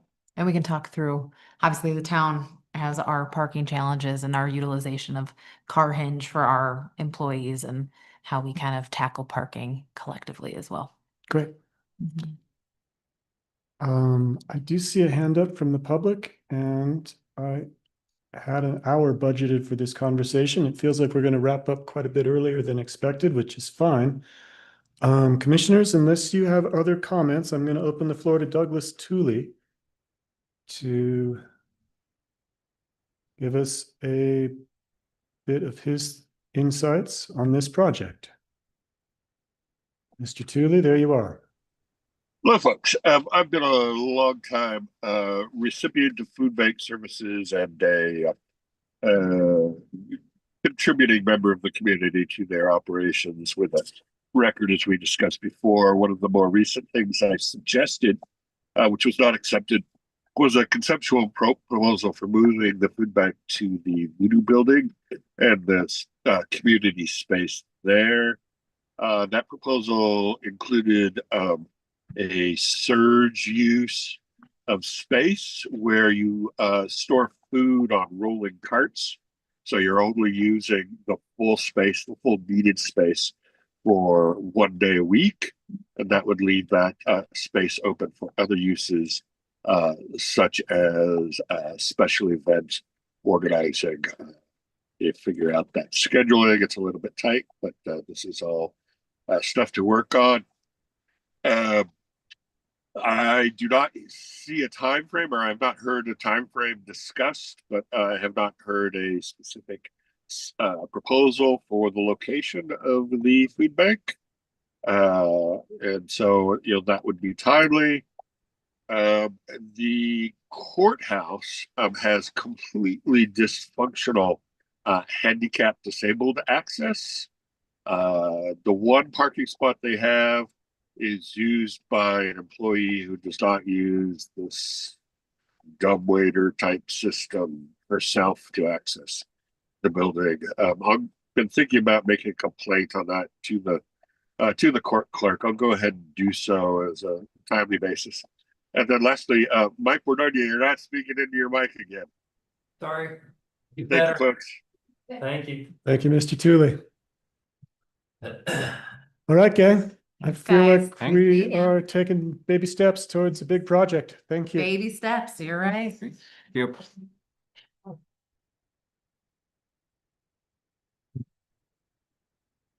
All right, commissioners, I am reviewing our agenda to make sure we haven't missed anything since we've been hopping around a bit. And as far as I can tell, we are on track and moving to manager matters, item number 13. Well, then. Well, Get then. another whack at this whole speaking thing. And Good I'll try luck. and use my mic a little better. Good afternoon, Commissioners. So I had the pleasure of meeting with Kurt Morrison on with Commissioner Brown, the Deputy Attorney General, just to discuss any feedback or concerns he may have had with our mining regulations. And we were pleased to hear that neither he nor his office have heard or have their own concerns about any of the recent mining regulations that the Board of Commissioners have passed. I also was able to meet with U.S. Postal Service to just hear an update on the status of their negotiations for the existing Placerville Post Office, and they are anticipating doing at least a short-term extension while they continue to look for options for a new home for the post office in the Placerville area. They did say, and I think I reported this last week, that they cannot pay the requested amount indefinitely, so they will be looking for another location. And so we'll be anxiously awaiting and staying in touch with that. We were able to meet with Tom Kennedy on the Mill Creek Subdivision Improvement Agreement Amendment as it pertains to the county housing parcel that we will receive when they sell their first lot there. And what originally the thought had been that they were proposing that they give us funds to pay for the retaining wall. They would construct the rockfall mitigation fence, and they would create a circulation road into our property. Knowing that we may wish to design that parcel differently, we kind of settled upon a hybrid where we were asking them to construct the retaining wall, the primary access into the parcel, and then as well as the rockfall fence, and then give us funds that would have been used for the construction of a sound attenuation berm, as well as additional road construction and rough grading of the site. We obviously don't want to grade out a site for a development plan until we have an exact development plan for the housing units that will eventually go there. And then the county worked on, with help from our attorney, protocols for if any immigrations, customs enforcement officials come to our facilities, just so that all of our department heads and elected officials have a standardized way of interacting with those individuals should they come, and then disseminating that information down to their staff. And other than that, I know that Commissioner Gleason and I are going to be attending the Norwood School Board meeting this evening to talk about the food bank, where it currently, the Norwood Food Bank that is, as well as the Fresh Foundation's usage of their existing school facilities. And we've had meetings with the town of Norwood, who will be acquiring that building this summer, as well as all the school district property there. However, they won't, the school district will be remaining in that property until the new school is completed. other than that, we are somewhat business as usual. We know that yesterday we had some confusion from the public, and for that we apologize.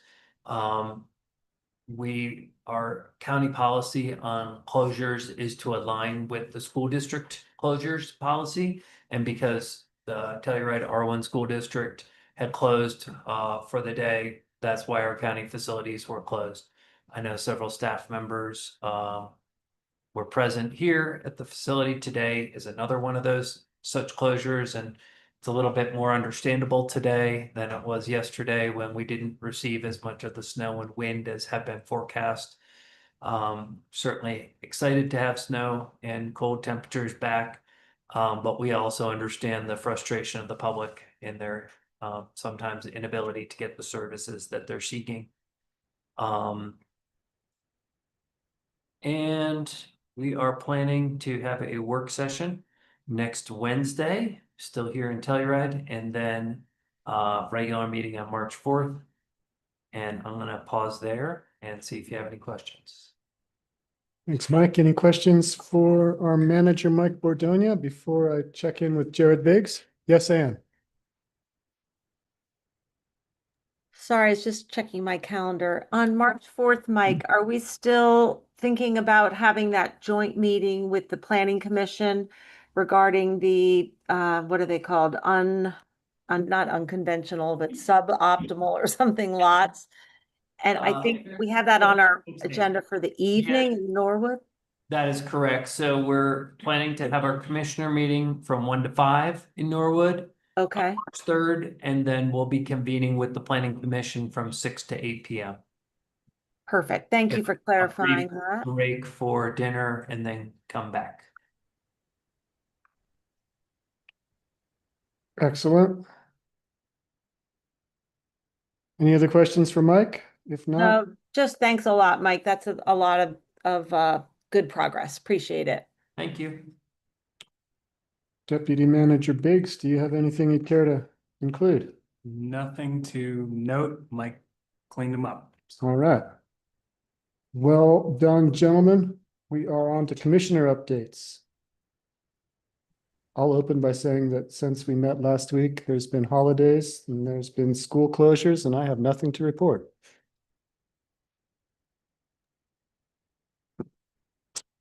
Commissioner Gleason? In a very similar boat. All right, Commissioner. But I do have just one quick thing to report on. The eco flight that I was scheduled to hop on yesterday was canceled for obvious reasons of the weather. But last Friday I did sit in on the ongoing CCI Colorado Renewable Energy and Storage siting policy, and there's been a little evolution with that, and that there's some framework development. Framework 1 covers developer funded technical assistance for counties to basically receive there'd be like a master list of consultants that the county could refer to, and this idea is still being kind of ironed out, but this concept seems that the renewable industry seems pretty open to this suggestion of kind of providing funding for consultation. So this will continue to be discussed. I've got another meeting this Friday on this topic, and then within the same framework, this is kind of the developer get, is that concept of a notice of intent that the county must accept, and then any given any code that is in place at that point can't be changed during a 6-month period once that notice of intent is supplied to the county. So that was kind of framework 1, and then framework 2, kind of mulling over this idea of a megawatt based royalty payment. And the royalty amount would be like X amount of dollars per megawatt on irrigated lands and X amount of dollars per megawatt on non-irrigated lands. And this royalty payment would be deposited straight into the county's general fund, or any other fund identified by the county. And basically, it wouldn't replace a county's application impact or access fees. It would be in addition to. And then within this framework, the standard for codes would be basically the concept would be like seeking parity with oil and gas codes, allowing the opportunity for counties to update codes if they feel necessary to meet the threshold, or to allow opportunity for moratoria to do so. And I think there's a lot more that needs to be figured out with this concept. But this is just kind of ongoing, trying to strike the balance between developer and county needs in the renewable energy space. And once again, the concept here is to develop this instead of there being kind of mandated state level code that is applied throughout the state. And then one thing that has definitely been agreed on is wildlife consultation that needs to be kind of like a blanketed on top of any renewable energy development. So I'll continue to tune in on this and keep you updated. Thanks, Commissioner. Commissioner Brown. Yeah, that's good stuff. Thanks for digging in and rolling up your sleeves on that. I have sort of a non-update update. I attended the Southwest Regional Potential Hub for Human Services meeting last Thursday.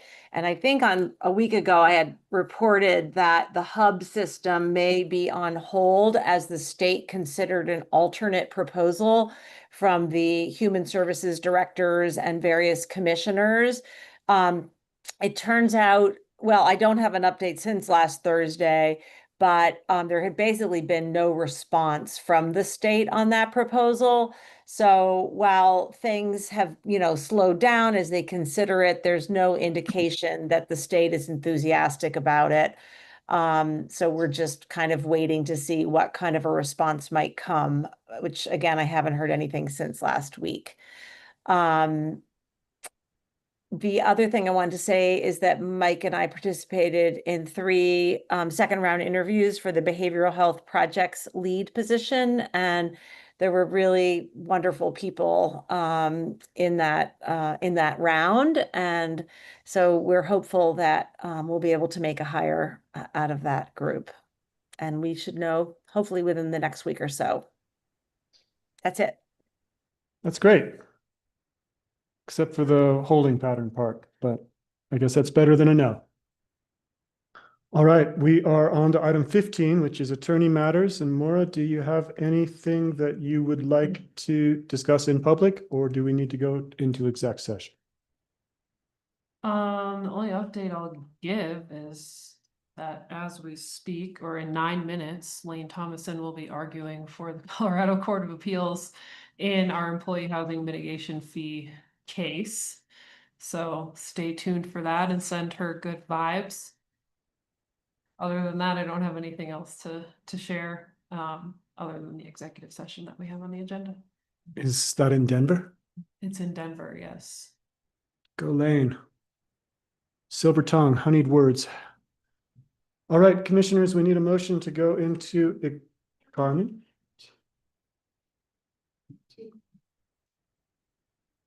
Oh, okay. Yes, Carmen, you can't be heard, but what Carmen's saying is that Grace and Andreas will be joining us for our executive session at 2:30. So we are going to take a 8-minute recess and reconvene.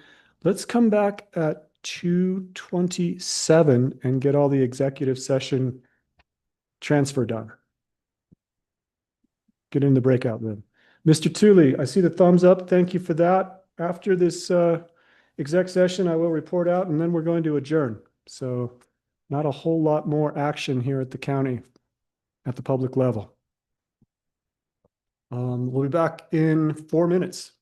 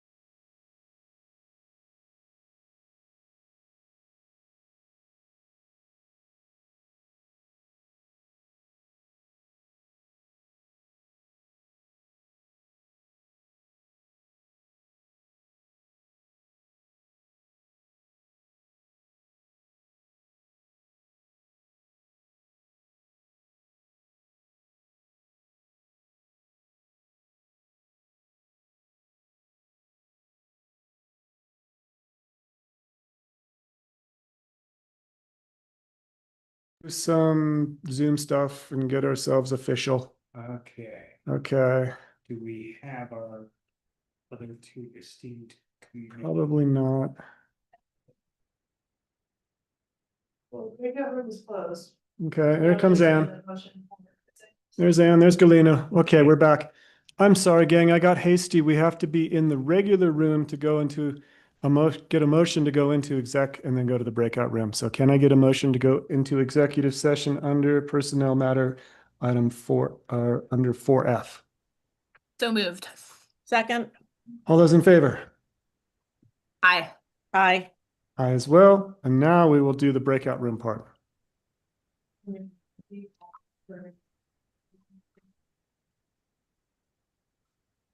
Hi, Grace. Hi, Andres.